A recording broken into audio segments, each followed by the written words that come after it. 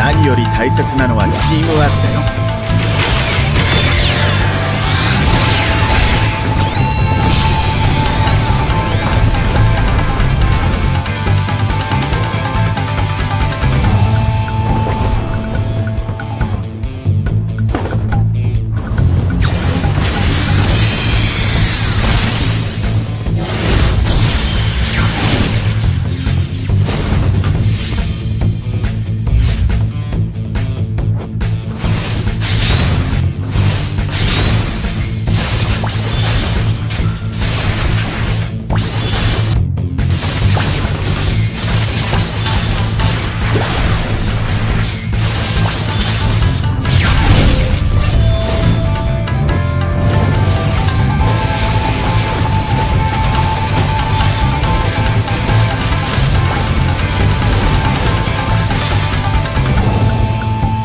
どこまで行っても子供を信じてるのが親ってもんだからね。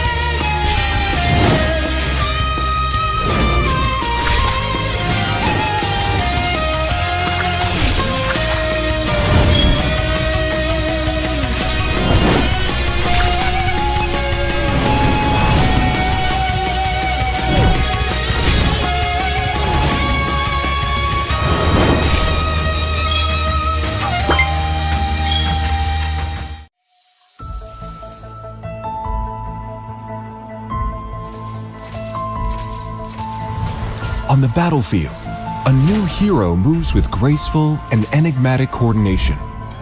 We know him as the photographer, Marcel, alongside his camera, Clamar. But perhaps the word alongside is misleading. There is no distinction between who is leading whom. If we must define their relationship, they are like two voices of the same person. One, but not one. They answer one another. They move in pursuit of each other. Together, they form a feud called the Self. How did such a unique soul come to be? It began with a split and one decisive act of seeing.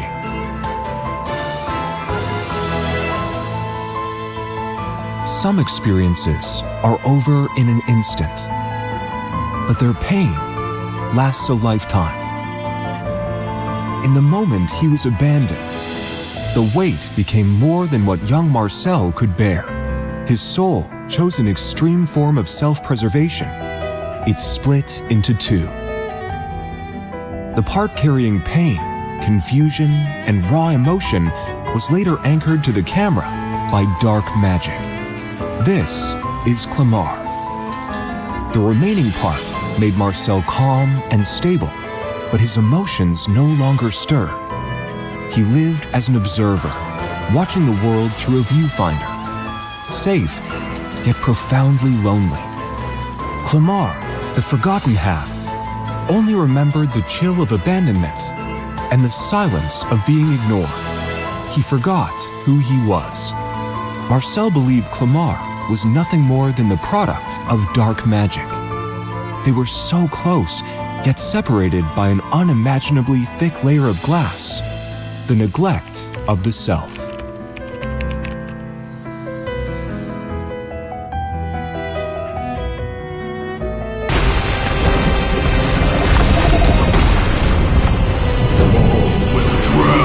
Tide of oblivion.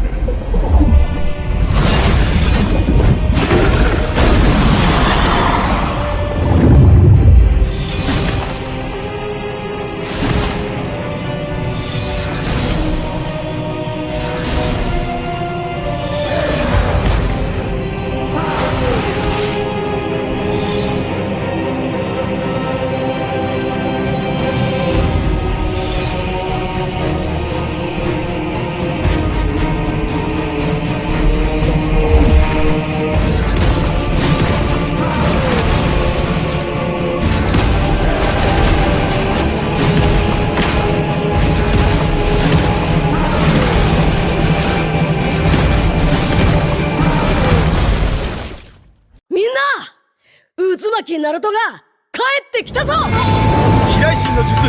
俺ってば父ちゃんを越す火影になる。愚かなる男。子供騙しか。アマテラス。行くぜ。これが俺たちの力だってばよ。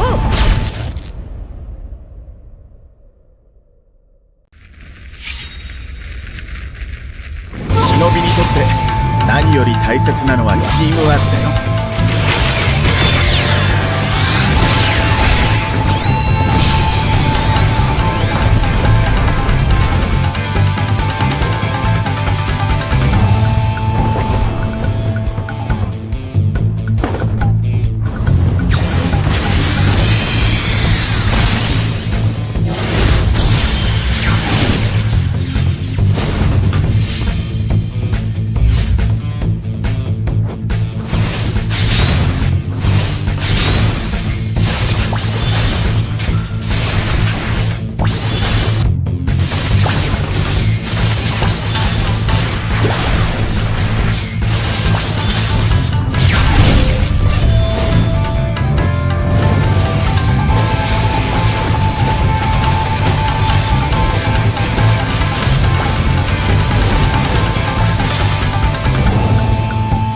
どこまで行っても子供を信じてるのが親ってもんだからね。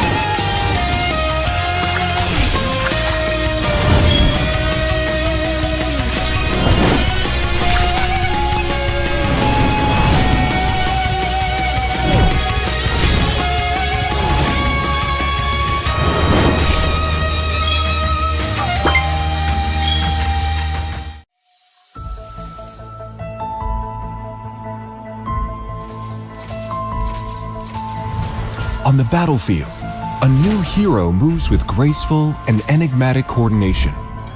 We know him as the photographer, Marcel, alongside his camera, Clamar. But perhaps the word alongside is misleading. There is no distinction between who is leading whom. If we must define their relationship, they are like two voices of the same person. One, but not one. They answer one another. They move in pursuit of each other. Together, they form a feud called the Self. How did such a unique soul come to be? It began with a split and one decisive act of seeing.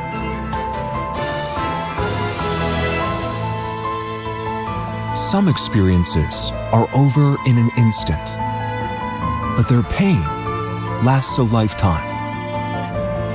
In the moment he was abandoned, the weight became more than what young Marcel could bear. His soul chose an extreme form of self-preservation. It split into two. The part carrying pain, confusion, and raw emotion was later anchored to the camera by dark magic. This is Clamar. The remaining part made Marcel calm and stable, but his emotions no longer stirred.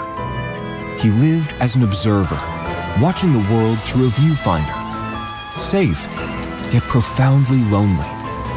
Clamar, the forgotten half, only remembered the chill of abandonment and the silence of being ignored. He forgot who he was. Marcel believed Clamar was nothing more than the product of dark magic. They were so close, yet separated by an unimaginably thick layer of glass, the neglect of the self.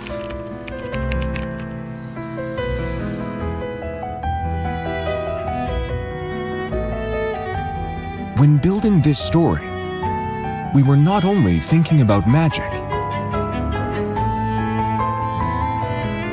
Perhaps at some point, we too have locked away an imperfect, painful part of ourselves, deep inside our own camera,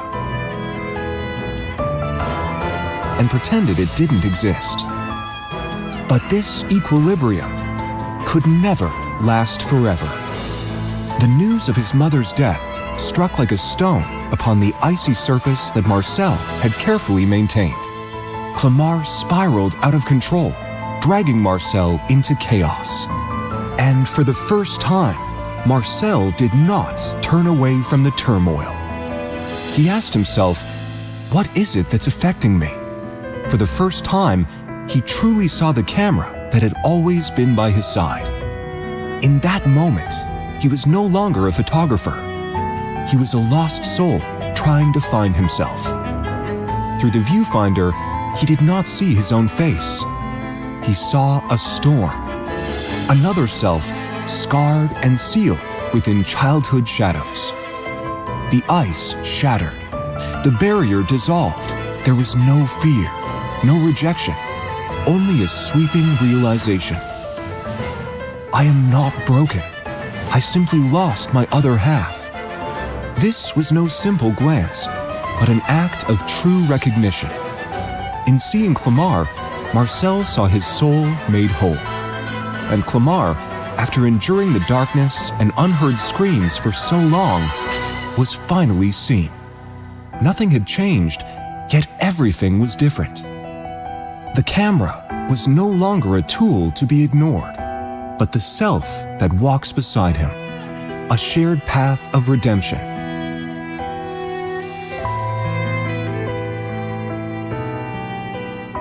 This relationship flows into his theme music as well.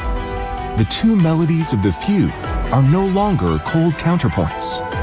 One begins to learn understanding and acceptance. The other gradually draws back its thorns, finding a more ordered voice. They remain distinct, yet move together toward harmony. This is what gives Marcel his unforgettable presence. Beyond his noble elegance, his madness and pain live in the details. The fractures in his necklace, clothing, and cuffs reflect the wounds within. His unconventional hairstyle gives him visual identity among our heroes. and alludes to the inner turmoil he's concealed beneath that cold exterior. And because Marcel and Clamart have learned to see and coexist with one another, when Marcel finally meets his sister Melissa, the one who received their mother's love, he is able to calm himself and accept his past. He even accepts that fleeting moment of pain and confusion as a fragment of himself, because he now understands that every emotion he captures, every heartbeat he records, is felt by another self. The past no longer defines him, but he is not healed, nor has he made peace with his past. He has simply learned to allow another self to exist, to allow emotions to surface, to allow imperfection. He accepts the fractures in his life and discovers that light enters through them. From this moment on, his connection with the world truly begins. His story began with focusing on and freezing moments in time, from pointing the lens outward to turning it inward. These days, he walks alongside his other self in the lasting light.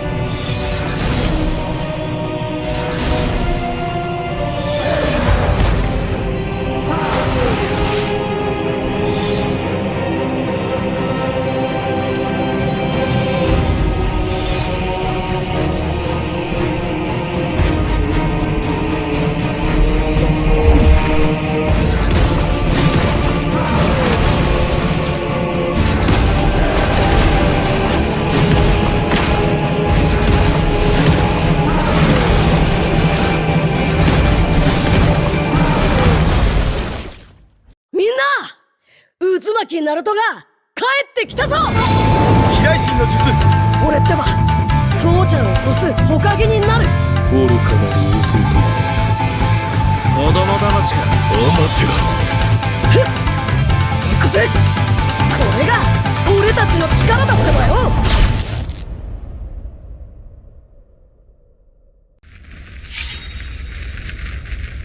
忍びにとって何より大切なのはチームワークだよ。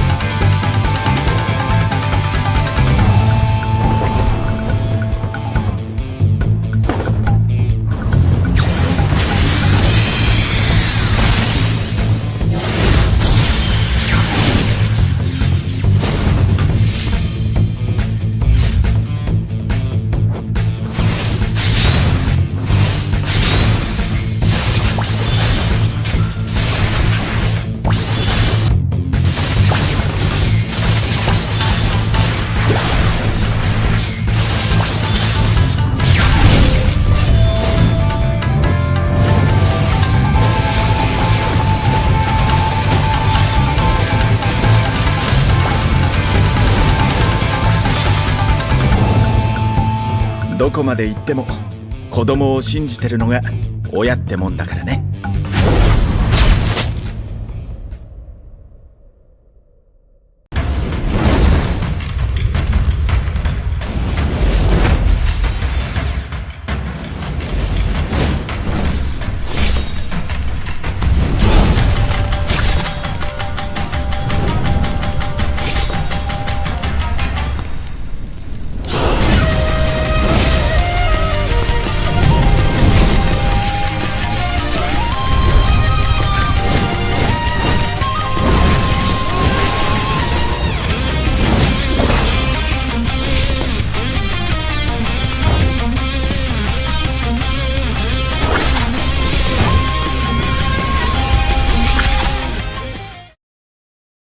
Well, hello, legends. Good evening, everybody. You are back into the banger. This is the 32 Elite Scrims powered by ALGAMBO Esports. Already, we have done our round of 32. Day number 1, day number 2, done and dusted. And now we'll be entering another day number 1 of round of 16. I'll let you know, guys, that the whole round of 32 was a day of roller coaster ride, that day number 1. And then on to the day number 2, I saw big clash, and you can say one-sided games coming out from those teams. And today, all those winners going to clash against each other.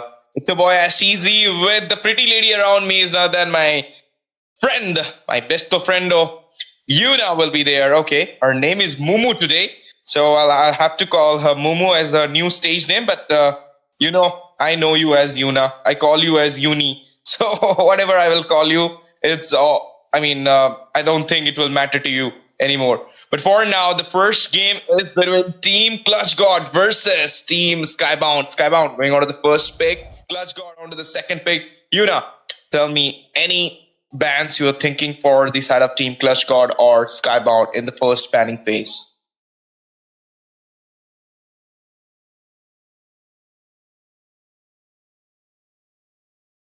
Okay, I think she's having some network issue. She will come back soon, but there is the ban coming in. Hilda, after a long time, I'm going to see a Hilda ban. It's giving us the vibe that we might gonna see some assassin or maybe some mobility kind of jungler from the side of Team Skybound. Therefore, they're locking around this Hilda's ban. And not only the Hilda ban, but we're going to see that ban onto the Freya as well.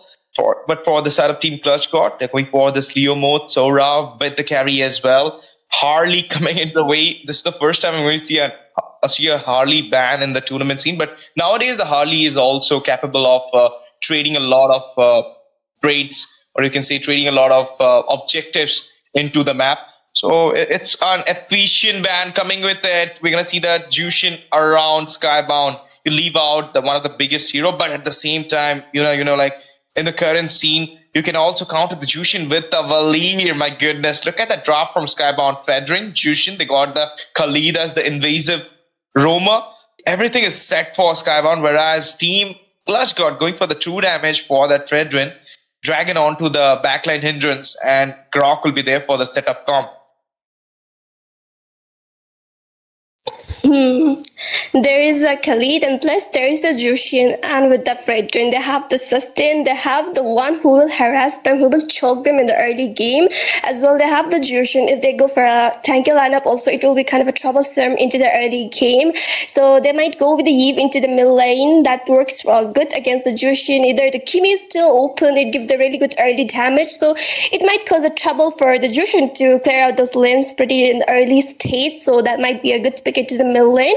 But they do have that Khalid also. So the opponent team need to keep in mind that invade can come up, or even their jungler can get kind of a trouble from their side, because you have a Khalid, so obviously you have to go and out their jungler in the early stage.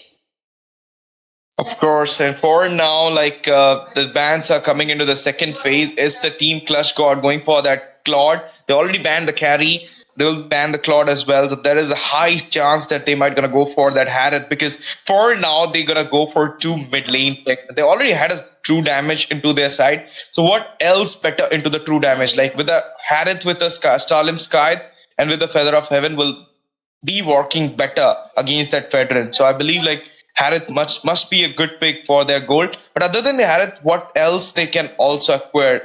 Moscow, Obsidia is open at this point. I mean, we haven't seen Obsidia picks in the 32 Elite Scream in the round of 32 as well. But if round of 16 also brings that Obsidia pick, it means the Obsidia is more of a comfort rather than going on to a meta. But for now, Skybound is going on to the man for that Zetian. There is a ban on to the Granger. Okay, the Granger. That suggests me a little bit, I mean, respect towards the goal laner of Skybound. Like 3 goal lane bans, you know, can you just believe it? Yeah, I have to believe, because it's on the screen. So there are like 3 potential goal laners that has been already banned out.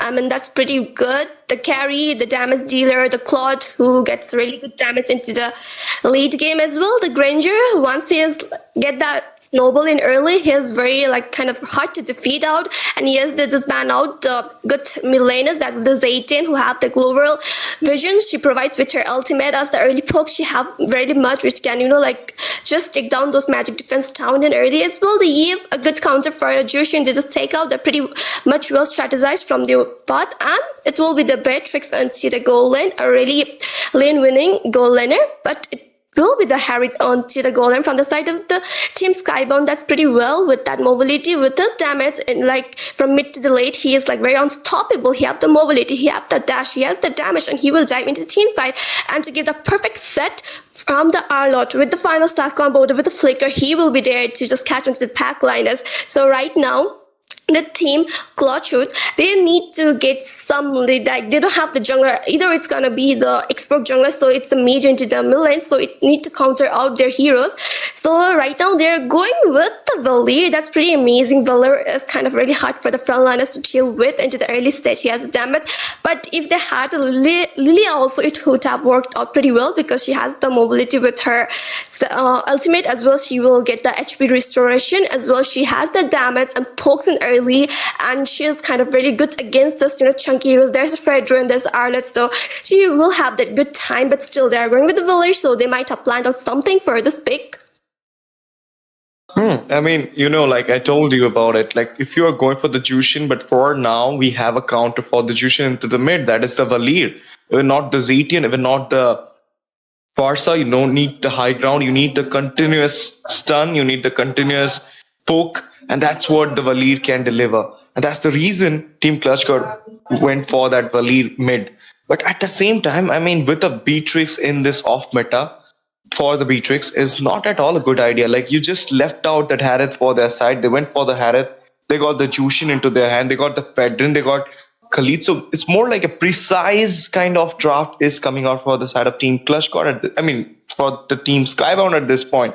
So Team ClutchGod, they need to know that this is a BO1 series. You cannot try something in a BO1 series. You need to deliver your best because you got only one chance. And with this, ladies and gentlemen, welcome back to the lineup, John, for the game number 1 of the round of 16 at the 32 Elite Scream of ALGAMBO Esports. Ashteezy and Mumu will be on the casting desk. ClutchGod versus Skybound will be the match tonight. And one team will forward themselves into the round of 8, that is the quarterfinals, of course, and others will stay just the way they are. So let's see who will be having the quarterfinal securance and who will be going home today. The junglers are taking up their aggro. Do you think who will be the first blood and who will be getting the first turtle? Right now, looking onto both of the sides, they have really good, pretty picks onto their hands. So I'm kind of thinking that Skybound might get a first blood onto their hands, and they have a good, pokers onto their hands. That will be the Khalid and the Jushin. So there is the high probability they can get the turtle. But the fact is, Team ClutchGod, they also have a really good front line. There is a Grok already, so he will be there to, zone out. They have that expert to counter out the Phaedrans. So there's a 50-50 chance, like both the team have that capability onto themselves right now onto their picks. But onto the goal line, a little bit of tension is building up onto the Harriet, and already the flicker has been popped out from the Harriet to survive. And there was a really fast rotation from Mage and a Roamer to the goal lane, and they're kind of focused on that. But Yuzong is getting a little bit of harassed over there. The Khalid is there, and they're kind of keeping their priority, not that Yuzong to farm well and win his lane. The flicker got baited out, and now the fights is coming in. Skirmish flicker will be baiting out once again, and this time, 2 flickers will just get out of the way. But for now, he doesn't have a fire armor. The final size comes into the way. First blood secured, and now it's going for a double onto the Fanny. The Valir, his name is Fanny though. Beautiful for the side of Skybound. They finds 2 setups, 2 kills into the way, and not only 2 kills but 1 macro securance. The turtle got secured here. Beatrix literally winning the lane. Zaman Force comes into the ways. He went for the bazooka. Flicker baited. He went for the safer zone here, but was about to get ganked if not that. And look at this Arlott trying to capitalize some damage onto that Yuzong in the early phase. Exactly, the Allard getting the first blood and double kill onto his hands. That was a pretty amazing utilization of his skills. As well, they got the first neutral objective. That's a pretty starting for them, getting an objective, getting a trade for themselves. And right now, they're having a good time. They're in an advantage as well. Yuzong is not able to farm out well, though he's really good at laning. But the fact is, Allard is giving him a lot of trouble. And an early rotation that was from the Khalid to the top lane to harass out the Yuzong and not to, win that lane. And that was a really good fact. And he's not able to catch on to these farms right now, and already level 6 look at onto the Arlot, and he's just not letting that Yuzong to get the farm. And even win his lane, he's just inside his turret from the early game, only not able to come out of his turret. And onto the goal lane, pretty much they're farming very freely. The junglers are onto their creeps, and into the middle lane there are the roamers providing a vision for their respective teams, and Justin with the lantern just clearing out those lanes. And there might be a little bit of trouble onto the EXP. The rotation is coming over there. They're trying to help their EXP laner to farm up and get some goal onto him and get some farm so he won't lose his land. But the fact is, Xborg is there onto the goal lane, so there might be some fights, but no, they're trying to decide to back off right now. And again into the Yuzong, there's another fight coming in, but meanwhile into the off camp, the Beatrix gets shut down onto the goal lane.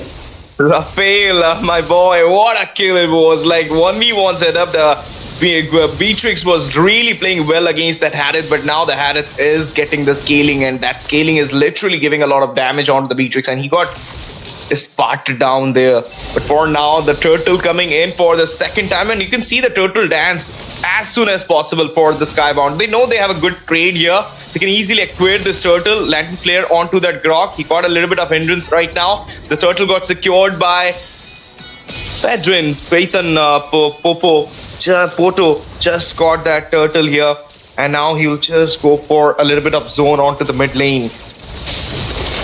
Yes, there's tension into the middle lane. The way the Fredrin is going, he's not even scared anymore. He has the chunkiness, but meanwhile he needs to back up because there is a high turret damage as well. Black Dragon is right now a Red Dragon, and he is on to the Fredrin, but he just missed out and he needs to back up right now. But the Jushin Lantern one will not let that Yuzong go back, but still he's trying his best. And again, the Grok into low HP, Harry diving in with the Zaman first over there with the Chrono that's giving the mobility, takes down the Grok, and Lantern Flare annoying the front liners right now. They're really low onto the HP and they need to back up. But here we go with the last insanity coming up from that expert, not hitting onto anyone, and he needs to back up right now again. And they were trying to get some trade, but still they just fell up onto that execution. And right now again, the Skybound, they have that advantage, and it's a 0 trade for the team Clutch caught as well. They didn't have the objectives, and as well the time passes, the farm is onto the hands of the team Skybound as well. The goal difference is rising up. There's a 3k goal difference, and the team Clutch Guard, they need to do something. At least they need to get third objective or some trades into their hands so they can catch up with the farm and as well with the goal lead onto their hands. But I guess their first tier turret will be falling down, but we can see the Xborg and the Yuzong protecting out their turret, but they're also trying to get the turret. So let's see who's gonna get the turret, and might someone get shut down. Okay, the 2v2 is going on there. There is a little bit of poke ping there. Oh, final slash used where rock armor goes off. The taunts coming in. Honored inside the tier. Pedin trying to get some taunts onto that dragon as well. The black dragon emerges here. The follow-up coming here by the Valir, giving a lot of damage onto the... But what happened onto the bot side? One for one, the roll for the goal laner. And now you're going to see that fight behind the turtle. And there you go. This is a slash coming out. The Lantern Flare into the way. And it will be Fate and Poto with that kill onto Scropped Lulu. That's a nice one, I'll say. Like before the third turtle, you're taking out the Roma. It's your chance to grab up the third turtle as well.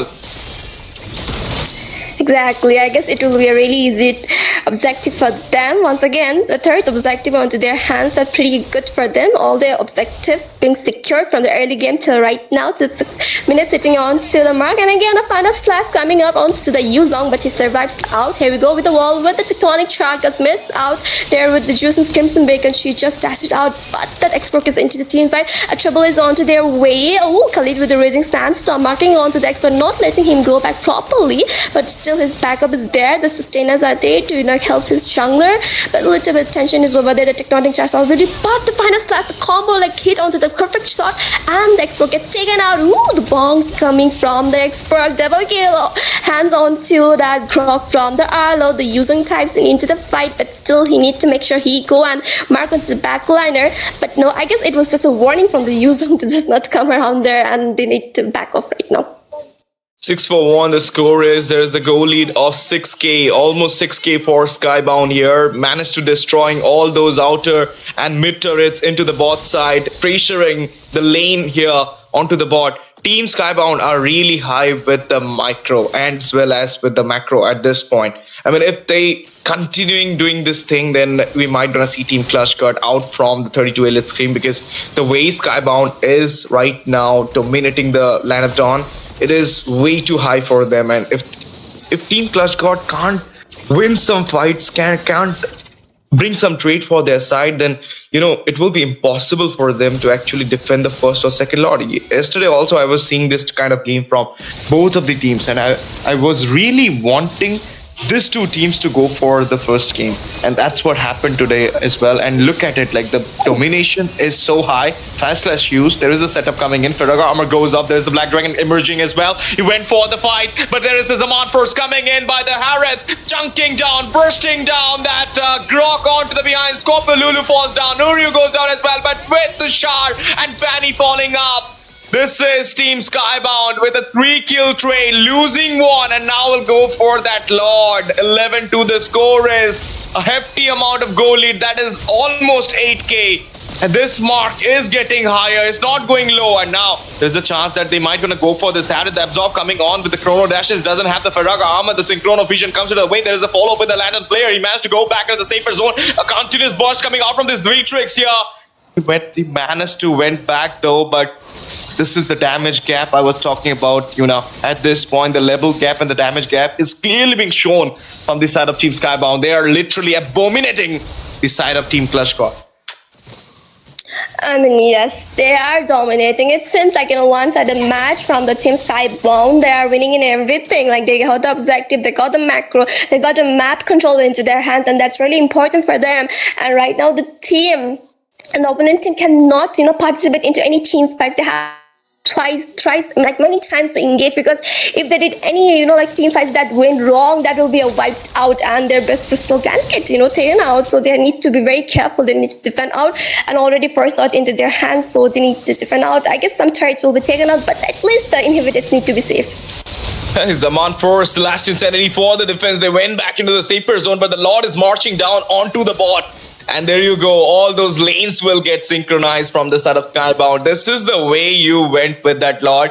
And even though the wall coming in, they want to halt that Lord little bit, because you got the Holy Shield. So, you can defend the Lord easily, but you need to defend those tiers as well, because it's going to fall down with those minion waves striking into it. A little bit of poke coming out from the Dragon here, went on to that minions, but will be losing out the Holy Shield onto the mid as well. And now they're going for the top rotation. This is the 4-4-1 rotation coming out from the Skybound, is really looking raunchy here. But look at that Black Dragon emerging here, trying to clear out the lanes. This is the thing, like when you're losing out the structures, you'll get more lane pressure, and that is what Skybound is trying right now. They're high with the kills, they're high with the gold, they're high with the structures. It's like structure secured, kills secured, macro secured. Now what else is staying back? Is the crown, is the base.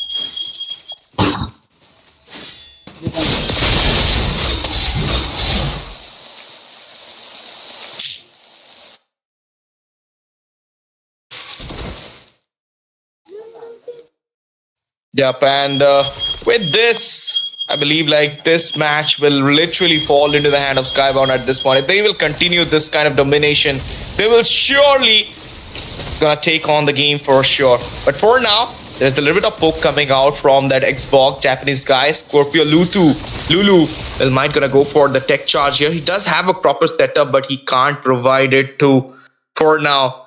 Do you think we might gonna see a setup from the grok, or it will be more like Skybound will have more trade for their side? Like Grok is just waiting for that opportunity, any open opportunity for him to give that set. But also while he will be providing that set, he needs a perfect backup coming in from the Yuzong to mark onto the backliners and the damage them up. But the fact is the damage dealers also don't have that much of damage, so they need to be careful. And already second lot into the river area, and I guess it might be a bait out also from the team Skybound. They're just trying to bait out and trying to get that complete wiped out, so they need to be careful around this contest. Gambling at this point. Black Dragon emerges, going for the zone. Dick Josh comes into the Lord. Let's see the retribution. Fate and Photo with the retrieve. Finds the Lord there. Going for the fight. Follow with the Latin Flare. Look at that. Princess Wraith comes to the ways. Amon pursues. Lulu falls down first. Following up with Tushar. Mega kill for Harith. And there is the hindrance onto the dragon. There you go. Fanny. Double on to Japanese guy. And it's just the Beatrix going back to the safer zone. But now there will be the recall spam. There will be the domination. Clearly shown by the side up team. Skybound here. Zaman first inside the brace. He went in, but he will be burned out with that fountain's damage. Beatrix managed to take down the Harith. It was kind of an overconfidence or overextension from him. He could have easily ended this game, but he was literally onto that overextension mark and falls down. And now we might gonna see a defense from Team Clutch God, because it will be a 5v4 after all. Of course, it will be a defense for them. The Lord is there from the bottom lane, and 4 of the members are there. I mean, it's already complete 5 of the members, but they don't have their mid inhibited, and they will try to just defend out with the second Lord, so it's not that of hefty also, and they will be doing that and to just defend out this first. And I mean, the second Lord, which has been cleared out, and the team Skybound didn't have the one of the members, so they didn't contest over there. So I guess they will wait again for the third Lord to take that Lord and go and dive in.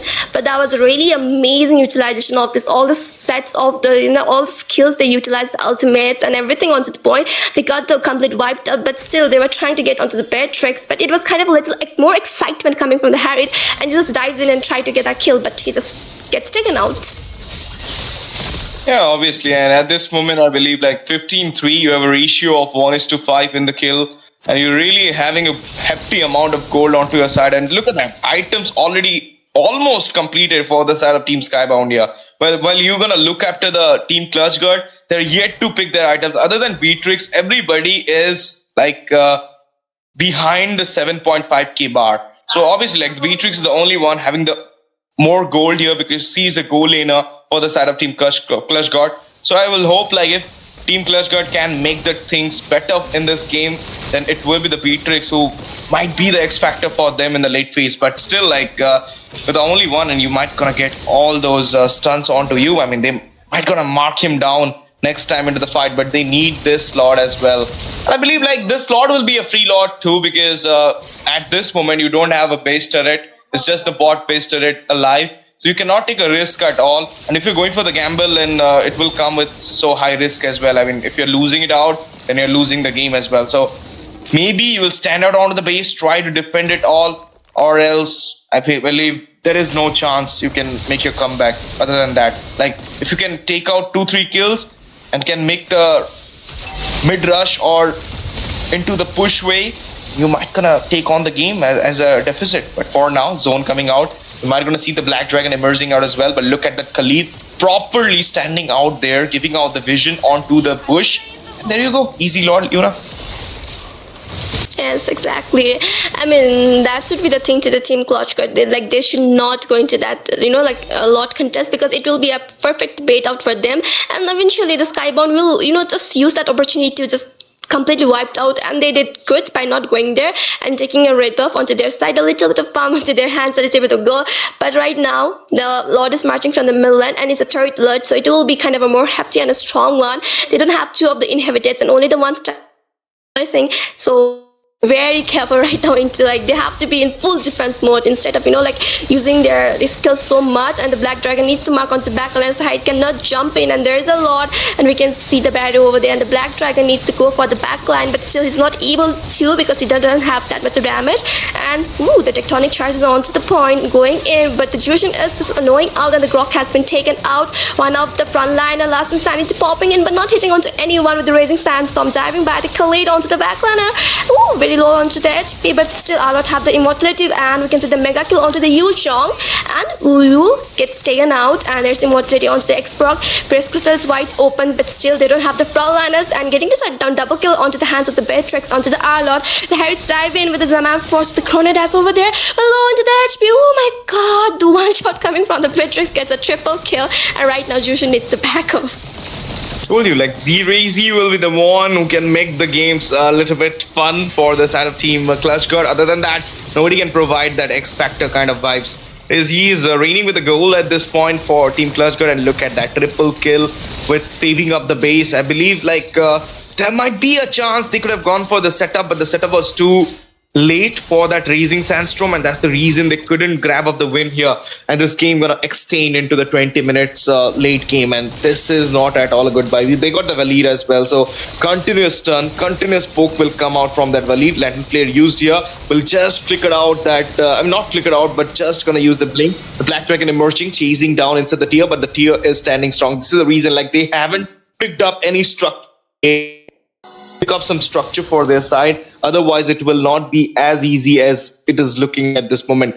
But look at that, like, clearing up the lanes is the most prioritized things you're going to see from Team Clutch God at this point, because they know, like, if they will acquire, if they will secure some structure from the side of Team Skybound, they might gonna go for the contest onto the Lord. But at this point, having no base turrets onto the top or onto the bed, you know the minions will be a little bit chunky, and that's the reason you'll have continuous pressure onto your lane, and you need to clear it out as soon as possible. Exactly, the lane pressure is very much like for them, because it's already 12 minutes mark, and it's a very, you know, like a super minions, and they don't have two of the inhabitants, and they don't have the, you know, inner outer turrets also, and one only the standing. So they have to keep in mind that, you know, their minion waves are already cleared out, and someone is not pushing, and, you know, because of that they won't be able to come for this lot contest also. And it will, if the team, like, definitely they're gonna secure it, and it will be a trouble. But the Yu Zhong trying to go for this lot, but I guess it will be a wrong decision. He's trying to like zone out, but right now he needs to back up, and if he gets taken on, that will be really bad. His life gets messed out over tectonic charge, but 2-0 the kill over there. The Lantern Flare is there with the, you know, with the Crimson Beacon, but still they need to be careful about the Jushin, because there are two of the frontliners, and there's a damage dealer too. Figured it out, getting that chase, but now you're gonna see that Aerith rappel onto the bar, secure the kill, and now you're gonna go for the Zaman Force. Chrono Dash gonna come in, double kill onto the Japanese guy, triple might come onto the bale. Leader, oh my goodness, he took the revenge, and now you're gonna go for the Maniac. The immortality will get popped out into the base. That Praises Wraith onto the Beatrix is trying to defend the base at any cost, but for now, unstoppable onto the Jushin. Script and Lalu will be falling down there, with the Beatrix falling down. A shutdown happened to her. A 5-man wipeout, and the crown popped up. Is the crystal for the side of Team Skybound. They will be going into the next round by kicking out the Clutch God from 32 Elite Screen. Well, that was brilliant. You know, the synergy of the Team Skybound. They have that, you know, they were just winning in everything. Like, they were good in macro as well, with the micro, with the setups, with the utilization of the skills as well. The domination was completely from their side, and as well they have the map control totally, and they were very much enjoying with their heroes, the composition they have onto subs. Like, we thought like they might be able to come back, because the Beatrix did well by giving a triple kill, and she had the damage. But the thing is, you know, the damage soakers, the frontliners were getting taken out. The Yu Zhong dive in for that lot, but I guess that was a kind of a mistake he shouldn't have, because he dive in and he was not able to catch her, because he doesn't have the retribution spell, and he sure that he lands on her, but he was not able to. And the team got the lot, and they just got wiped out over there. Though, like, the Beatrix was trying her best to save out, but what she can even do in front of those, you know, 3 to 4 people, it cannot happen. The defense cannot be work over that side. And the Team Skybound, they got the victory on themselves, and they will be going to the next round, and congratulations to them. Of course, congratulations to them here for the win. This was a nice game by Team Clutch God, even though they tried their best, but they couldn't manage to win the game. But, I mean, G-Razy, he plays so well, but this time he got abominated from the side of Team Skybound, and well played, Team Clutch God. But what we can say, this is a game. Sometimes you win, sometimes you lose. And when you lose, you need to learn what you have done, mistakes in the previous match, why you lost the game. You need to talk about it, come back stronger. In the 64 Elite Scream, ALGAMBO will do it. But guys, how you will be there in the ALGAMBO esports Scrims? You have to join the Discord channel. So do you have to follow our Instagram handle. You have to subscribe our YouTube channel. In all these platforms, you will be getting all those informations about our new events, our new tournaments, our new Scrims related things, not only for MOBA 5v5, but for other gaming genre as well. So what you're waiting for, if you want to get showcased in the stream as a player or as a, I mean, obviously as a player, not as a caster, because I'm not going to give you my place. I'm just, doing fun here. Nothing else. You can try also that thing. Anything you learn, you can try it here. But the main thing is, if you want to play as a player, as an esports player, you want to start your career, then obviously just follow our Instagram handle, Discord channel, as well as the YouTube channel. You'll get all those information. You can join the next Scrims, as well as do not forget to share our stream so that we'll get more and more support from you guys, because your support is something which always boosts our morale and is always make us to do this kind of events for you all. But in the end, this is Skybound. Pitchy will come in the next game. I will talk with her about it, because yesterday we both were casting for these two teams. These two teams won the game with one-sidedly. But today we saw the real king. The Skybound is the real king, Pitchy. He won it. They won it with the domination again, and Rafael will be the one getting the MVP. 77% team fight participation, a total gold of 15,527. Total damage has been taken 37%, and a KDA of 928, an impeccable KDA. This is your Harith, ladies and gentlemen, Rafael with the most valuable player tag.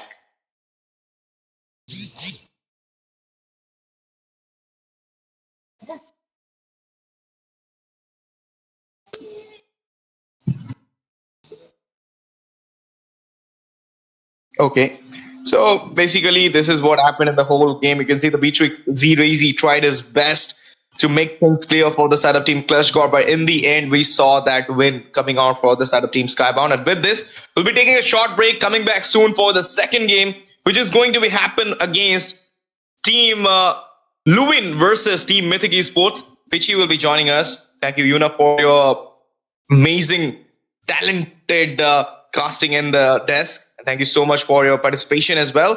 I'll be coming back soon. Team Clutchgore, hope you will be shining in some other tournaments, and congratulations once again Skybound for entering into the quarterfinals.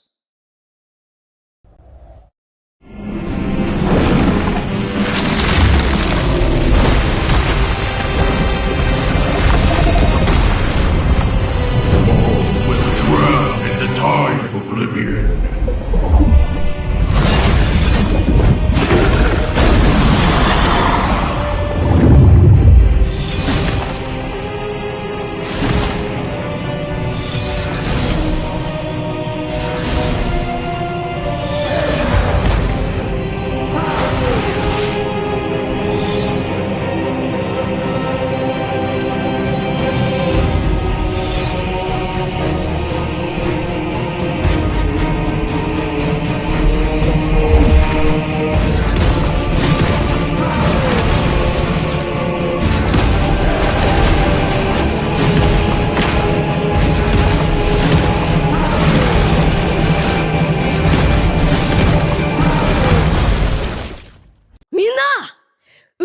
ナルトが帰ってきたぞ。飛来神の術。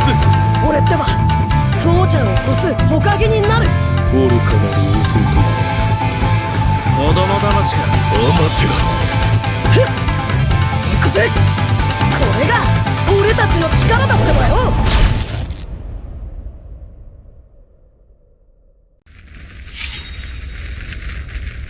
忍びにとって何より大切なのはチームワークだよ。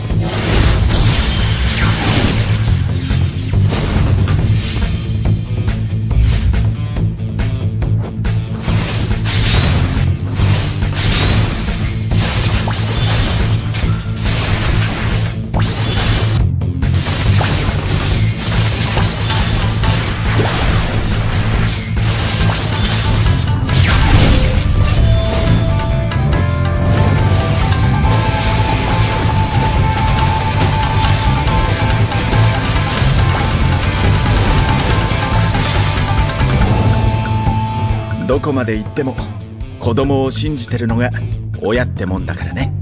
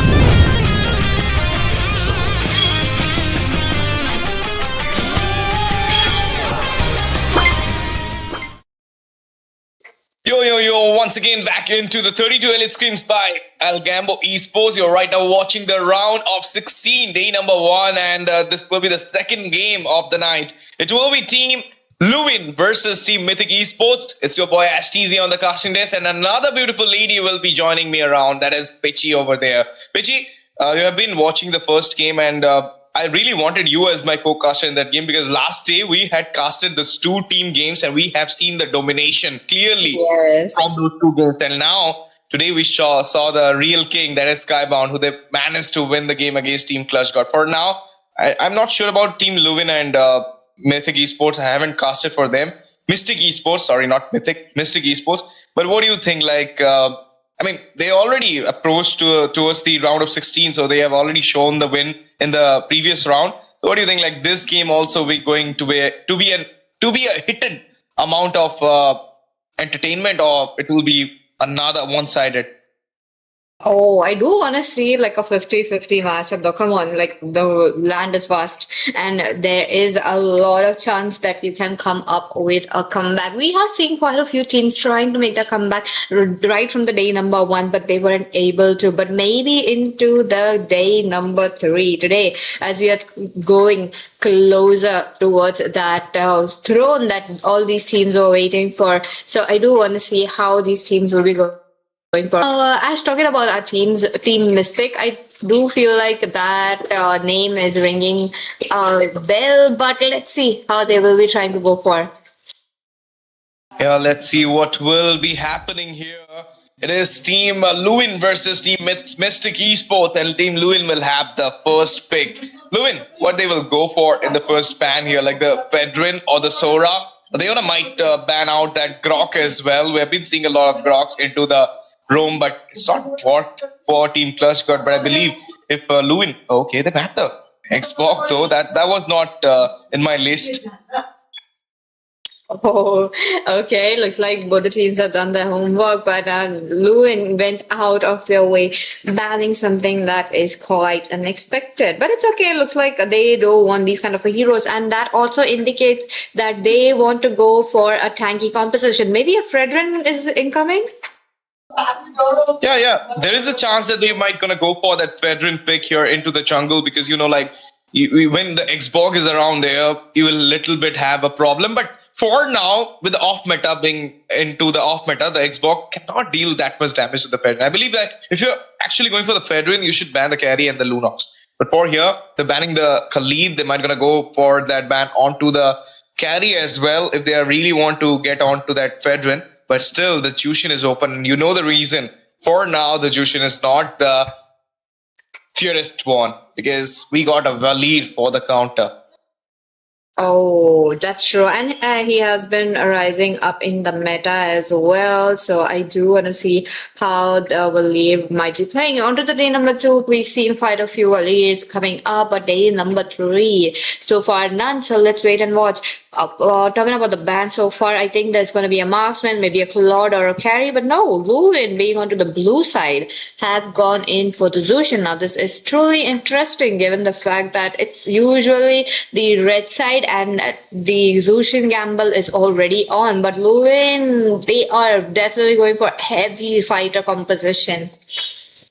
And let's see how it goes for Team Luin, because they really don't want that Jushin for their side. That's why they banned it. I mean, obviously, we never see a Jushin ban for the blue side, but maybe that's because they don't want to give it to the red, to the Mystic Esports, as well as they don't want to pick. But what else could be into the ban list? Sora is still open, so you can ban the Sora. Of course, you will ban it because you don't want it as well.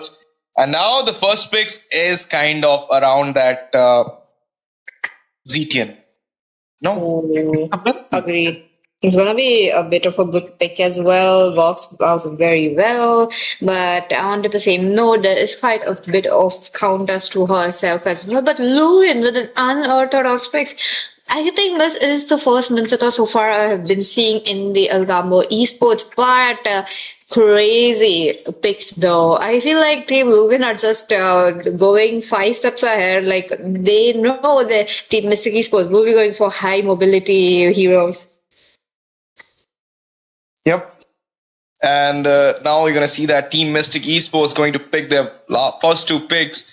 What else they can pick up? Like this Mincy is a flex pitchy. It can also goes into the EXP. It can also being played into the Rome. Zetian, you traded out with Mincy, not at all a good choice, and a carry as well. At the same time. So for now, they got the Zetian, they got the carry. They might gonna go for the Ishan Shin in the jungle as well. So there might be a chance that they can pick off the, Hylos Rome, or maybe a Tote Rome. Who knows? Highly possible, but the heroes being such a good pick, so why not go for that? But at the same note, I do want to see what kind of heroes you were talking about. The marksman, no marksman being put into the ban section. That means marksman will be picked. But what about the Claude? Will we be able to see a Claude or not? But no, Team Luin going in for that Brody as well as Kadita. Both the heroes long time no see. I do feel like Brody did get an buff in this patch. Yeah, he didn't receive the buff though, but he's kind of manageable into the lane. Like I've been talking, like like a perfect counter for the carry is a Brody and a Clint. Agreed. You can actually use it out in a 1v1 matchup, like just like a Leslie against a Clint, Leslie against a Claude. That's how it works. So that's the reason might be they went for the Brody, but it's more like a rank draft for Team Luin. They're going for the counter directly. Look, they went for the Kadita for that Zetian. They went for this Brody for that carry. And now this Mincita is around there into the EXP or the Rome. I'm not sure about it. But with a Mincy around it, you cannot go for the Suyu kind of thing. So you have to go force out onto that Gwynny pick. But for now, Team Luin, they got a chance that they can also cast out that veteran into the jungle against this Gwynny. Highly possible, but taking up a Guinevere against a Mincitar. Now, again, they'll have to bait out all the skills from the Mincitar, and the same goes for the Kadita as well for Mystic Esports. But there you go, junglers are getting targeted as of now. But will this be a Pakshia ban, or is it going to be a Fredrin? Because Fredrin, I feel like it's going to be coming in very soon enough. But what about other junglers? What about a Suyu? Yeah, Suyu against Guinevere. Okay, that's manageable, but at the same time, if you're not that much flexible with your fingers, you might gonna get stuck with that spatial migration. So it's a high risk, high reward kind of thing. I'll say like go for a Chunky. I mean, you got the Bakshi around there, you got the Fedrin around there, so why not use those 2 utility against this Gwynny? Why to go for an assassin? Like they are also forcing out a utility. Even you can try the Lucas as well. It works against the Gwynny. It can cancel out the spatial migration with the ultimate. But for now, Carmilla, that was not in my list though. But looking after the draft, you can also ban the Carmilla because there is the Brody, there is a Winter. Oh yeah. Definitely might be a good heat bans, but okay, Carmilla out of the way, Suyu as well. Now Minotaur as well, but that's really crazy. But on the same note, what will Team Mystic Esports go ahead for? Now they might go for a Yuzhong. Like I feel like Yuzhong might be such a good hero right here. They could go for a bit of a dive-in composition while the pokes will be coming in quite from the back lanes. Well, they have to bait out. That's something that they have to look forward, and yep, it is going to be a Yuzhong. Yeah, it will be the Yuzhong here, the Dragon coming up for the side of Team Mystic Esports. I'll say like I love the draft of Team Mystic Esports, Pitchy. Like with the meta mindset, I love their draft, but with the counter mindset, Team Luin are doing so well at this point. Because like even though the Yuzhong is kind of vulnerable for that Minsita, I really want to see how this Minsita is going to play that EXP, or if we're going to see another EXP laner here, like a Lapu Lapu coming against this Yuzhong, or an Aliska forcing out for this Yuzhong, then that will be a Rome Mensi. I mean, after a decade, maybe, not a decade, I'm just joking around, but after a lot of, I mean, this will be my first time seeing a Mensi Rome for sure. It's been long though, definitely long. I mean, this does not favor the Minster as the Rome. I think maybe in this game we will be able to see, but my goodness, there is a Alucard coming in. Team Luin going in all for that comfort hero. They also know it's a best of one series, so why not go for the comfort and win it out? They do have a Bellaric with them. That is also another good hero, but they need another mobility hero, and there is a bit of a hero that could, stop the mobility, the Mincetar. So, yeah, that's crazy. That is too crazy for the side of Team Mystic Esports, and there is the Atlas being forced out for the side of Team Mystic Esports in the Atlas. I mean, obviously, like, you don't have a lot of mobility for your side. The Alucard is vulnerable to the Atlas, and Khadida might gonna survive with the rough waves. But now the Brody need to take that Purify. So it's more like you're going to force out his spell from Flicker to the Purify. And, without a Flicker, it will actually be a good and easy position for the carry to play against the Brody. So that's the reason they picked out this Atlas. I really want to see what they will change on the spell or not. For now, Team Mystic Esports are looking better here with that late game efficiency, as well as with the macro efficiency because of the survivability they are having. Dragon, Atlas, Winnie, even the Zatian can push you back with the passive. So they got a little bit of survivability, properly late game entrance. And with the early phase, it's obviously Team Luin. They got the Alucard, but with an Alucard, you need the scaling. You need the proper snowballing. If you not get the snowball, then you're kind of doomed. Ladies and gentlemen, welcome back to the Land of Dawn for the game number 2 at the 32 Elite Stream, powered by ALGAMBO ESPORTS. You are right now watching the second game, Team Mystic Esports going against Team Luin here. And Luin, they're going for off-meta draft, totally off-meta draft. We never seen this kind of draft in esports scene. Other than the Khadida, everything is kind of first pick. It's true. That is really crazy to see what kind of a gameplay we will be for, because it's an Alucard. It's been such a long time that I have not seen an Alucard coming in. So, yep, that's going to be a little surprising. But who is going to be the first blood, Ash? I think it will be from the side of Team Mystic Esports, because the Dragon, if he want to go for the 1v1 matchup, he will be the one securing that first blood here. But means he will play that not that much easy. He will be playing safely against that Dragon, obviously. But onto the bot side, the Brody also going to win the matchup in the early phase. But if we're going to see the rotation, proper rotation, just like the yesterday, we might going to see the scaling for the carry as well.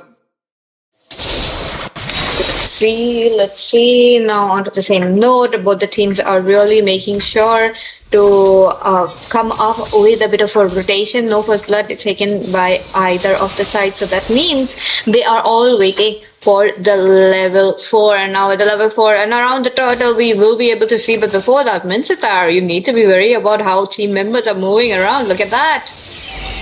Yep, they were going for the skirmish here. Let's see if they're gonna actually go for the fight. Oh, look at that double Petri. He got a amount of damage. There is that insane burst coming out from the follow-up by the Zetian, and first blood onto the Mincy though. It was Satian, but onto the Mincy. I'm partially correct, but for now, look at that Alucard just going onto the Skirmish here. And then with the passive being used, he used the ultimate, but Beleric, he will be getting chunked down. Rob is used. Double onto that Atlas.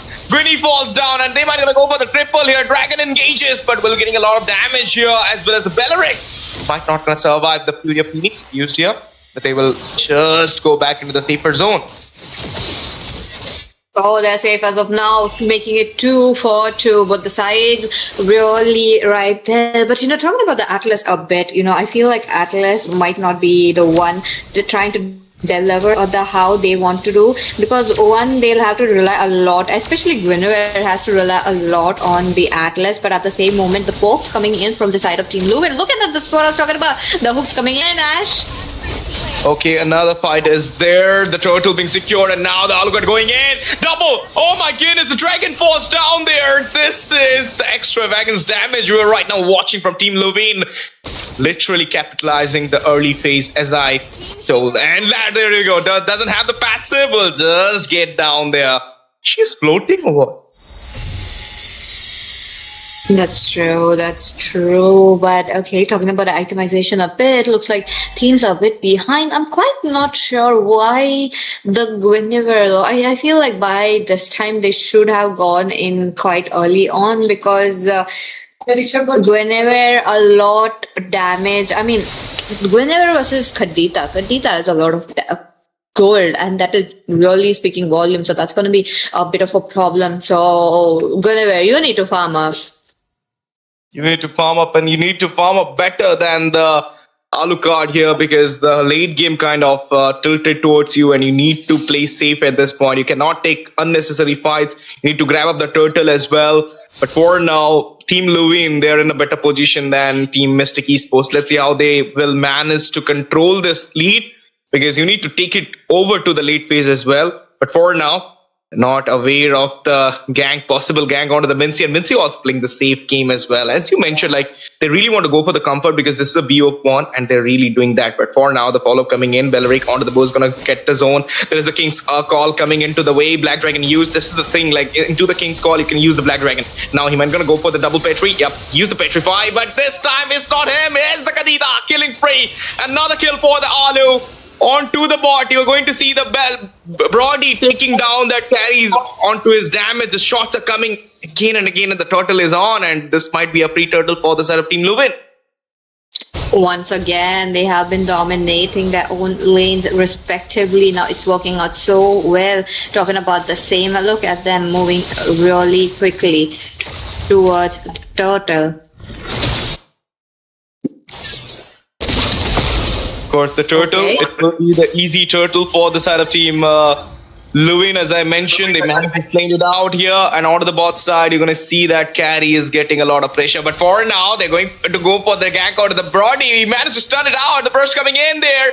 Look at the follow from the Beleric, and Zikian is kind of a little bit high into the man. Okay, that's a good flicker. But onto the top, what just happened? There is a kill onto that... Nox can retreat. Yep, he falls down there by the Alucard. That's true. But at the same moment, look at that. Mincetar really up for that, domination. Look at that, even though they are the ones. Oh, okay, Mincetar for the damage build. That's going to be a bit crazy. And on top of that, the mid lanes, it's just working out so well. The Khadita, it's coming up with the damage. Now, I do believe Khadita is moving towards the Sky Piercer, but other than that, Team Mystic Esports, despite having that damage up and that kind of a gameplay, bot lane taken down Khadita. That's going to be the Zatian's ultimate being out as well, but mid lane, look at that. Okay, another kill comes into the way. There is the Black Dragon follow-up beautifully, but this time the Alucard is scaling up with that anti-heal, and this is the thing, he will be managing to take down the dragon as well. At this point, Team Mystic Esports, they are playing so safe. They know they're losing out the fights, And it's a high lead for Team Luin at this moment. And this is the funny thing about this match is they went for the off meta, they went for the rank draft, and they're doing so well with this. The comfort is working so well. There's the Atlas with the ultimate, unstoppable for Charis. He went on to a double inside the tier, finds it, comes back, shutdown happened to Izanisha. But there can it be a triple? Flicker baited, double, triple for the Alu, but he got a shutdown at last with the structures damage coming on to him. My goodness, Team Luin going in for 100%. Look at them. They wanted to make sure to get every single bit. So even that how they are just losing up the top lane doesn't matter because lol wants to be there for his team. Luin playing it out 5v5 while Team Mystic Esports way behind gold as of now. Talking about the gold difference, it's gonna be almost 1,000 coming up, but at the same moment another turtle will be there into the hands of Team Luin. Now with that amount of gold, it's gonna work out very well, but Mystic Esports, they will have to farm up a lot, especially Naxkant Retri, who has been losing his life in every single team fight. At this moment, I'll say like it is Team Mystic Esports who are getting chunked down by Team Luin. They managed to grab up some kills there, but the fight eventually got into the hand of Team Luin. And if they continuing to do these things, then it will be Team Luin will have the win here. 8 minutes and 30 seconds of the game, we can see the utter domination coming out from the side of Team Luin, even though they went for the off meta here. The Belleric charging onto with his Wild Vines. And not only the Belleric, but the Alucard. He's playing so well at this moment. Like, the stuns are there. There is the Zatian with the poke burst. There is the Atlas with the stuns, but still he is managing to do well with all these things. And now the Atlas waiting for the proper setup with the carry wing following up there. He went for the stun onto the Brody. Brody will manage to go back with the stun onto the Atlas as well. There is a 3-man possible gank onto that bush console play. Okay, Conceal coming in. They have to play it safe. You know, the Alucard at level 13 while Naxkant Retri on to level 9. That's a massive level difference. Their only saving grace becomes how they have to push up the towers, how they reach towards the... It's just a bit far-fetched as of now, given the fact that they have been moving around very, very fast. Look at that. Onto the top lane as well. Despite Misadar's turret almost taken down, he is still there in his turret. He's just still there clearing it out as quickly as possible. That just allows the Yuzhong to not move into the team fights. That's going to be a bit of a problem. And as Team Luin are very good at the unusual objectives. So, passive baited out. There's a jump coming in. The Alucard in a very bad position, taken down, but onto the top lane as well. There's been a bit of a problem for Sensei, who's just taken down. Halabatri for the double kill, tries to go to the triple, but unlicensed. Hey, that is the one. It is the Brody not being there into the team fight, and the whole team wiped out. He missed the spot. I think this is the cue for them to go for the Lord. A late game and the carry is getting the scaling here. Double kill by the carry and now they'll go for the Lord. Brody is the only sole member alive there, so he can't do anything at this point. Even the retreat holder is alive, so it will be an easy Lord for the side of Team Mystic Force. But what the... he did not use the retreat. He was about to get out from that Brody's hand, but remarkably that carry managed to secure the Lord at the perfect timing, I'll say. I mean, you cannot bait like this kind of things. For now, Team Mystic Esports, they are in the verge of losing out this game, but they managed to pull out somehow. They pull out the Lord, and now it's Team Luin in a very bad position. We might gonna see the mid rush here with the minions marching in. The Kadita not in a position to defend the tier as well. But Atlas going for the stun. There is a huge amount of damage, true damage coming out from this carry. And look at that, the structure will just get disappear at this moment. Yep, 2 tiers at once. Let's see what they are trying to go for. Looks like the comeback is really happening for the side of Team Mystic Esports. They are letting the Lord try to move towards the inhibitor as quickly as possible. Now to the same Lord, that stun was there for Charlie. Look at him. He is stuck. Will be taken down. That's the thing, like in the late phase when the carry will get the damage. I told you, like Team Mystic Esports have a proper late game comp.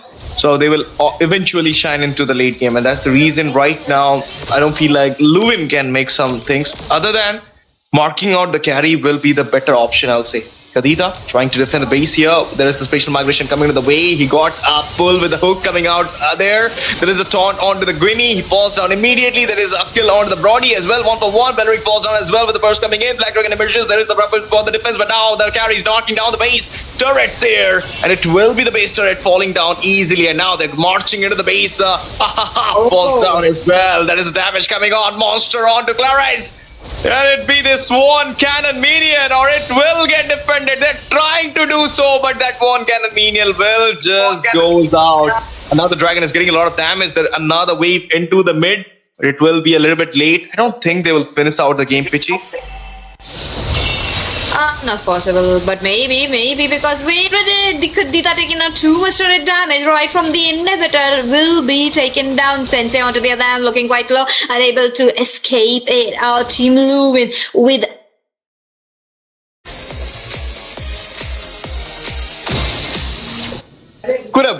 Could have waited this match. Could have taken up a little bit of break. Could have went back to the safer zone. That could have been a better idea. But for now, 3 members down. The Cloud comes in. There's a special migration with them on the Cloud. Oh my goodness! They went for the Ballet Brigade, but the Nuxon just falls down as well.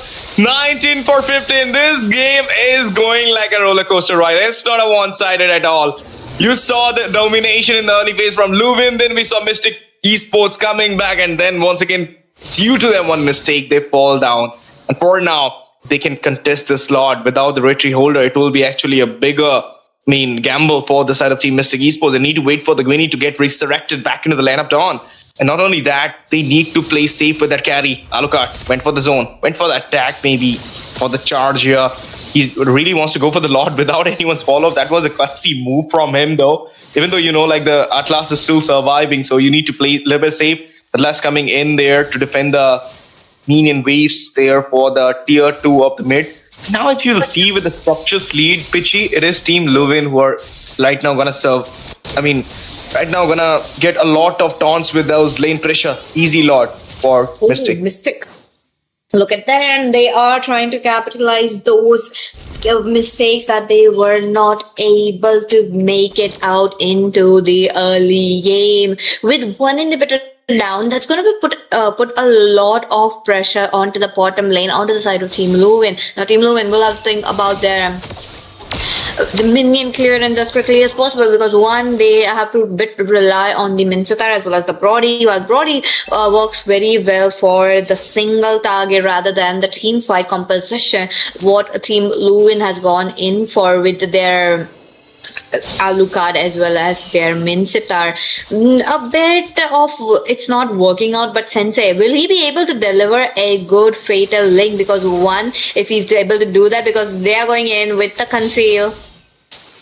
Fatal Link, that's what I'm waiting for. A proper setup with that Fatal Link with the initiation onto the Fury of Phoenix will be the best combo. We're gonna see it out, but now the Lord emerging onto the base. No deflection happened for the side of Team Mystic, but there is that. Look at it. Fatal Link onto one member is at a slither of HP. Will be taken out by the Alucard charging onto him. Now they will retaliate back. They don't have their frontliner. It's just a dragon who is also in a half of health. Went on to the Gwynny. Special migration coming to the way. There is a kill onto that Alucard by the carry. Look at the true damage coming in. They're not going to survive that Yuzong's taunt. And for now, the burst comes in. Mega kill for the Zetian. It's just the Kadita and that Mincy who going to survive here with the second chunkiest amount of minions coming into the way. Rough Whip's used here. There is a special migration Valoricum combo. He got a lot of damage onto that crystal. And for now, another wave's coming in. There is a resurrection time of 10 seconds almost. Can they defend it? I believe they will defend it. No. Ash, I just realized Team Luin has not gone in for the anti-heal. I just saw the Yuzhong recovering his health like 50%. Look at his health. Already he was at 1/4 and now he is at 50%. But wait a minute, Charlie jumps in, going in for Hala Madrid. He's marking them down, gets Hala Madrid. But the Yuzhong trying to get out of the way. He's taken up too much damage. Look at that. Minstar so far, I do believe he has the C halberd, but Yuzhong will be taken out due to a lot of crowd control. Team Mystic Esports will have to move back due to lack of players. But what is happening? Can we look at the items once again? Because how many members of Team Luin have gone for the... Okay, we do have the Kadita prioritizing it, but that's just it, because I have not seen Kadita going in front of the Yuzhong, and Minso are taking it so late. It's just feel like the Yuzhong was surviving just because of that Team Luin not taking the anti-heal. Of course, 23-18, and nobody wants to give up at this point. Team Luin, they're also trying their best to take on this game as well. With this off-meta drop, Fatal Links might gonna come up here. He does have the con still. He went for the skill one. He will go for that inside the Lord zone. You're taking it on. Fury the Phoenix. Let's see the retribution. Now look out with the retry by Hala Madrid. Secure the kill onto Lolha. Hala must be forced out as well. 1-for-1. The Cloud. His Atlas is running away at this point. Can he grab up a kill in the way? Beleric and a slither of HP needs to recall back into the base. There is the taunts coming out from that cloud. But look at that. Yuzhong falls down. Gwynny finds a kill onto Beleric. And for now, Alucard getting the health onto that creep here. Wanna try on a shutdown. Yep, it's gonna happen there. This will be the spatial migration. As for the defense, the Alucard chasing down the Gwynny at this moment. The at last falls down. It's just the Gwynny. Lord marching out of the bot. Do you think we're going to see the epic comeback from Luin? They were on the verge of losing the game, but now they are about to win the game. You know what's crazy, Ash? 2 comebacks in one game. It was Team Luin who was winning it out, then it was Team Mystic Esports, and again it's Team Luin. So, yep, crazy game indeed. Look at them marching down towards the inhibitor, taking it Hala Madrid all alone. He flickers it out, but now he wants to make sure to get it out.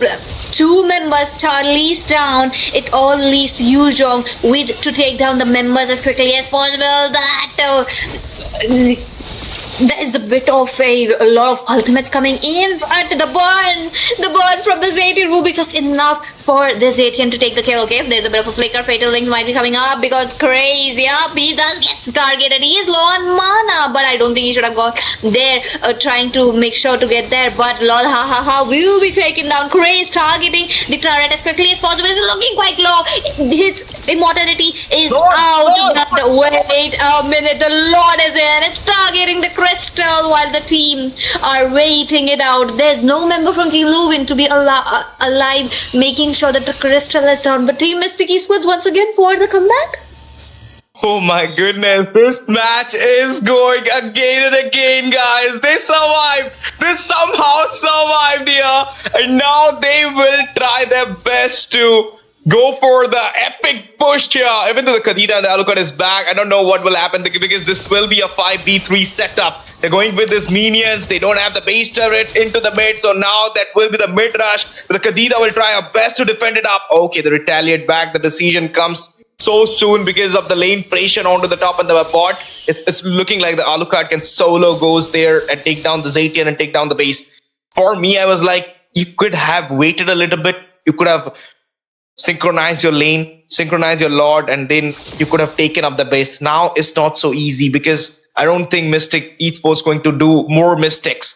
They will play safe here. They want to go for the Lord directly. That will be the main thing they want to try here into the late phase. That is true. That is true. We'll have to see how they will be trying to go because the Lord is up. It's just 3 seconds left for both the teams to recover their domination onto the river area. On top of that, there's a bit of a stun coming in from Nux this time. But oh, Black Dragon form. Raze will be taken out by Hala Madrid. Charlie's looking quite low into the hands. His immortality already done. Now Team Mystic Esports targeting each and every single member very perfectly. That just enabled them to take the Lord easily. Okay, that will be the easy Lord for the side of Mystic Esports, and on not only the easy Lord, this will be the easy game for Mystic Force as well at this moment, because you know when it's about crowd control, it will be Mystic Esports higher with that. I mean, for now, you need to take out Hala Madrid, or else you're gonna eventually lose this game out. I do agree with you, Ash, not here, because he's just marking down the very right members, and Kadita needs to really mark down that. But all Fatal Links coming in for the Belleric this time around. The Lord is Hala Madrid with the spinning light wheels, goes in for the crystal, and there you go. It's an end. Looks like Team Mystic Esports have won out this match. I told you, like, this will be the thing. Like, if not others, then this will be the thing with this slot, because you cannot defend it as easy as possible. They tried to defend it 3 times, but you couldn't defend this time, and that's the reason you lost the game. And in the end, one of the cinematic game of our 32 Elite Scream just got ended with Team Luin falling down and Team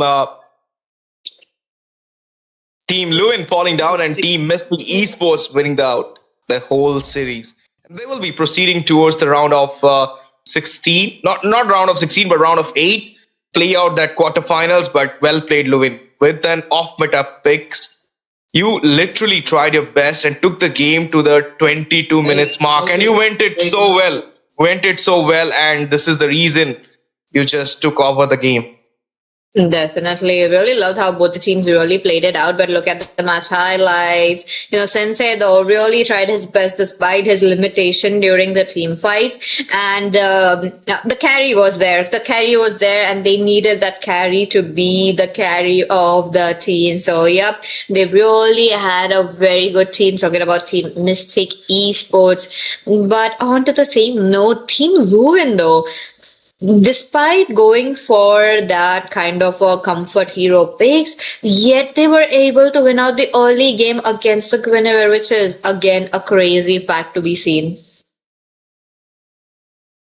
Okay, that was a scene I was talking about. Like, lot of roller coaster you're gonna see in this whole game, guys. This was the game. I mean, I was not hoping this game will go for a 20 minutes mark, but it went because of that little defense from the Kadita. Literally, I mean, at this point, I believe the game is end. But look at that. The turret damage and the Kadita with the burst, with that rough waves, and then you just remarkably went back. And this retribution out of the Lord as well. Particularly this Lord make me thought that it might be Team Luin with this drop. They might gonna win with this drop. But then suddenly, like, the win got shifted. It was the Dragon with the defense. It was the Guinea with the defense as well. And this was the reason, like, Belleric should have recoiled back. They should have went back to the safer zone, because at this point, like, if you are literally, giving out those kills is not at all a good idea. But look at this. HP, the greatest MVP with a KD of 837, 93% teamfight participation, 39% total damage, and 17,206 gold, guys. This is a huge amount of gold been earned by HP the Greatest, and HP the Greatest will be our MVP holder. Yep, Mr. Esports, there you go, really winning it out, and it is looking really good. But at the same moment, I think the carry also deserves an MVP in my opinion. Yeah, the carry also does. The whole team deserved the MVP. They tried their best. No, even the Guinea, falling down a lot of times, but still securing the macro objective was the main movement coming out from her as well. Before now, we'll be taking a short break, coming soon for the third game of the night. And let's see who will be winning it out, guys, because it will be Team Emperors versus Eternal Purgatory. So, guys, wait for it. We'll be coming back soon.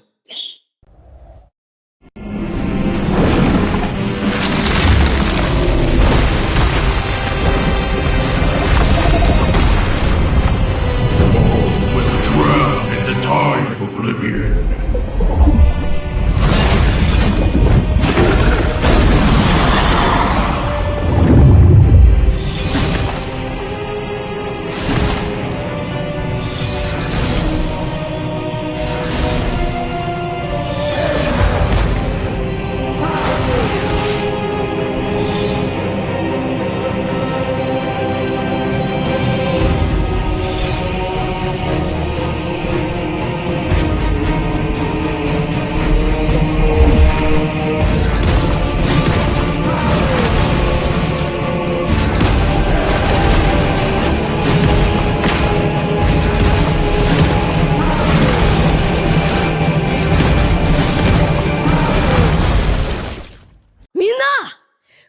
巻ナルトが帰ってきたぞ。飛来神の術。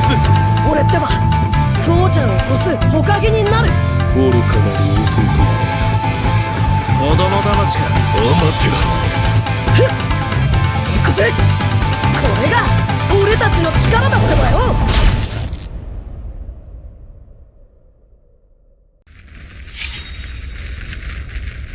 忍びにとって何より大切なのはチームワークだよ。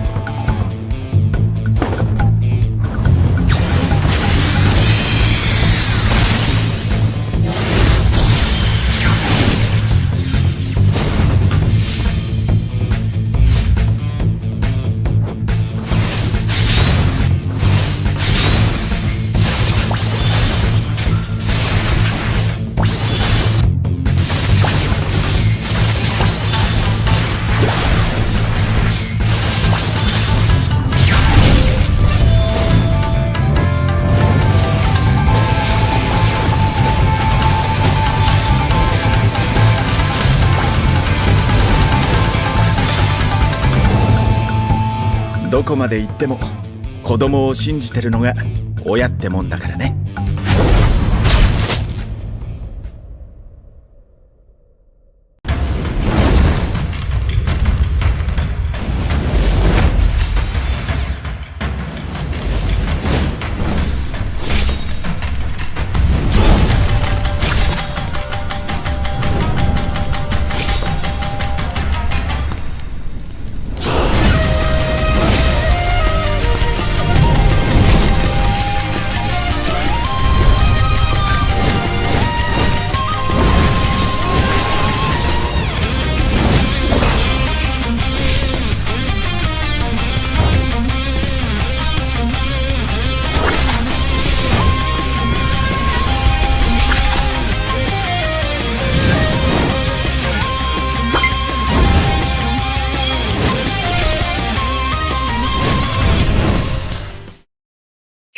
Ladies and gentlemen, welcome back to the 32L. It's Scream powered by ALGAMBO eSports. You're right now watching out the third game of round of 16, day number 1. It's between Team Emperors versus Team Eternal Purgatory. Emperors will be going for the first pick, and in the casting desk, it's your boy AshTZ with Pitchy around me. Pitchy, last game, a thrill game, I'll say, an absolute cinematic game provided by Team Luin and Team Mystic Esports. Team Luin, who were actually looking so weak with their draft, managed to take the game to a 22 minutes mark. So obviously, like, I love their game. I'm gonna miss them into the next round, but obviously I want them to register into the next events as well, so they can eventually goes better and better and might gonna be the best team of India.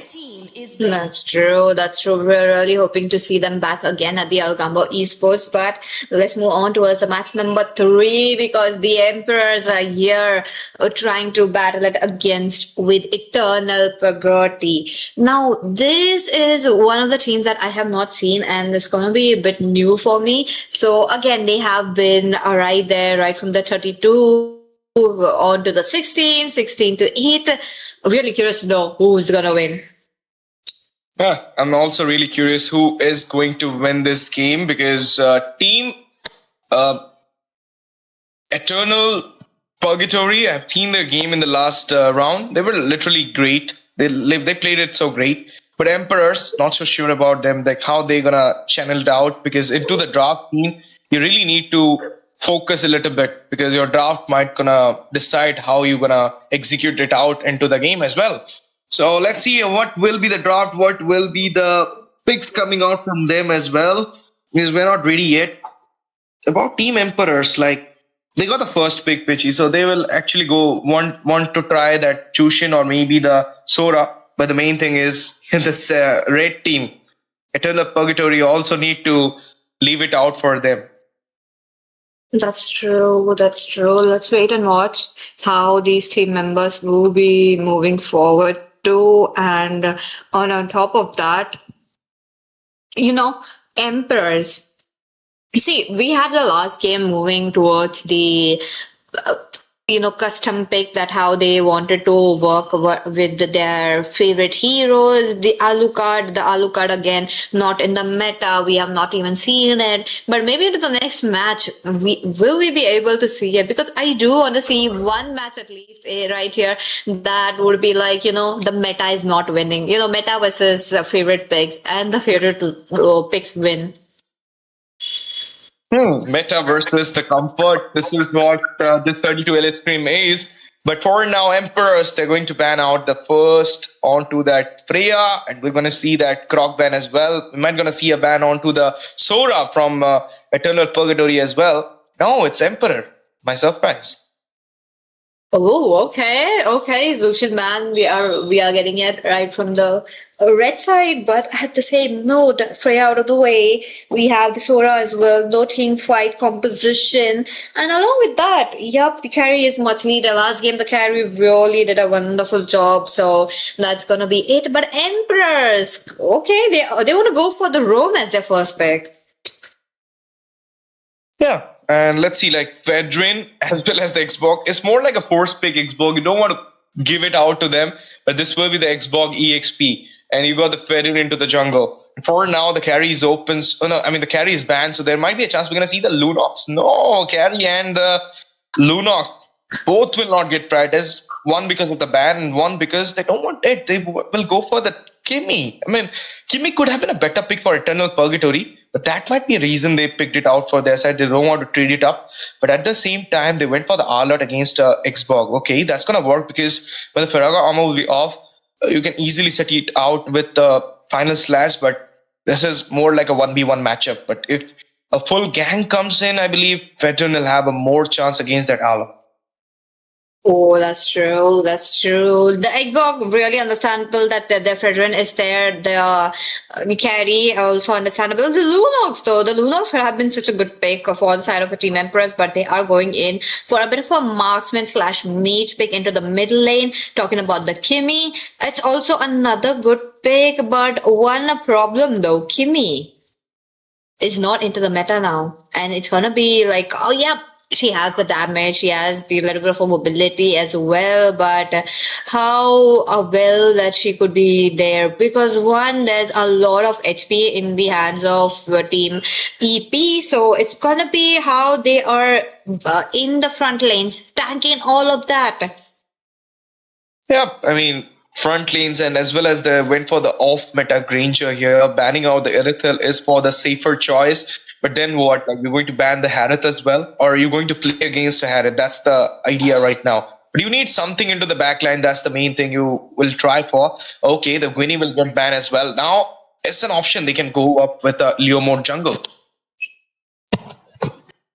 Okay, Leomord, that's quite open. Emperors can be able to come up with that. And we have not talking about the Arlord, one of the heroes that is very good to displacing enemy. And that hero, I do want to see playing it out during the team fight. EXP lane is going to be a bit tricky for the Arlord early game, mid game.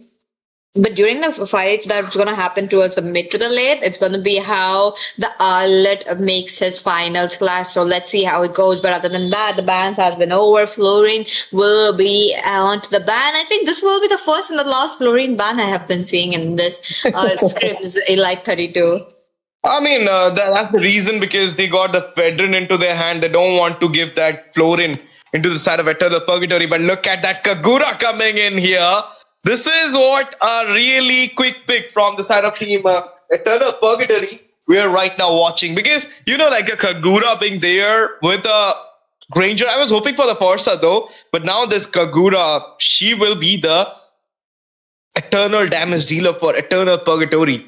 If the Kagura can be marked out by the Khalid or Arlot, she can easily dodge it out with the inbuilt Purify. That's the thing. So let's see how it goes for Eternal Purgatory. And look at that double assassin, or you can say one for the global ultimate, one for the damage. That's true. That's true. Let's see. Let's see how they will be moving forward. To Suyu coming in along with that against a Fredrin. I feel like Suyu will be having a upper hand, but before that, the Minotaur is going to be truly, truly annoying for the Outlet, for the Suyu as well. That's going to be a crazy game. They have deployed fighters against a marksman. A bit of a mix right there with the YSS, so it's gonna be assassin, my bad. Assassin, marksman against her pure marksman. There's the range with Kogura. There's range with the Kimi as well. It really looks 50-50, but HP wise, it is Team EP. EP, and EP could have taken out the Kalea as well, but they really went for the Minotaur for the crowd control and the heal. But I prefer a Kalea with the Fedrin, and at the same time, we could have pick off that Ishenshin as well as the Suyu, but they got the immune. That might be the reason they did not go for the pick off here. Let's see how Eternal Purgatory will manage to take on this game with this kind of draft. Is it an early draft, or you believe like this game will go late, just like the last one?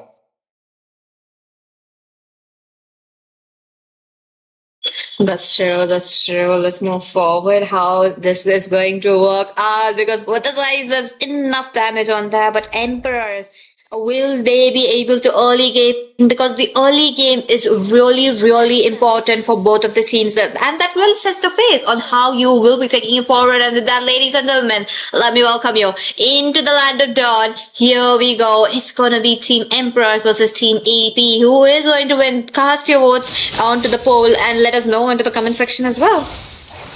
Yeah, cast your votes, guys, and not only cast your vote, but subscribe our channel, show your support, because your support is something which boosts our morale every time. But look at that invasion coming, the Khalid giving out the zone out of the red buff, but we're not going to go for that aggressive approach, because this is a Fedrin, not an assassin that you can go for a 1v1 against him. But for now, they want to take on to that lava golem as well, halting out the farm speed for that Fedrin. But look at that, Ishenshin versus Granger.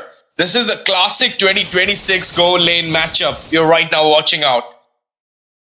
That is true. That is true. Okay, looks like YSS a bit late, but at the same moment, it could be no way. Kagura is lagging, but first blood will be there onto the bottom lane into the hands of ISS, who capitalized the AJ very well. Maybe second blood coming in. I would not consider the Kagura's dead though. That was network issue. Ikumi, AJ both falls down. 2 kills onto the side of Team Emperors at this moment. Early start is a great start for the side of Team Emperors at this moment. And look at that, halting onto the Throne Lizard, trying to take out the Crips here. The Khalid will be just goes out, but getting a lot of taunts here. He might gonna go for the Praises Race, but doesn't have the level 4 mark. Minotaur falls down into the mid. All are giving out the fall off here before the turtle. 3 kills acquired with that the roamer falling down. It is giving me a vibe that it might be a free turtle for the side of Team Emperors. That's true. That's true. Let's see how they will be, making sure to take this away towards the mid game. But Team Emperor is already on to that. Oh no, Kagura. That's quite sad. But I really like how the team members are not going, for the Kagura, trying to take that kill also. That respect is there. But Rhinox into the mid lane, taken down. Sorry, will be sorry to jump in once again, but let's see. Eternal Purgatory without any marksmen onto their hands. We are getting the bloopers. We're getting the bloopers. That's the beautiful bloopers we're getting right now. Oh my goodness, AJ, he falls down with that 2-man gang onto him. Mikumi will fall down again. I don't know what is happening there. Why don't they go for a pause at this point? Should go for a pause. Yes, they should wait a bit before Kagura resumes up with a And do these teams realize we can see their chat? That's Really 100%. funny. Amazing Sandstorm inside the jungle. Now the Fader is getting taunted. He will not get the blue buff here. There is the Days of Tornado coming in the whale. The slash comes up. Papa-kun falls down here. And this is level of HP. Look at that slash coming out with the main event Fury. All down. Kumi goes down with the tears damage. Mega kill onto the veteran. This is a happy blowing. The last insanity following up. Kenny falls down as well as the Minotaur onto that Ishin Shin. Now it will be AJ falling down. Double for the Ishin Shin. A 5-man wipeout because the 5th man is not available right now. She's not online, so it is a 4-man wipeout. My goodness, look at the teams moving in left and right so quickly. It's just 4 minutes into the game and the bottom turret is already out. And on top of that, Team Empress playing it out in the enemy's jungle, and it's not even 5 minutes. So the damage that EP will be doing, it will be very high. That is also one of the reasons why they really won that team fight. They managed to get 3 kills, but AJ really needs to farm up, really needs to play it very safe. Even though there's a lot of items in the hands of Team Emperors, they'll have to wait it out and farm it out. Yeah, they will be waiting out for the farm here. There's a slash coming in. Xbox trying to burst it out. I believe Ikumi is back into the game right now. Acquiring the Sky Piercer with the KDA of 031 is not at all a good choice, but now the turtle will get secured. Level of HP, it will be Enox falling down immediately. Flicker baited at this point for the defense, but look at the Alord going in. Final slash onto 2 people. There is a Flicker baited as well. He doesn't have a Farag armor right now. Oh my goodness! Raising Sandstorm with a Flicker! He goes in, finds the kill there, and now he goes for the Desert Tornado, but falls down immediately and into the jungle area. They managed to invade it out. The red buff, not only the red buff, but Barry as well. Taken down from the side of Team Emperors. 14 for 4. The domination is clear. Now the tier 1 to the mid will be falling down, expanding the lane here. Brendan comes for the taunt. There is the beautiful escape, the mobility coming out from that evil Quilla by Suyu. That's true, that's true. Oh, Traction Pulse right there. Looks like a little bit of an immobilization coming for Rhinox, but Kagura, I believe Kagura is back online. Yep, Kagura is back. He's online. He's back into the game, but with that much deficit, getting your scale up, getting your power up is not so easy. That's the thing I was talking about. The Eternal Purgatory, they need to, plays a little bit safe. They need to off the pace, but I don't believe that will be the same approach for Emperors. Slashing out, thrashing out that Granger with a Mountain Shocker, and now getting 2-man gank. The Umbrella Bloom comes in the way. He's still surviving, but you get the taunt, got a shutdown from that veteran. Onto the top, we're gonna see that tier falling down with Killing Spree onto the Xbox. Manny will pause down once again, and now they will just grab up another structure onto the top. This is a trade after trade for the side of Team Emperors. That is true. Look at them. Traction Pulse will be avoided right there by the Fredrin. They are opening up the map, and I do believe that there's a bit of an hindrance. Okay. Kagura though, she's going to be a bit behind on the items as well, so she needs to farm up as quickly as possible. Rhinox, he will be going in. Yep, he goes in for the mid-on Fury, and on top of that, Rhinox is trying to go flickering out of the way. Will he be surviving? Yep, he did survive, because one thing, they do have the Xborg, but 2 members down from the side of Team Emperors, while Arlet has to go back. But total, there you go. Will it be the Suyu? Will it be the Fredrin? At this much high gold, I don't feel like you should go for the turtle. You should go for the Lord directly with the retribution onto the mark. You got the turtle clear mark, and now he's going for a double onto Enox as well. It will be Eternal Purgatory going back. Doesn't have the Ferraga armor. The slash comes in. He used the 2 mobility skills here. Might gonna go for the Vilquilla onto that Xbox, but he got his Ferraga armor back at this moment. And we might gonna see a 3-4-2 rotation coming out from the side of Team Eternal Purgatory. Oh, let's see if we will be able to see another comeback, because I feel like it might be possible. AJ is getting targeted by the Arlet this time around. 3 members onto Arlet. Final slash coming in for Rhinox this time. Look at that slash. Look at that Evil Quill and Flicker with the Raising Sandstorm. I love this guy. I love the combo, Pitchy. The way he is going in, the way he's securing the kill is totally dramatic. Heroic entry for that Khalid. Yes. Oh, but will he be able to get out? Nope, the answer will be nope. Look at them taking on too much turret damage. The members for Emperors, looks like the YSS will be getting a bounty, and it's going to be a little a little problematic to take him down because his mobility is up. He has all of his items and he does have damage. The Khalid is saying I'm lagging too. That was he was doing it deliberately, I know, because he was out. Then he deliberately went into the tier and now he's saying I'm lagging too. Crazy. I hope the team really watches the match again and just realize that their chat is up. It's gonna be really funny. The blooper from MOBA 5v5 scene, guys. You're right now watching the banters going between Team Eternal Purgatory and Emperors with the texting. But for now, the team fight goes in. Look at that Sky Piercer damage onto the X-Boy. He went back, but the final class will just bring him up. Slain happened to the Mary. There'll be a double onto the Enox. Beautifully going for the triple at this moment. The slash again coming in. Pedrin in a very bad position. Might gonna take it out. He wins the taunt here. But look at that. He went back again for the fight. In Italian Rising Sastro coming into the way. He got the setup out of him, but he will be fine at this point. The Lord into the way, but it will be Suyu grabbing up easy Lord for him. Let's see. Now on to the same note. They are going for the Lord quickly as possible. Team Empress have been very high on to their neutral objectives, making sure that they have it. Now the team EP don't have their Holy Shield from the bot and the mid. It's gonna be a bit problematic. It is going to be how they have to go for the defense. They'll have to make sure the team are not getting interrupted. They are not letting AJ fall down for it, because AJ is being targeted by the R-Lot a lot, and I feel like that's gonna happen once again. They're trying to poke it out at this point. The Lord are going to march out onto the bot side, and looking at the goal lead, it is kind of 8k pitchy, which is so high at this moment. And if you want to recuperate it, it's not so easy as well. But for now, they're going to try it out. Granger not anticipating the movement of Suyu, but he goes back at this point. But look at the slash coming in. He's going to use the flicker, baited, or for the save. But that's a good idea. But I mean, you don't want to get out from the map when the Lord Rush going to come up. That's true. Let's see, the Lord always there. At the inhibitor is gonna go in and a bam, but at the same moment, Team Eternal Purgatory is still way up. Minotaur is still there. He does have his ultimate, but Raising Sandstorm, Flicker comes up at the whale. That is proper comp, and look at that. Last Insanity falls out of the way. Papa Kona falls down. Inhibitor falls down as well. Double kill onto that Arlot. Umbrella Bloom is walking out, but look at the continuous brush coming out from the KB. Xbox falls down. Mega onto Enox. Double onto Fredrin. And shut down onto Kagura. Pipe and wipeout done. Lord into the base, and it will be the crown popping over here for the side of Team.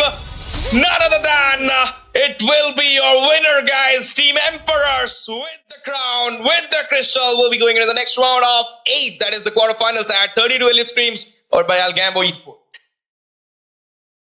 What a game we have witnessed. There was a lot of things going up, like one member losing the internet connection, the teams just casually chatting, then on top of that, the teams just going in for the gangs right towards the back lanes, while the bottom lane did not get any support from the team. That I could literally list off more 5 things that was just crazy enough in this match. And I think today, right from the game number 1, it's just all crazy so far. Obviously crazy games, but this game went on to one-sided, and it will be Team Emperors having the joy in this game.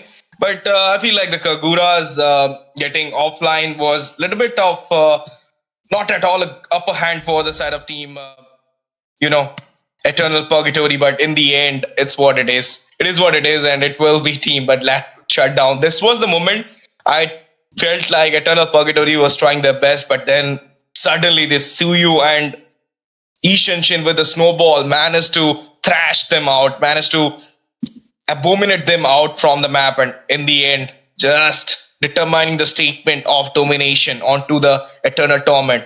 And look at that. This was the moment when the fight took over there. I thought like it might be Eternal Purgatory again back into the scene, but no. The Sky Piercer struck for the Suyu, for the Kimi was so high that they managed to thrash out everything. Retribution skills as well. Look at this. A 50-50 retry battle. He managed to secure it easily and then goes for the shutdown. Not only the shutdown, he will go for a double moment and was trying to go for a triple kill because the Xbox doesn't have the Feraga armor. Flicker baited, went back. He got the Feraga armor back. And this was the moment when Enox falls down. But this Flicker Raising Sandstorm combo has a different fan base. That's true. That's true. Looking at the batch highlights as well, there's been a lot, but look at that MVP going down into the hands of Kimmy. Long time no see. This hero worked out so well right here. And KDA, look at that 12-7. Crazy. MVP for Kimmy, 70% team fight participation, 12-7 KDA, 9,524 total goal, total damage of 29%, one build yet to cover, but the Sky Piercer, Glowing Wand, Divine Cleave, and the Concentrated Energy was giving a hell a lot damage with that Arcane Boots onto the Magic. So obviously Kimmy, the one, the X Factor for the side of Team Emperors, managed to take on the game against Eternal Purgatory. But for now, it's time for us, me and Pitchy, to take the break and come over for the next game, the fourth game. Until then, you guys need to stay here because this is not the over for the night. We'll have a lot of games for this night, 5 more games. So be there, stay tuned, and we'll be coming back soon.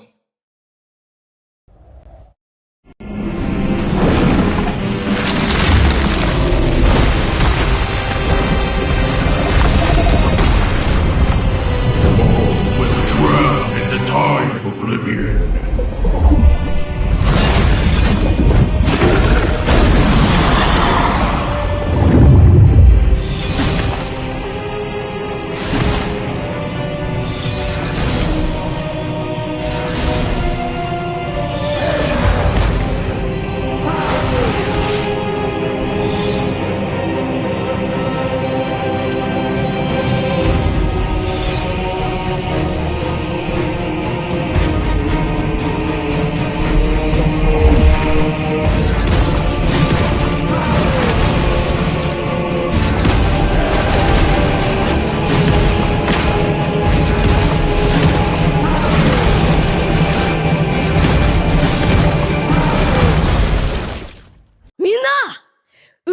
ナルトが帰ってきたぞ。飛来神の術。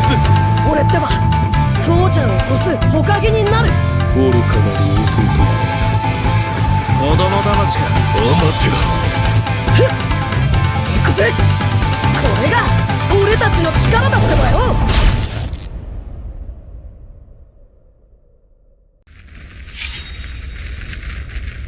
忍びにとって何より大切なのはチームワークだよ。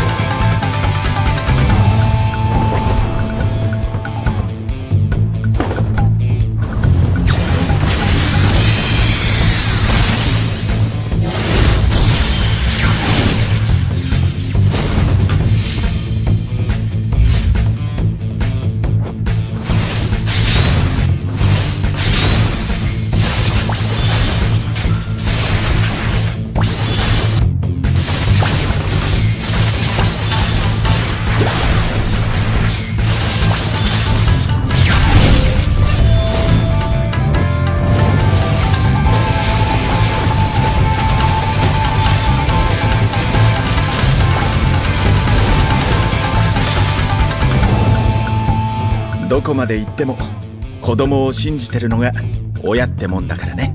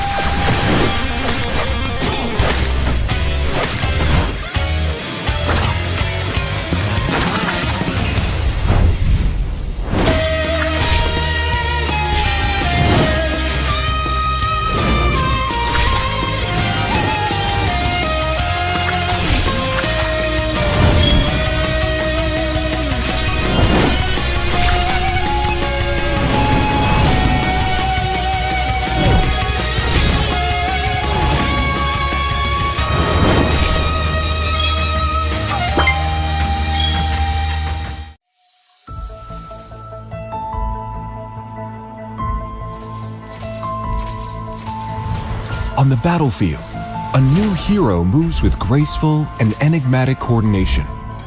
We know him as the photographer, Marcel, alongside his camera, Clemar. But perhaps the word alongside... देवियर सज्जनों, स्वागत है आपका यहाँ पे आज एल्गाम्बो e sports और यहाँ पे हो रहे हैं इलाइट 32 स्क्रीम जिसका चल रहा है यहाँ पे टॉप 16 का डे 3 यहाँ पे चलता हुआ जा रहा है और कास्टिंग डेस्क पे मैं हूँ आपका कास्टर और मेरे साथ कास्ट करने के लिए जुड़ चुके हैं मेरे प्रिय मित्र एसएम भाई। क्या हाल चाल है यहाँ पे? बस बढ़िया चल रहा है, एकदम बढ़िया। जिस तरीके से आपने बताया कि डे 3 और रोड टू 16 टीम्स की बात कर लेते हैं एक बार। टीम रहने वाली है रेड रोज ई स्पोर्ट्स और उनके सामने खेलने वाले हैं वेलियड गोल्ड्स। पहला पिक जो है रेड रोज ई स्पोर्ट्स के पास है, बेस्ट ऑफ 1 का मुकाबला रहता है, यानी कि डू और डाई दोनों टीम के लिए करो या मरो की स्थिति है। मौका एक है तो चौका तो मारना बनता है। देखना रहेगा इलाइट 32 स्क्रीम्स एल्गैम्बो ई स्पोर्ट्स कमाल का इवेंट आपके लिए लेके आया है, तो दोनों टीम चाहेगी कि आगे बढ़े। और आप भी ऐसे इवेंट में पार्टिसिपेट करना चाहते हैं तो दोस्त वेट किस चीज का कर रहे हैं?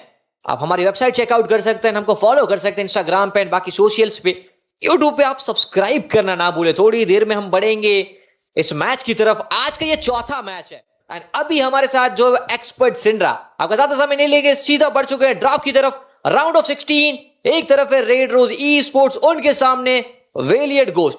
क्या लग रहा है दोस्त, कौन सी टीम क्या परचम करने वाली है या फिर मुकाबला कांटेदार? क्योंकि इससे पहले मुकाबले में देख रहा था तब एसटीजीएन पीची कास्ट कर रहे थे, वहां पे कभी एक साइड जा रहा है, वहां पे टीम लुविन खेल रही थी और मेस्टिक ई स्पोर्ट्स खेल रहे थे, तो दोनों टीम कमाल के खेल रहे थे, उथल पुथल दोनों टीम की साइड देखने को मिल रहे थे।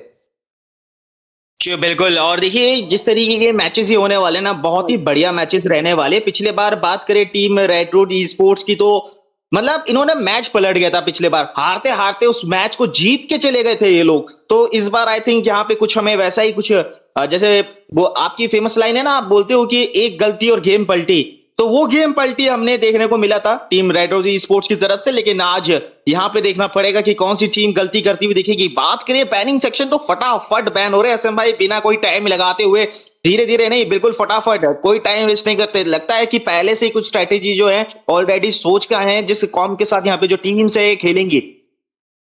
देखिए अक्सर हम एक बात करते हैं, जब ड्राफ्ट पिक होता है तब हम कहते हैं कि ये मनोभूमि का युद्ध हो रहा है। तो एक मशहूर सी लाइन है कि मेरे बच्चे, रणभूमि में उतरने से पहले मनोभूमि में खेला जाता है। यानी कि बैटलफील्ड में ये जो टीम एंटर करेगी उससे पहले ये जो माइंड वॉर है, ड्राफ्ट वॉर, अक्सर हम कहते हैं कि 40% बैटल आप यहीं पे जीत लेते हैं। तो उसी तरीके से जो बैन कर रहे थे, हमने देखा कि फ्रिया काफी दिक्कत परेशानियां क्रिएट करती है गोल्ड लेन की तरफ, इसलिए बैन है। उसके साथ कैरी की बात कर लें, टैंक किलर मानी जाती है, टैंक को गला देती है एकदम से, उस वजह से यू भी बैन। जो सीन पता है, डिफेंस काफी कमाल का रहता है, साथ ही साथ ऑफेंस भी उनका रहता है, अपने आप को अच्छी पोजीशन पे रख सकते हैं। ग्राक कमाल का हीरो इन्होंने भी पैक कर लिया है, टेक चार्ज आ सकता है, वॉल से वो मिनियन रोकना, लॉर्ड की वेव है उसको रोकना, हर एक तरीके से वो चाहते हैं कि अच्छा खासा कॉम बने उनका। और सामने हीलिंग के लिए मेनोटोर भी है, पुश करने के लिए वहां पे वलीर भी आ चुका है, वलीर के पास ब्रस्ट डैमेज रहता है। सिसिलियन लेट गेम का ये मसीहा कह सकते हैं इसको, सोरा आप ज्यादा जानते हैं इसके बारे में, आपको बताया, आपने खेला हुआ है। आप जिस तरीके से कॉम्प बनाते हैं, हम जब साथ में खेलते हैं तो आप मेरे को कॉल आउट देते हैं कि शॉर्ट कॉल जब आपका रहता है कि अब आप अल्ट यूज कीजिए जब मैं रोम पे होता हूं, तो वो कमाल का रहता है। तो आप जानते हैं कि किस तरीके से अपना थंडरस्टॉर्म यूज करते हैं, किस तरीके से कॉम्प बनाते हैं, तो ये हीरो यार होने पे सुहागा। बिल्कुल, लेकिन दूसरी तरफ अगर देखें टीम वेलिड कोच की बात करें तो वो भी बहुत अच्छी तरीके से लग रहा है कि कॉम्प उनका बहुत बढ़िया तरीके से लग रहा है। देखिए इनिशिएट करने के लिए यहाँ पे बात की जाए तो वेलियर मौजूदा रहेंगे और वो डिसएंगेज करेंगे फाइट को। इनिशिएट करने के लिए ग्रॉक वगैरह अगर आगे आते हैं तो उनको स्टन के साथ इजीली पीछे धकेल देंगे अपने सेकंड स्किल के साथ, और उसके बाद वहां पीछे से जो स्टन्स आते हैं ना, फिर वो दिक्कत कर सकता है। बात करें वहां पे उस स्टन को कहीं ना कहीं वो कंप्लीट करने के लिए जॉय का सहारा लिया जाएगा, और इलेक्ट्रीफाइंग बीट के साथ हमें पता है कि उनका जो डैमेज रहता है वो बेहतरीन तरीके से रहता है। तो कहीं ना कहीं ये अर्ली गेम का जो मैं कह रहा हूं यहाँ पे कि थोड़ा सा जो टेम्पो है वो सेट करने के लिए टीम वेलियंट गोल जो है अभी वो उस तरीके से जा रही है। लेकिन बात करें यहाँ पे रेड रोज ई स्पोर्ट्स तो वो थोड़ा ना सिनर्जी के तौर पे जा रहे हैं, थोड़ा सेटमेट करके तौर पे जा रहे हैं। ग्रॉक देखिए इनिशिएट करेंगे पीछे से। फिर बात करें तो यहाँ पे सोरा एक बहुत इंपॉर्टेंट रोल निभाते हुए देखेंगे अपनी टीम के लिए। तो यहाँ पे देखना पड़ेगा कि उनको वो अगली गेम पे फाइट जीतनी पड़ेगी अगर वो अपनी टीम के लिए यहाँ पे कुछ प्लस पॉइंट लाना चाहते हैं। अब बात करें बैन की तो देखिए एमएम के ऊपर यहाँ पे निशाना साधा गया है, बिल्कुल 4 एमएम यहाँ पे बैन हुए हैं ऑलमोस्ट, और कैरी यहाँ पे बैन हो जाएगा। उसके साथ साथ इरिथिल को बैन किया है, इरिथिल बैन किया। आई थिंक मेरे ख्याल से यहाँ पे रेड रोज स्पोर्ट्स ग्रेंजर उठाने की कहीं ना कहीं प्लानिंग कर रहे हैं। ग्रीन स्टैक्स भी जमा होते रहते हैं, साथ ही साथ आपको पता है कि वो रैप्टोडी की बात कर लीजिए, डेथ पेनाल्टी की बात कर लीजिए, काफी अच्छा रहता है। और जिस तरीके से बैन किए हैं, जो बिल्कुल पॉसिबिलिटीज तो बन रही है, और आप एक्सपर्ट हैं, ज्यादा जानते हैं, देखेंगे चलिए किस तरफ जाते हैं। लेकिन पहला इनके पास भी मौका था, ऑब्सिडिया इन्होंने भी बैन किए, मार्क्समैन की तरफ ज्यादा प्रायोरिटी रख रहे हैं, गोल लेनर की तरफ ज्यादा प्रायोरिटी रख रहे हैं कि 4 गोल लेनर जो है इन्होंने बैन किए हैं। सामने की बात करें ऑलमोस्ट वहां से भी आप देख सकते हैं कि 2 तो है, एक तो पक्का, यानी कि हम बात करें वहां पे क्लोड की, आप वायस के साथ फ्लेक्स भी कर सकते हैं। मौजूदा समय की बात करें करंट मेटा में, या फिर इंडियन यूजर्स जो है ज्यादा पसंद करते हैं इस समय के लिए वायस की बात करें तो उसको गोल इन की तरफ खेलना। लापू ये वापस उस तरीके का हीरो की जब तो रहा है सामने, पता है आपको इसका ब्रीवियस फाइट असिस्टेंट लेना, फिर टीम के साइड किस तरीके से वो कॉम बनाना, टैंकीनेस चाहते हैं तो थोड़ा सा टैंकीनेस वो बनाते भी हुए, कितना कारगर रहेगा आप ज्यादा बता पाएंगे। जी बिल्कुल, देखिए लापू अभी मेटा पे देखिए इतना चल नहीं रहा, जब से नर्फ आया है तो बहुत ज्यादा टोन डाउन कर दिया गया है लापू को। लेकिन अभी भी अगर चलना चाहे तो अच्छे से चल सकता है। लेकिन मेरे ख्याल से अगर लापू की जगह यहाँ पे पतंग वगैरह कुछ जाती तो वो ज्यादा सेंस बनाता। लेकिन लापू भी बुरा नहीं है, उनके पास देखिए यहाँ पे डैमेज रिडक्शन उनको मिलता है अपने अल्टीमेट के तौर पे, और उनका सबसे एक की पॉइंट रहता है यहाँ पे एसएम भाई कि उनका सेकंड स्किल जब यूज करते हैं, जब भी सेकंड स्किल यूज करेंगे जितने ज्यादा बंदे उस सेकंड स्किल से मतलब टच होंगे उनको उतना ज्यादा डैमेज रिडक्शन मिलता है। तो यहाँ पे देखना पड़ेगा किस तरीके से उस स्किल को, उस पैसिव को यहाँ पे इस्तेमाल करते हैं। और दूसरी तरफ चलिए, अरे लैला यहाँ पे आती हुई दिख रही है, तो रेंज के तौर पे खेलना चाहते हैं लैला बहुत टाइम के बाद। मैं कह रहा हूँ एसएम भाई, लग रहा है यहाँ पे कि बहुत दूर से शॉट लिए जाएंगे, लेकिन थोड़ी सी दिक्कत हो सकती है लैला को, क्योंकि दूसरी तरफ जो है वो सेट मेकर सोरा वो अंदर जाएंगे, यहाँ पे लैला के पास मोबिलिटी नहीं होगी तो उनको दिक्कत आ सकती है। तो बहुत संभल के खेलना पड़ेगा लैला को इस गेम में। वही सोच रहा हूँ कि कितना कारगर हो सकता है लैला। वहां पे आप देखें तो टेक चार्ज आ सकता है, उसके साथ इस तरीके से मॉन्स्टर के पास सोरा है तो वो कॉम बना सकते हैं, सेटअप कर सकते हैं, लास्ट इंसेनिटी उसमें भी फट सकते हैं। तो मूवमेंट का भी एक तो आपको रहता है कि फ्लीकर है, तो जब तक फ्लीकर है वो फ्लैश कर सकते हैं, वो पीछे हट सकते हैं ब्लिंक की मदद से, तो वहां पे एक फायदा रह सकता है टीम जब फाइट चल रही है। बाकी टारगेट हो जाते हैं तो दिक्कत हो सकती है। अदर साइड मॉस्को की बात करें तो वो स्टन करते हैं, प्लस उनके पास वो क्षमता रहती है पीछे हटने की, उनकी स्किल है सेकंड, उससे वो सीधा ब्लिंक करके आगे जा सकते हैं, डिफेंस करना डिफेंस कर सकते हैं। और उनके पास जो उनका एसओडी है उससे भी वो टीम फाइट के दौरान उनको आना है, रोटेशन लेना है तो वो ले सकते हैं, तो वो एक फायदा भी है। लैला देखना रहेगा। देखिए ये स्क्रीम्स है, ये टूर्नामेंट है, यहाँ पे आपके जो प्रतिद्वंदी, आपके जो अपोनेंट है, उनको पता है कि इस हीरो को किस तरीके से काउंटर करना है या फिर किस तरीके से पकड़ना है। बट लेट गेम जब लैला होता है तो दिक्कत तो ज्यादा देता है। बट सामने मॉस्को है, वहां पे भी ना भूले कि बेसिक अटैक इनका भी उतना ही आता है, ये भी बेसिक अटैक के बादशाहों में से एक है। हालांकि जब रैंक खेल रहे होते हैं, जब कैजुअल मैच होते हैं, तब काफी अनोइंग हीरो रहता है लैला। लेकिन चलिए देवियों सज्जनों, स्वागत है आपका लैंड ऑफ डॉन में। दोनों टीम आ चुकी है, जाएगी खेतीबाड़ी एके फार्मिंग की तरफ। शुरुआत करते हुए दिख रहे हैं मॉन्स्टर यहाँ पे ब्लू की तरफ, अनदर साइड जो कि रहने वाला है कियोशी, उनके पास है जॉय, एंड वो जॉय करते हुए जाएंगे ब्लू की तरफ। यानी कि उनको भी पता है कि उनको माना जो है, यानी कि उनको जो टीम बफ के साइड मिलता रहेगा, माना कि उनकी आवश्यकता उतनी है नहीं, यहाँ पे भी नहीं है, क्योंकि इनका भी थोड़ा बहुत रहता है एक्सबॉक्स को, बट उनका भी वो शील्ड जो है बढ़ता रहे, तो उसी लिए प्रायोरिटी रखना चाहते हैं। फिर रोटेशन लेके आ सकते हैं, देखना रहेगा किस तरफ जाते हैं। लेकिन उससे पहले एक्सपर्ट के लिए जाएंगे और पूछेंगे कि वो फर्स्ट ब्लड क्या लग रहा है, आपकी जो गैस है वो किसकी तरफ जा रही है? बात की जाए तो देखिए ऑप्शंस यहाँ पे बहुत सारे हैं, और वो सारी जो ऑप्शंस है ना यहाँ पे वो बनेंगे कि फाइट किस तरीके से होगी, क्योंकि दोनों ही टीम के पास अच्छे खासे मौके हैं, दोनों ही टीम के पास ऐसे हीरोज हैं जो अर्ली गेम पे इजीली किल्स निकाल सकते हैं। तो कहीं ना कहीं देखना पड़ेगा किस तरीके की फाइट होती है। और यहाँ पे देखिए रोटेशन अर्ली पे आएगा, जॉय सीधा यहाँ पे क्रैब लेके गए हैं, एक इंटरेस्टिंग मैं कहूंगा यहाँ पे थोड़ा सा अलग रोटेशन हमें देखने को मिल रहा है। जॉय की तरफ से सीधा क्रैब पहले ही ले लिया और एक प्रेशर क्रिएट किया जा रहा है एमएम के ऊपर। अभी देखेंगे तो बढ़िया तरीके से एकदम बिल्कुल पीछे होके खेला जा रहा है। बात करें team red road e sports की तो वो अभी थोड़ा फार्म के तौर पे रहेंगे, अभी एक्सबॉक्स उनके लेवल 4 नहीं हुए, लेवल 4 उनको होना पड़ेगा।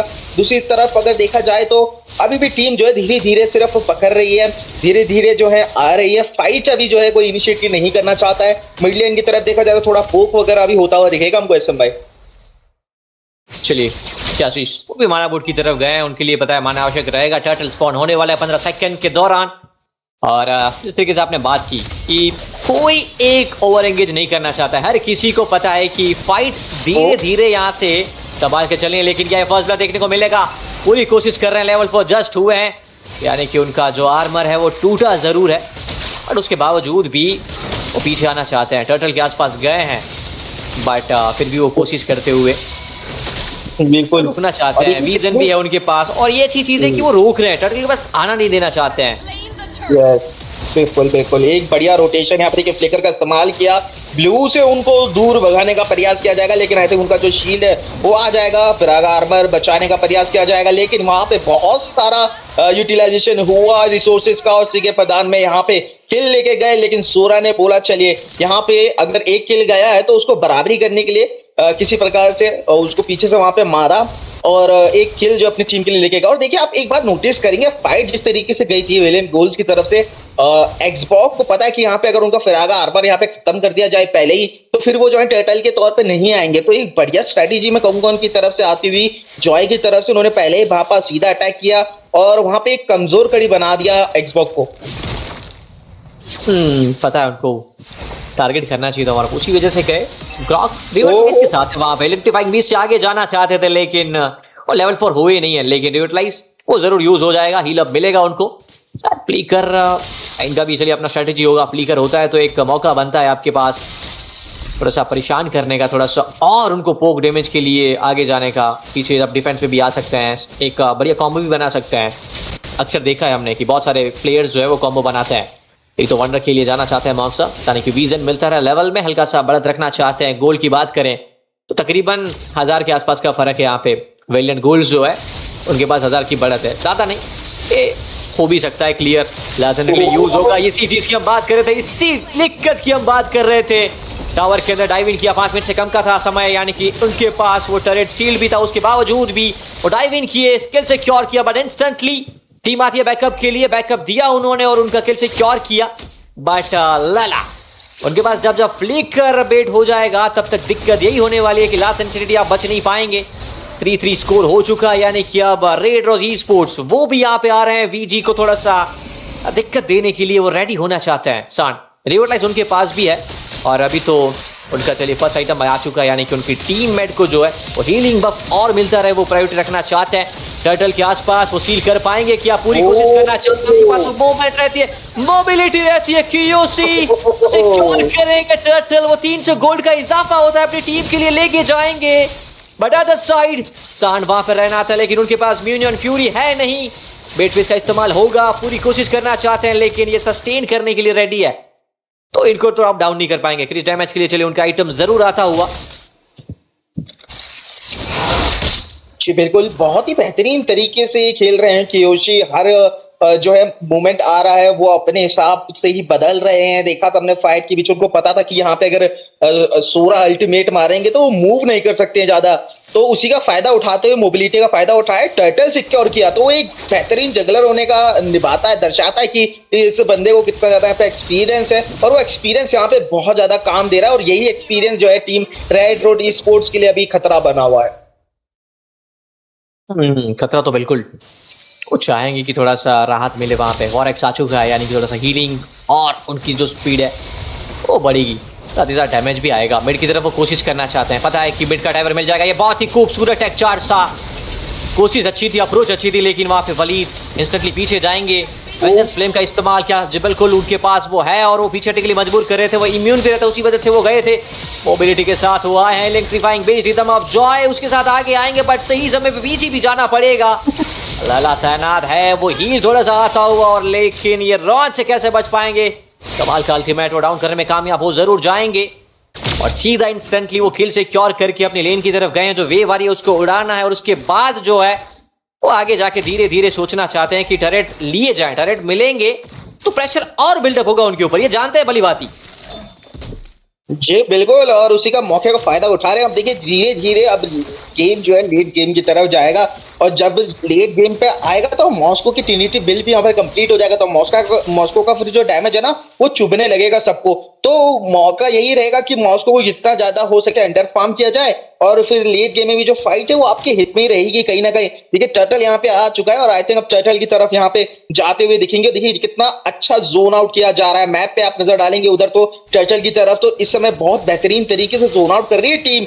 हर एक बुश पे लगी हुई है, हर एक विजन उनको मिल रहा है, और इजीली ये टर्टल दोबारा से यहाँ पे बढ़त बनाती हुई। तो ऑब्जेक्टिव्स जो है यहाँ पे वो बढ़िया तरीके से इंसेंटी का इस्तेमाल करते हुए रोकने का प्रयास रहेंगे। मिनटोर यहाँ पे मौजूदा रहेंगे, पीछे से बात करें तो रिवाइटलाइज मारा जाएगा इलेक्ट्रीफाइंग बीट्स, वो बहुत ही बढ़िया तरीके से जॉय आए अंदर की तरफ खत्म किया, और मौके का फायदा उठाते हुए सीधा बाहर निकल गए बिना किसी को पता लगे। और इसी के साथ अब जो लेन है वो यहाँ पे कंट्रोल में आ चुकी है, मैप कंट्रोल टीम वेलेंट गोल के पास आ चुका है, और ये मैच और ज्यादा हार्ड होता हुआ जाएगा। मॉस्को अकेले बचे हैं, पीछे निकलना पड़ेगा, बचते हुए निकलेंगे बाल बाल, और वो टावर उनको सेक्रीफाइस करना पड़ेगा। और इसी के साथ अब इस मैच में वेलेंट गोल्स ने एक बड़ी बढ़त यहाँ पे बना ली है, तो रेड रोज स्पोर्ट्स इनको थोड़ा डिफेंड करके खेलना पड़ेगा और बहुत संभल के खेलना पड़ेगा, और आई थिंक यहाँ पे जो है टावर उनकी बलि दी जाएगी। डेफिनेटली, क्योंकि आप देखिए गोल की तरफ भी ये जो बढ़त है धीरे धीरे बढ़ के 5000 के आसपास जा चुकी है, यानी कि अब 5000 2 आइटम के आसपास होता है। और वहां पे देखिए ग्लोइंग वाण है, यानी कि एंटी हील उनका ऑलरेडी रेडी हो चुका है। On other side Team Red Rose Sports, उनकी टीम में अभी तक एंटी हील आया नहीं है, उनको वो देखना रहेगा, क्योंकि मीनो है वो हील कर रहे हैं, रिविटलाइज उनके साथ है। सामने पता है कि आपके पास रिविटलाइज से कोशिश करना चाहते हैं, लेकिन ये वापस डाइव इन करना चाहते हैं कि अटैक चार्ज आया बिल्कुल रोकना चाहते हैं, बट अदर साइड उनके पास वेंजेंस फ्लेम्स रेडी है, इम्यून वो कर सकते हैं अपने आप को। पर दूसरी साइड क्या घेर पाएंगे? जो बिल्कुल सान है तो उनके लिए सान बन के क्यों नहीं उतरेंगे, लास्ट सेंचुरी आगे जाना चाहते हैं, बट वो rhythm of Joy electrifying beast से कैसे बचेंगे?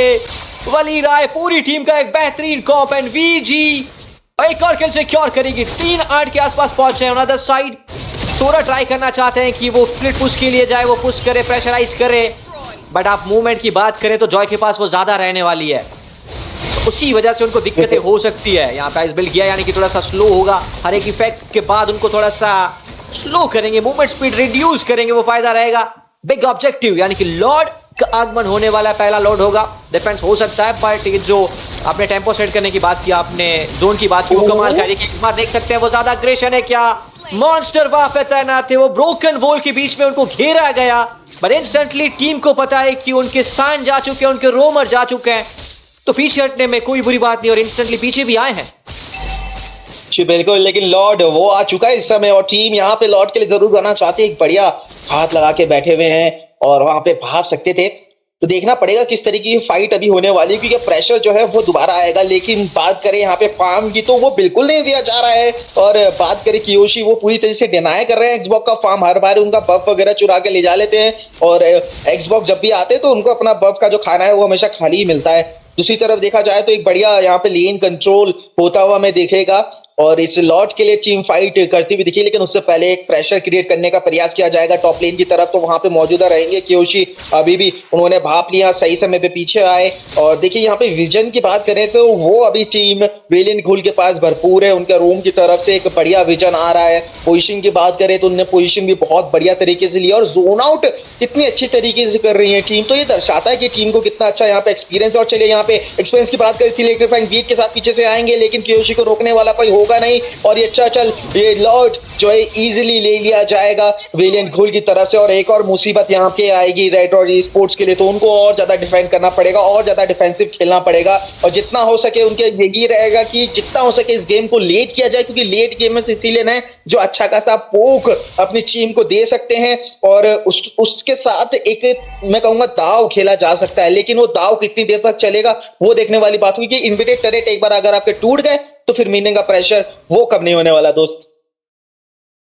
लेकिन उसके लिए 12 मिनट का समय जब तक रहेगा, एक वेव को हटाने के लिए उनके पास वो होली शील्ड रहती है, 1 मिनट का समय शेष है, लेकिन लॉर्ड मार्च कर रहे हैं, बॉटम लेन की तरफ से जाएंगे वो, पर क्या कितना डिफेंस कर पाते हैं वो भी देखना रहेगा, क्योंकि अदर साइड कियोशी उनका हर एक लेन की तरफ प्रेजेंस है, वो कमाल का इंस्टेंटली जा रहे हैं, टीम फाइट में आ रहे हैं, सही समय पर उनको पता चल रहा है कि वेव क्लियर करना जरूरी है, इंस्टेंटली जा रहे हैं, वेव क्लियर कर रहे हैं, बॉटम की तरफ से मार्च कर रहे हैं, हम वही बात कर रहे थे, एक वेव क्लियर करने के लिए आपके पास वो होली शील्ड रहती है, उसका पूरा वो कोशिश करना चाहते हैं, लापो को पीछे हटने के लिए मजबूर करेंगे, बट वो पहले ही रोक लेना चाहते हैं क्योंकि RRE को पता है यहाँ पे रेड रोज ई-स्पोर्ट्स कि पहला लॉर्ड है, रोक सकते हैं, बट मिड की तरफ ये जो प्रहार हो चुका है वो दिक्कत इनको दे सकता है। सांडवो टावर निकलने में कामयाब हो जाएंगे, मिनियन फ्यूरी आएगा वहां पे, कियोशी ऑन अ किलिंग स्प्री, साथ ही साथ हाथ बटाएंगे वहां पे, और नीड कम बैक AKA लेला वो वहां पे तैनात है, वो प्रेशर कर रहे हैं इनके ऊपर पूरा, और धीरे धीरे उनका रेंज भी बढ़ता हुआ, यानी कि अब गेम आगे जा रहा है और गेम कहीं ना कहीं टीम रेड रोज ई-स्पोर्ट्स के हाथ से निकल रहा है। आपने जिस तरीके से बात की वहां पे उनको आवश्यकता रहने वाली है कि सिसिलियन के जो स्टैक है वो बढ़ते जाएं, प्लस जो बेसिक अटैक है नियो का वो ज्यादा है, लेकिन क्या वो सेटअप होने देंगे? टेक चार्ज कमाल का है लेकिन डिस्ट्रॉय करेंगे टावर ए को, टीम फाइट में है नहीं समय के लिए मौजूद, बट फिर भी टीम VG रुकना नहीं चाहती है, वो डाउन करने के लिए रोमर को गए हैं, वो स्टन भी था, एंड साथ ही साथ वलीर वहां पे डाउन करने में कामयाब हो जाएंगे। 23 सेकंड यानी कि 41 सेकंड पे वेव आएगी, समय है, बट मिड से उनकी वेव आ चुकी है, उस वेव को रोकना पड़ेगा क्योंकि वो वेव सीधा जा सकती है अब क्रिस्टल तक, बेस ओपन है, नेक्सस ओपन है, बट प्लेयर भी तो है, वो रोक लेंगे।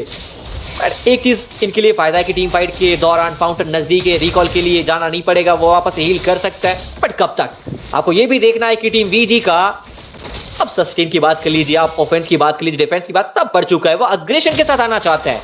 सान चार्ज कर रहे हैं इंस्टेंटली पीछे से, पीओसी हर एक लेन को क्लियर करके आ रहे हैं, और डैमेज के लिए उनके पास हम देख सकते हैं कि वहां पे लैला है, और साथ ही साथ वलीर भी है। अब तो लैला का रेंज भी बढ़ जाएगा क्योंकि उन्होंने फिक्र और भी बिल्ड कर लिया है।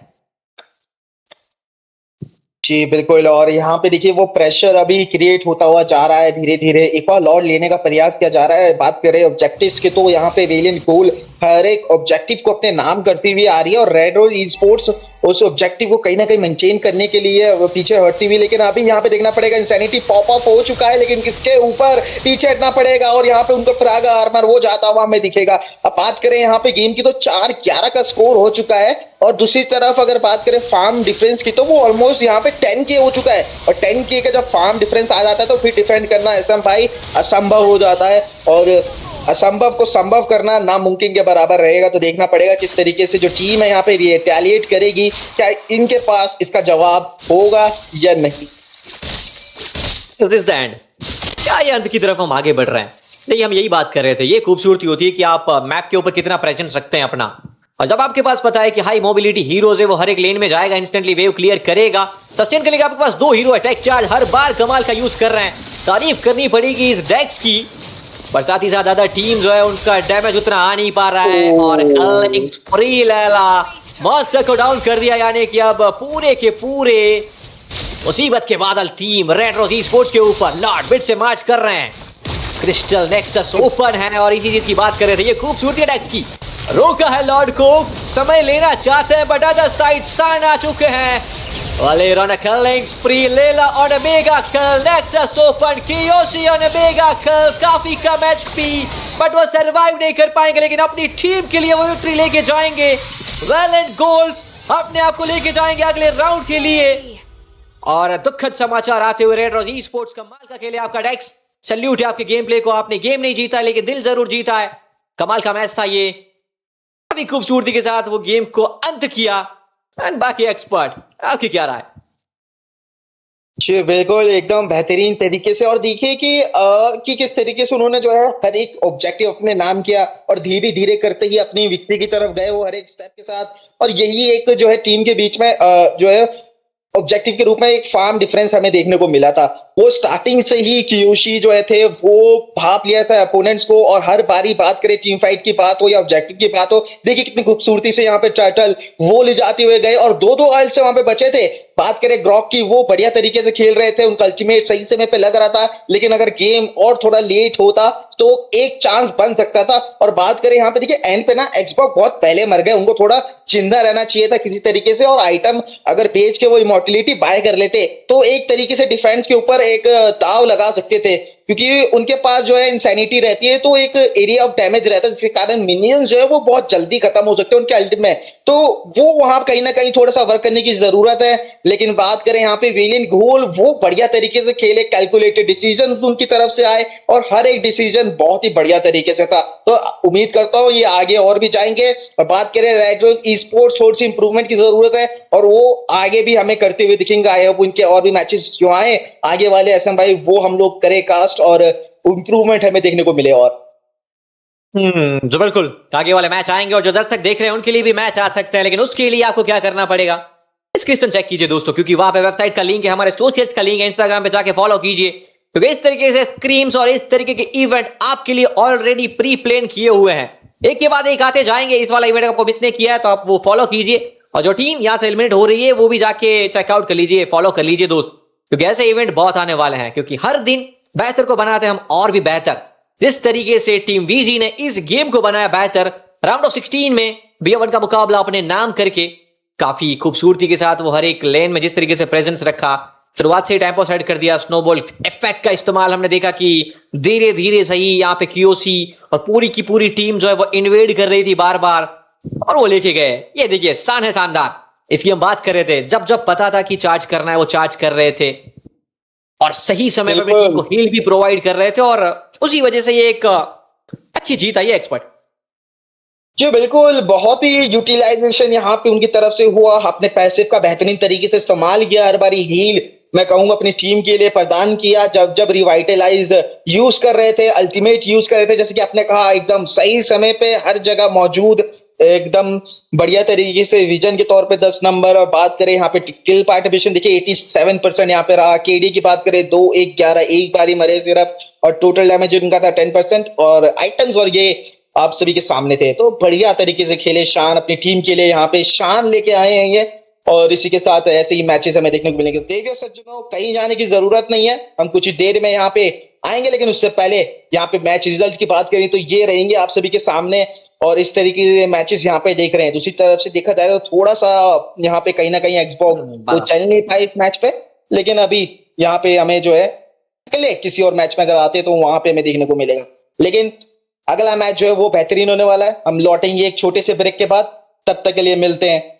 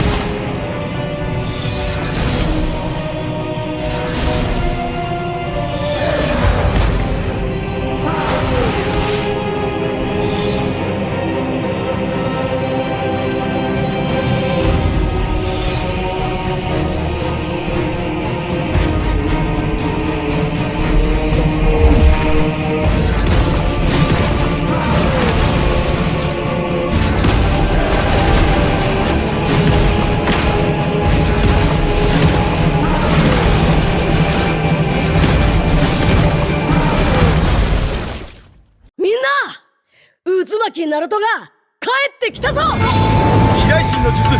俺ってば父ちゃんを越す火影になる。愚かなる男。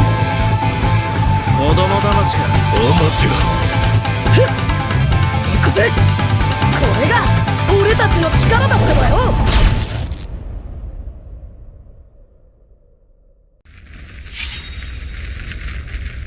忍びにとって何より大切なのはチームワークだよ。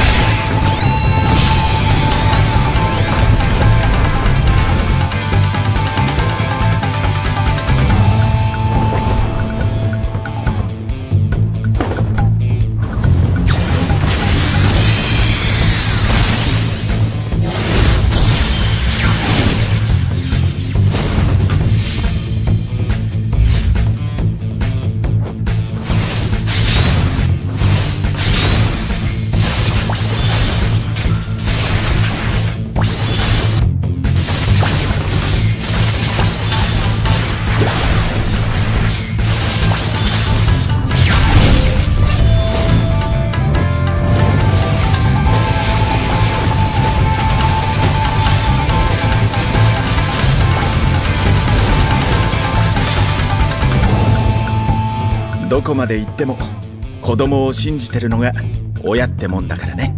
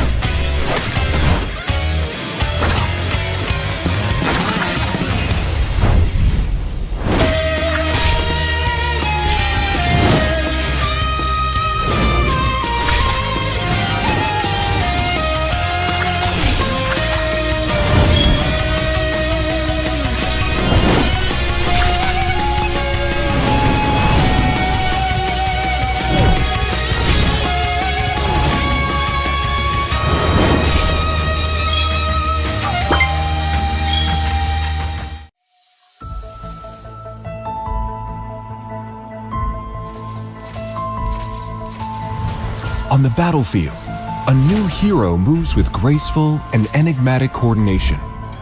We know him as the photographer, Marcel, alongside his camera, Clemar. But perhaps the word alongside is misleading. There is no distinction. Hello hello welcome guys. और इसी के साथ वापसी होगी हमारी नेक्स्ट मैच की तरफ। और ऐसम भाई क्या हाल चाल। और ये मैचेस जैसे पिछले वाला गया था एकदम बेहतरीन मैचेस हमने देखने को मिला और क्या ही मैचेस था। लेकिन अगला मैचेस ये होने वाला है उससे भी बेहतरीन। क्या लगता है कौन सी टीम जीतने वाली? ये मैच होने वाला है यहाँ पे सेलेशन टाइटंस वर्सेस वेलोसिटी स्पोर्ट्स। और दोनों ही खिलाड़ी दोनों ही टीमों जो की बात करूं तो वो भी बेहतरीन है। तो वैसा ही गेम प्ले हमें देखने मिलने वाला है। तो आपकी क्या उम्मीदें रहेगी ऐसम भाई? उम्मीदें तो मैं चाहूंगा पिछले वाले मैच से थोड़ा सा हाई इंटेंस माहौल होना चाहिए। टाइटंस वो कमाल का खेले और उनके सामने वेलोसिटी ई स्पोर्ट्स वो फील करवाए। वेलोसिटी कौन क्या करवा पाता है वो जरूर देखेंगे मैच के दौरान जब जाएंगे। बट यही चीज है कि जब आप अलगाम्बो ई स्पोर्ट्स की स्क्रीम्स खेलते हैं तो आप बेहतर से और भी बेहतर बनते जाते हैं। और उसी तरीके से ये जो टीम है अपना बेहतर गेम प्ले दिखाती हुई हमको दिखती रहती है। ऑन ब्लू साइड हमारे पास है सेलेस्टियल टाइटंस और रेड साइड पे हमारे पास है वेलोसिटी ई स्पोर्ट्स। हम सीधा जा चुके हैं ड्राफ्ट की तरफ, यानी कि बेन फेज आ चुका है। माइंड वॉर स्टार्ट होता है यहाँ पे। किसकी तरफ बैन करेंगे वो जरूर देखेंगे। हो सकता है टारगेटेड बैन्स आए या फिर जो मेटा है उसकी तरफ भी बैन आते हुए दिखे। पहला बैन सेलेस्टियल टाइटंस वो गए बाक्सिया की तरफ। स्टार्टिंग से ही इनके पास वो एंटी हील रहता है तो बाय डिफॉल्ट एंटी हील है, एंटी हील जनरेटर कह सकते हैं इनको। वो है वेलोसिटी वो गए फैट की तरफ। फैट से ट्रैप खेलते हैं, माफ कर शायद एसटीजी खेलते हैं। आप अदर हीरोज खेलते हैं तो आपके पास भी जरूर आएंगे। ये हीरो ऐसा कि सस्टेन भी कर सकता है, टैंकीनेस भी और जंगल भी चल सकता है। तो हो सकता है टारगेट बैन भी हो। एक्सपर्ट ज्यादा बताएंगे उसके बारे में। तो बिल्कुल देखिए लेयर सीसी रहता है यहाँ पे फेडरिन के पास। तो एक अच्छा खासा आपको जो है एक के बाद एक सीसी मिलता है जो आप है अगर टारगेट इनके बीच में फंस जाते हैं तो वो जल्दी निकल नहीं पाते हैं। और फेडरिन लेने का यही फायदा रहता है कि अर्ली गेम पे आपके पास डोमिनेंस रहता है, उसके साथ साथ आप जो है इजीली जो है सामने इन्वेड कर सकते हैं। तो इन्वेड होने के चांसेस और ज्यादा बढ़ जाते हैं। तो इसलिए यहाँ पे वो बैन करेंगे। और दूसरी तरफ देखा जाए तो यहाँ पे ड्रैगन को बैन किया जाएगा। चलिए ड्रैगन यहाँ पे जब भी बैन होता है तो एक थोड़ी सी राहत की सांस ली जाती है जंगलर के द्वारा, क्योंकि वो लेवल 4 पे अपने अल्टीमेट फॉर्म पे नहीं आ सकते। और वो कहीं ना कहीं जंगलर को इजीली हेल्प करता है यहाँ पे ऑब्जेक्टिव लेने में। और इस गेम में ऑब्जेक्टिव ऐसा भाई आपको पता है कितना इंपॉर्टेंट है। पिछला हमने गेम देखा था जैसे जैसे वो टीम जो है अपने सारे ऑब्जेक्टिव हारी, जिसके कारण उनको जो लास्ट में मैच फिर हारना पड़ा। दूसरी तरफ से देखा जाएगा तो YSS यहाँ पे बैन किया जाएगा, हालांकि नर्फ आया है इनके ऊपर, लेकिन अभी भी मैचअप पे बने हुए हैं और एक बढ़िया जंगलर के रूप में यहाँ पे बेहतरीन तरीके से चल रहा है। गोल्ड लेन में भी आजकल खेला जा रहा है इनको। बिल्कुल फ्लैक्स। चलिए, आपने बात करी थी यूजोंग के बारे में, एक इस तरीके का पैक जो फर्स्ट टर्टल फाइट जब इनिशिएट करनी होती है तब लेवल 4 हो जाते हैं। स्पेलिन की तरफ जब इनको खेलते हैं आप टर्टल के आसपास, वो इजीली आ सकते हैं और ब्लैक ड्रैगन फॉर्म से आपकी टीम को विजन प्रोवाइड करेंगे, सामने वाली टीम को पीछे हटने के लिए मजबूर करेंगे। आप खेल सकते हैं तो आप फर्स्ट पिक के लिए जा सकते हैं, दाव खेल सकते हैं। बट वो जुक्शिन सोच रहे थे कि शायद आ जाए, बट वेलोसिटी कह रही है कि ऐसे कैसे, तो हमारे पास भागा हुआ है आपने, तो वो बैन किया। ग्रॉक पिछले मैच में दिखा था, इस मैच में क्या सिलेस्टियस जाएगी या फिर और कुछ ऑप्शन है चिंद्रा जो फर्स्ट पिक की प्रायोरिटी पर रखते हैं आजकल लोग? जी बिल्कुल, यहाँ पे कहीं ना कहीं देखना पड़ेगा वो किसकी तरफ जाना चाहिए। देखिए सेफ पिक की तरफ अगर जाते हैं तो देखना पड़ेगा, और यहाँ पे देखिए बढ़िया बैन आता, वो पिक मैं कहूंगा वो आता हुआ हमें दिखेगा, और उसके साथ फ्रिया पहले ही पिक कर लिया गया। हालांकि नर्फ आया है फ्रिया के ऊपर, लेकिन अभी भी मेटा पे अच्छा खासा बनी हुई है। और दूसरी तरफ चलिए सोरा यहाँ पे दे दिया जाएगा, सेट मेकर। दूसरी तरफ से बात करें लियो मॉड यहाँ पे आ चुके हैं। देखिए दोनों ही हीरो अभी नर्फ हुए हैं, और लियो मॉड की अभी तो जो है यहाँ पे जंगलिंग स्पीड जो है वो कम करी गई है, तो पहले की तरह जो है जल्दी फास्ट क्लियर हमें देखने को मिलता था। जो रोटेशन अर्ली गेम पे आता था लियो मॉड की तरफ से, वो थोड़ा स्लो डाउन होता हुआ दिखेगा। दूसरी तरफ बात करें तो सेट मेकर के तौर पर सोरा वो बढ़िया रह सकते हैं टीम फाइट पे, और वो टीम फाइट यहाँ पे आ चुकी है, वो सस्टेन यहाँ पे आ चुका है। लेकिन मेरे को यहाँ पे अभी चाहिए, दिख नहीं रहा है, वो चाहिए होगा कहीं ना कहीं वो बर्स्ट डैमेज। वो बर्स्ट डैमेज क्या किस रूप में है, क्या वो एमएम के रूप में आने वाला है, क्या वो मेज के रूप में आने वाला है? क्योंकि अगर वो दो ऐसे बर्स्ट डैमेज नहीं आते हैं तो फिर वेलोसिटी के लिए थोड़ी सी दिक्कत हो सकती है। दूसरी तरफ देखा जाए, चलिए फ्रेया यहाँ पे उठाया जरूर है, लेकिन अब अल्टीमेट पे ना उनको इतना ज्यादा हील नहीं मिलता है, और जो है बात करें वो हील थोड़ा सा भी कम कर दिया गया है, और कहीं ना कहीं थोड़ा सा नर्फ जो है यहाँ पे फ्रिया की तरफ आया है। और चलिए यहाँ पे सुयू को उठाया जाएगा, बहुत ही बढ़िया जंगलर है अर्ली गेम पे, और कहीं ना कहीं मैं देख रहा हूँ कि थोड़ा अर्ली गेम अग्रेशन यहाँ पे सेलेस्टियल टाइटन की तरफ से आता हुआ दिख रहा है मेरे को। बिल्कुल, सेलेस्टियल टाइटन्स बात कर रहे थे कि वहां पे ग्रॉक क्या आ सकता है, ग्रॉक की तरफ गए हैं। प्रिया के बारे में आपने बात किया, द रिजेक्ट वन उनके पास स्वाइप भी हो सकता है, अभी तो ड्रॉप की फेस की तरफ है, वो अदला बदला हो भी सकता है, बट उसके बावजूद भी स्टिल डेडलीस्ट और गोल्ड लेन दिक्कत देते हैं उस वजह से। बट यहाँ पे भी टैंकीनेस वाले हीरोज हैं। सेकंड फेज में हम उम्मीद कर सकते हैं कि क्लॉड कैरी जैसे हीरोज, लूनक्स जैसे हीरोज बैन होते हुए दिख जाए। अगर बैन नहीं होते तो पिक आ सकते हैं, एओजी है, डाइव इन कर सकते हैं, बट वहां पे हीरोज कौन सा आएगा मेज की तरफ वो जरूर देखेंगे। सुयो के पास इविल किलर, उनके पास वो रहता है, डैमेज वो भी देते हैं, मोमेंट स्किल वो भी होती है कि वो बैक भी कर सकते हैं, एग्रेशन के लिए जाना है आगे भी जा सकते हैं। बट यहाँ पे वेलोसिटी ने अपना फर्स्ट फेज में ये दर्शा दिया है कि टैंकीनेस तो भरपूर है। जंगल की बात कर लीजिए, चाहे वो फ्लैक्स रहेगा, गोल्ड की तरफ जाए, एक्सपी की जाए, उनके ऊपर है पूरा का पूरा। बट फिर भी बाकी हीरोज ऐसे हैं जो पूरा टैंकीनेस के साथ आते हैं। वेलोसिटी स्टिल चलिए उनके पास लाखों दिख रहा था, उन्होंने अपने पिछले गेम में बात किया कि नफ है, पर उसके बावजूद भी वो दिक्कत देते हैं। नफ यानी कि घायल, दिक्कत देते हैं यानी कि घातक, घायल है फिर भी घातक, उस तरीके के हीरो, तो वो बैंड में गए हैं। तो चलिए बिल्कुल यहाँ पे, और दूसरी साइड पे देखिए यहाँ पे बैन वो दूसरे ऊपर थोड़ा टाइम ले रहे हैं, थोड़े यहाँ पे बातचीत हो रही है, और चलिए उसके साथ यहाँ पे कैरी बैन आता हुआ दिखेगा। मैं बोल ही रहा था यहाँ पे कि कहीं ना कहीं एमएम के तौर पे वो बर्स्ट हमें देखने को अभी तक नहीं मिला है, और उसी का यहाँ पे जवाब देते हुए कैरी को बैन किया जाएगा, समझदारी। लेकिन लूनॉक्स अभी भी ओपन रहेगी, तो लूनॉक्स भी बैन अगर हो जाएगा तो एक बढ़िया यहाँ पे जो है एक फुल ऑन यहाँ पे मैं कहूंगा कंप्लीट सर्कल होता हुआ हमें दिखेगा। अब बात करें यहाँ पे सेलेस्टियल टाइटन्स, उनके पास मौका रहेगा मेज पिक करने का, तो क्या मेज की तरफ जाना चाहिए? क्या वो फारसा की तरफ जाएंगे या फिर वो जाएंगे जेतन की तरफ? आई थिंक जेतन एक बढ़िया चॉइस बन सकते हैं, और मैंने देखा भी है कि ग्रॉक और जेतन का कॉम्बो बहुत बेहतरीन तरीके से चलता है। बिल्कुल, एक बात करी कि वहां पे जब फीनिक्स फ्यूरी का इस्तेमाल करते हैं यानी कि उनका अल्टीमेट, तब स्टन आता है और साथ टेक चार्ज पड़ गया वॉल के साथ, तो दिक्कत हो सकती है। बट फारसा चैलेंजिंग हो सकता है, क्योंकि आपको पता है कि सीधे डाइव करने वाले वहां पे फैंटम स्टीड से जब उनका हॉर्स आता है तो व्रत यानी कि लियो मोड भी है, और एओजी के साथ सीधे डाइव इन कर सकते हैं वहां पे गटो, तो ये चीज इनको पता है, उसके बावजूद भी जाते हैं या नहीं जाते जरूर देखेंगे, बट अदर साइड ये भी पता था कि मेज की तरफ वैलन आ सकता है, क्योंकि ऐसे हीरोज है जिनकी अल्टी काफी दिक्कत दे सकते हैं। उस वजह से वैलन को पिन कर दिया, यानी I am you copy cat. और अभी लीफ विलेज का इवेंट यानी कि कमाल की नारुतो की अभी इताची की स्किन है, उसके साथ साथ वहां पे गुशन की जो स्किन हो सकता है इस मैच में देखने को भी मिल जाए, पिक किया है उन्होंने मिनाटो। तो उस वजह से ये बैन भी कर दिया, क्योंकि सारिंगन को यूज करेंगे तो दिक्कत हो सकती है, इसीलिए वहां पे बैन में गए हैं सीधा का सीधा वैलेंटीना। एक अब इनके पास है, अब इनको अपना मेज दिखाना ही पड़ेगा। किस मेज की तरफ जाते हैं वो देखेंगे। मेरे को लग रहा है गुशन जो है वो तो मिड की तरफ है, पर अब यहाँ पे गुशन के सामने कौन सा बेस्ट रख सकता है, गुशन कितना कारगर रहेगा, कितना वो यूजफुल रहेगा अपनी टीम के लिए। देखिए गुशन यहाँ पे कहीं ना कहीं वो फिनिश ऑफ करने के लिए रहेंगे, वो बस्ट के तौर पे रहने वाले हैं। लेकिन गुशन के साथ दिक्कत ये आती है कि आप मिनियंस क्लियर करने में गुशन जितना किल करने में गुशन अच्छा, उतना ही बुरा वो मिनियंस क्लियर करने में। और लेट गेम में लेन क्लियरिंग सबसे अच्छा यहाँ पे होना चाहिए आपकी टीम के पास, कि जब वो पुश आता है, वो प्रेशर आता है, उसको हैंडल करने के लिए अगर आपके पास टीम मेंबर्स नहीं है ना, तो फिर आपका गेम डिफेंड कर पाना और भी ज्यादा मुश्किल हो जाता है।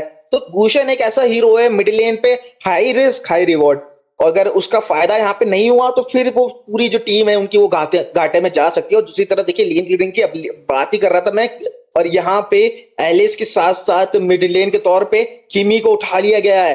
तो ये कॉम्बो बहुत ही घातक अभी बन चुका है असम भाई, और ये घायल करेगा सामने वेलोसिटी स्पोर्ट्स को बहुत ज्यादा। घायल घातक, चलिए आप भी कमाल का वो राइमिंग बनाते हो। हैरी आ चुका है मेज, बट मतलब ये गोल की तरफ जाएंगे हैरी तभी, अरे ये मैजिकल डैमेज यहाँ पे भी है, लेकिन सामने रैलिक ने कमाल का वो एक बात की गई, एलिस एंड किमी इंस्टेंटली वो भी दिखे हैं, वो भी यार प्रेडिक्शन तो है। रैलिक ऑन टॉप ऑन पॉइंट, काइलर बैड बॉय जो पे वो गए हैं वहां पे। एलिस सस्टेन काफी कमाल का करते हैं, और जैसे जैसे गेम आगे जाता है तब डैमेज भी धीरे धीरे आने लगता है, एस्केप करने की क्षमता उनके पास रहती है। पोक डैमेज में किमी अपरंपार है, किमी है, डिफिकल्टीज और ज्यादा बढ़ेगी। सिलेस्टियस टाइटंस ने एक बैंड मिस किया था।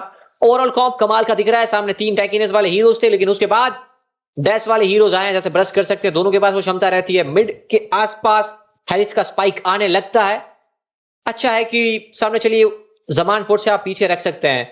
आपने देखा हुआ ये पहले ये मुकाबला, इससे पहले जब प्रो टीम्स एमएलएमएस की जो टीम से वो खेलती है उसके मुकाबले में हमने रायुगा के फाइनल्स में देखा था कि किस तरीके से वहां पे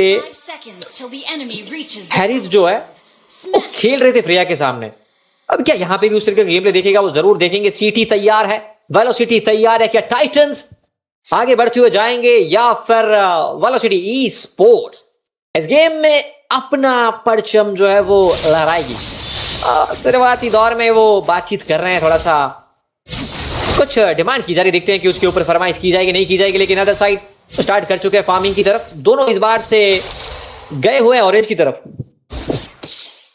बिल्कुल, और यहाँ पे देखना पड़ेगा किस तरीके की स्थिति बन रही है। और थोड़ा सा अभी देखिए मिडलेन की तरफ रुकाव थोड़ा आता हुआ दिखेगा, पोक करने का प्रयास किया जा रहा है। टीम पूरी तरीके से यहाँ पे अभी रुक सी गई है, थोड़ा आई थिंक कोशिश की जा रही है समझने की क्या चल रहा है। दूसरी तरफ अभी भी टीम पूरी तरीके से फ्रीज है। आई थिंक थोड़ा सा इशू यहाँ पे आ रहा है कहीं ना कहीं।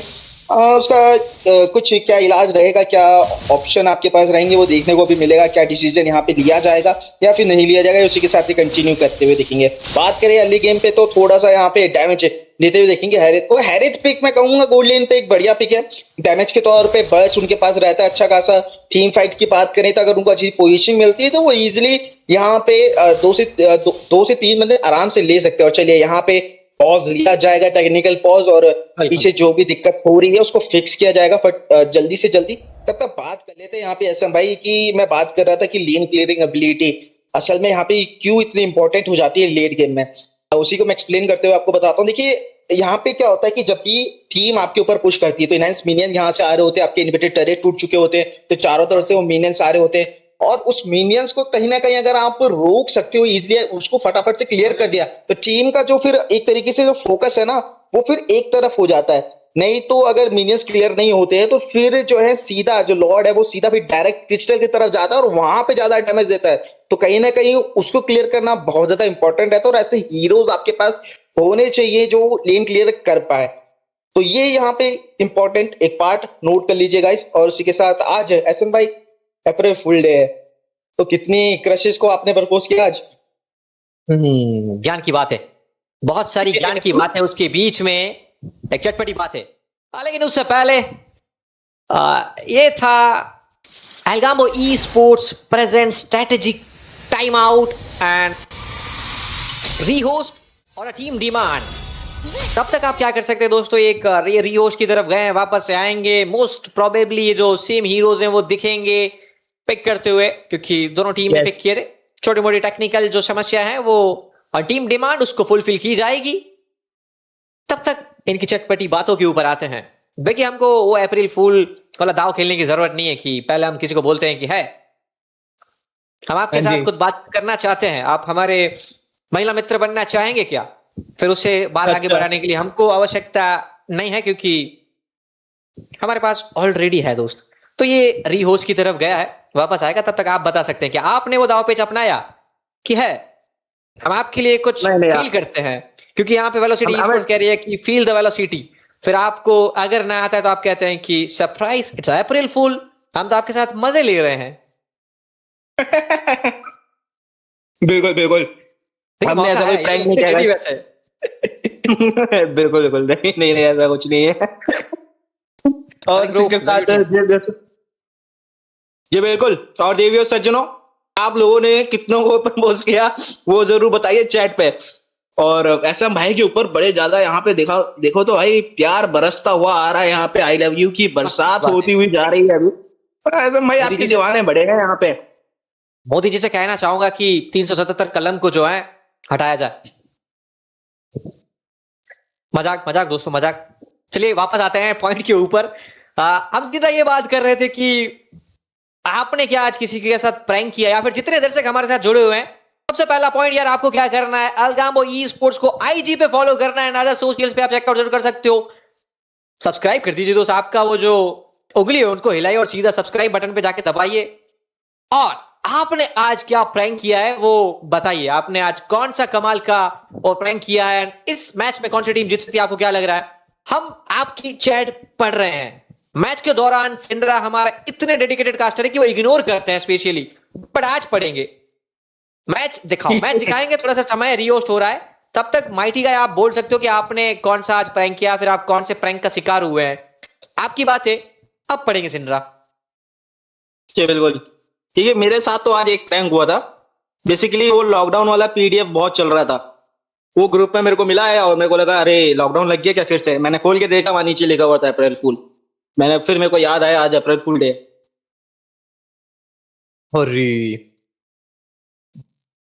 खैर, अप्रैल फूल की आप बात कर रहे हो, फूल तो काफी समय पहले आपको बना के चली गई।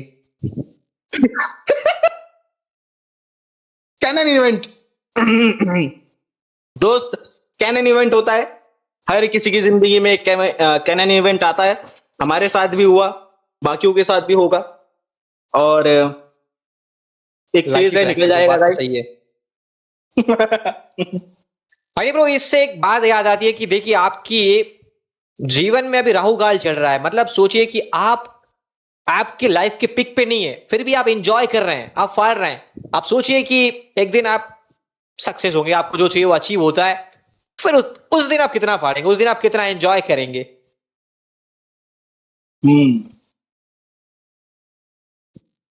और बिल्कुल यहाँ पे कहीं ना कहीं फटाफट से जो है पिक होते हुए हमें दिखेंगे। बिल्कुल बिल्कुल, अरे नहीं नहीं, जल्दी जल्दी पिक होंगे और तभी हम जाएंगे गेम की तरफ। दर्शक लोग आप भी रेडी रहिए, क्योंकि मैच जो है ना थोड़ा सा बदलता हुआ हमें दिखेगा। अब कहीं ना कहीं जो है स्ट्रेटेजी थोड़ी सी चेंज हो जाएगी। जो अर्ली गेम का टेम्पो एक सेट हो रहा था वो दोबारा से रीसेट हो गया है, और आई थिंक पिक जो है वो सारे सेम होने वाले, पिक जो है वो सेम रहेंगे। और बिल्कुल बिल्कुल उसके साथ जो मैचेस होंगे आगे के वो फिर इसी प्रकार से यहाँ पे होते हुए हमें जाएंगे। तब तक ऐसा भाई आपसे एक सवाल करेंगे, जानेंगे कि पहला किल अब कौन लेके जाएगा? First blood. बिल्कुल, वही लेके जाएगा जो हकदार होगा।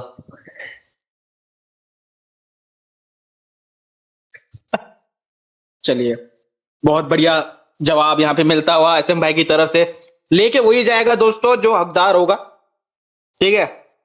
लेकिन इसका मतलब ये नहीं कि आप कोशिश करना छोड़ दो।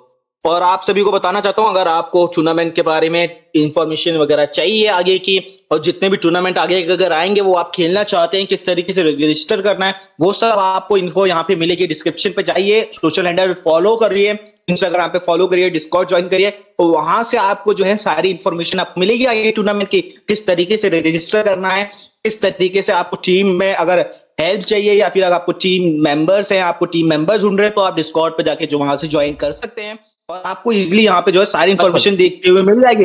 और चलिए, इंफॉर्मेशन की बात करी थी तो गेम की तरफ यहाँ पे आ चुके हैं, और गेम यहाँ पे स्टार्ट होता हुआ दिखेगा दोबारा से। और बिल्कुल एसएम भाई, रिजेक्ट वन, वेव रोक दी भाई, रिजेक्ट वन। कमाल का, मैं इंतजार कर रहा था क्या वॉल से वेव रोकेंगे। यस, बिल्कुल उन्होंने उस वेव को रोका। बट अब चलिए वो गेम आगे बढ़ी है, बट ऑन अदर साइड फिर से डिमांड, फिर से समस्याएं, फिर से बाधाएं, फिर से विपदाएं। क्या वो दिक्कत होने वाली है वापस? वो कोशिश करना चाहते हैं, वो वे मिड की तरफ से आगे आई है, उसको रोका था, बट कायलर वो अपनी तरफ से सिक्योर कर रहे हैं। बट आप फर्स्ट ब्लड की बात कर रहे थे तो मिड की तरफ से आएगा आई थिंक। जी बिल्कुल, कोशिश यहाँ पे रहने वाली है, और वहां पे जाते हुए भी देखेंगे। और देखिए, एक चांस अब दोबारा मिल गया, दोबारा नहीं मिलेगा आपको, ऑलरेडी यहाँ पे एक चांस दे दिया है फेयर होने के तौर पे। और अब अगर आपका हाई पिंग हो रहा है दोस्त, वो फिर आपका यहाँ पे जो है टॉस के तौर पे रहेगा। अगर आप टॉस जीते तो आपको वहां पे फिर पिक, या तो फिर आपको जो है वो सर्वर के तौर पे दिया जाता है कि आप कौन सा, अगर आप फर्स्ट पिक लेते हैं तो सामने वाली टीम को सर्वर दिया जाता है, अगर सामने वाली टीम जो है फर्स्ट पिक करती है तो आपको सर्वर दिया जाता है कि कौन सा पिक करना है। और आई थिंक जो प्रो प्लेयर्स होते हैं उनको ज्यादा फर्क पड़ता नहीं है सर्वर से। हाँ, कुछ हीरोज हैं जो थोड़ा सा डिफेक्ट करते हैं, लेकिन दूसरी तरफ देखना पड़ेगा, यहाँ पे इन्वेड होता हुआ दिखेगा, घटोत्कचा को रोका जाएगा, एक बढ़िया यहाँ पे फ्रीज आता हुआ दिखेगा, इमोबिलाइज किया गया है, लेकिन वो डैमेज यहाँ पे कहीं ना कहीं लग सकता है। और घूसर पीछे से आएंगे फ्लैश करते हुए, फर्स्ट ब्लड लेके गए हैं वो जंगल एरिया की तरफ से, और बढ़िया यहाँ पे गेम प्ले आता हुआ दिख रहा है। और कुशन अभी कंप्लेन कर रहे थे कैसे खेलेंगे, और यहाँ पे देखिए बढ़िया फ्लैश करके एकदम फर्स्ट ब्लड लेके गए। सिक्योर तो कर लिया उन्होंने, साथ ही साथ वो हर एक विजन रखना चाहते हैं, एम्बुश की तरफ वो गए हैं। इन्वेड करने के लिए काइलर ऑलरेडी जा चुके हैं, लेन करने के लुक तैयार है, सोरा वहां पे है, बट क्या वो जाएंगे? उनको पता है कि ये दिक्कत हो सकती है, यहां से आ भी सकते हैं। ऊपर की तरफ प्रिया कोशिश करना चाहते हैं, वो आगे जाएंगे। व्रत वो भी तैनात है, पता है कि क्लोज फाइट लेने में दिक्कत हो सकती है, उनको पीछे रहना पड़ेगा, डैमेज देते रहना पड़ेगा, ताकि प्रेशर जो है वो डाल सके जितना हो सके प्रिया के ऊपर। इंस्टेंटली वहां पे आएंगे, फर्स्ट ब्लड सिक्योर करेंगे, डाइव इन किया था टावर के अंदर, उसके बावजूद भी सिक्योर किया। बट अदर साइड उनकी टीम वो कोशिश करती हुई और पीछे नहीं, मजबूर भी कर दिया। वेलोसिटी 2 किल सिक्योर करने में कामयाब हो चुके हैं। ये बिल्कुल, और यहाँ पे कहीं ना कहीं पे थोड़ा सा टीम जो है गेम को संभालने की कोशिश कर रही है, थोड़ा सा फॉल बैक करते हुए, पीछे आते हुए, थोड़ा सा गेम को सिचुएशन अपनी तरफ लाते हुए, और कहीं ना कहीं वहां पे देखिए खड़े हुए हैं, भाप लिया है कि वहां से आ सकते हैं। सुयू की बात करें, अर्ली गेम पे उनको वो स्नोबॉल का पोटेंशियल उनके पास है, वो मौका उनको अभी तक मिला नहीं है, और अर्ली गेम पे उनको जो है वो स्नोबॉल का प्रोटेक्शन जो है पोटेंशियल उनका वो कहीं ना कहीं अगर कम हो गया, उनको किल नहीं मिले अर्ली गेम पे, तो लेट गेम की तरफ थोड़ा सा गेम जो है फिसलता हुआ जा सकता है सेलेस्टियल टाइटन के हाथों से। बिल्कुल, उनको पता है इस चीज के बारे में, वो कोशिश करना चाहते थे, आगे जा रहे हैं विजन देने के लिए ऑलरेडी, बट वो वेव कट भी कर रहे हैं। ऊपर की तरफ वो चार्ज करने के लिए रेडी, प्रिपरेशन कर रहा है, बैटल सेटअप करने के लिए पूरी तरीके से रेडी है। बट क्या वो सेटअप देने के लिए हैरी आएंगे या फिर एक मौका मिलेगा?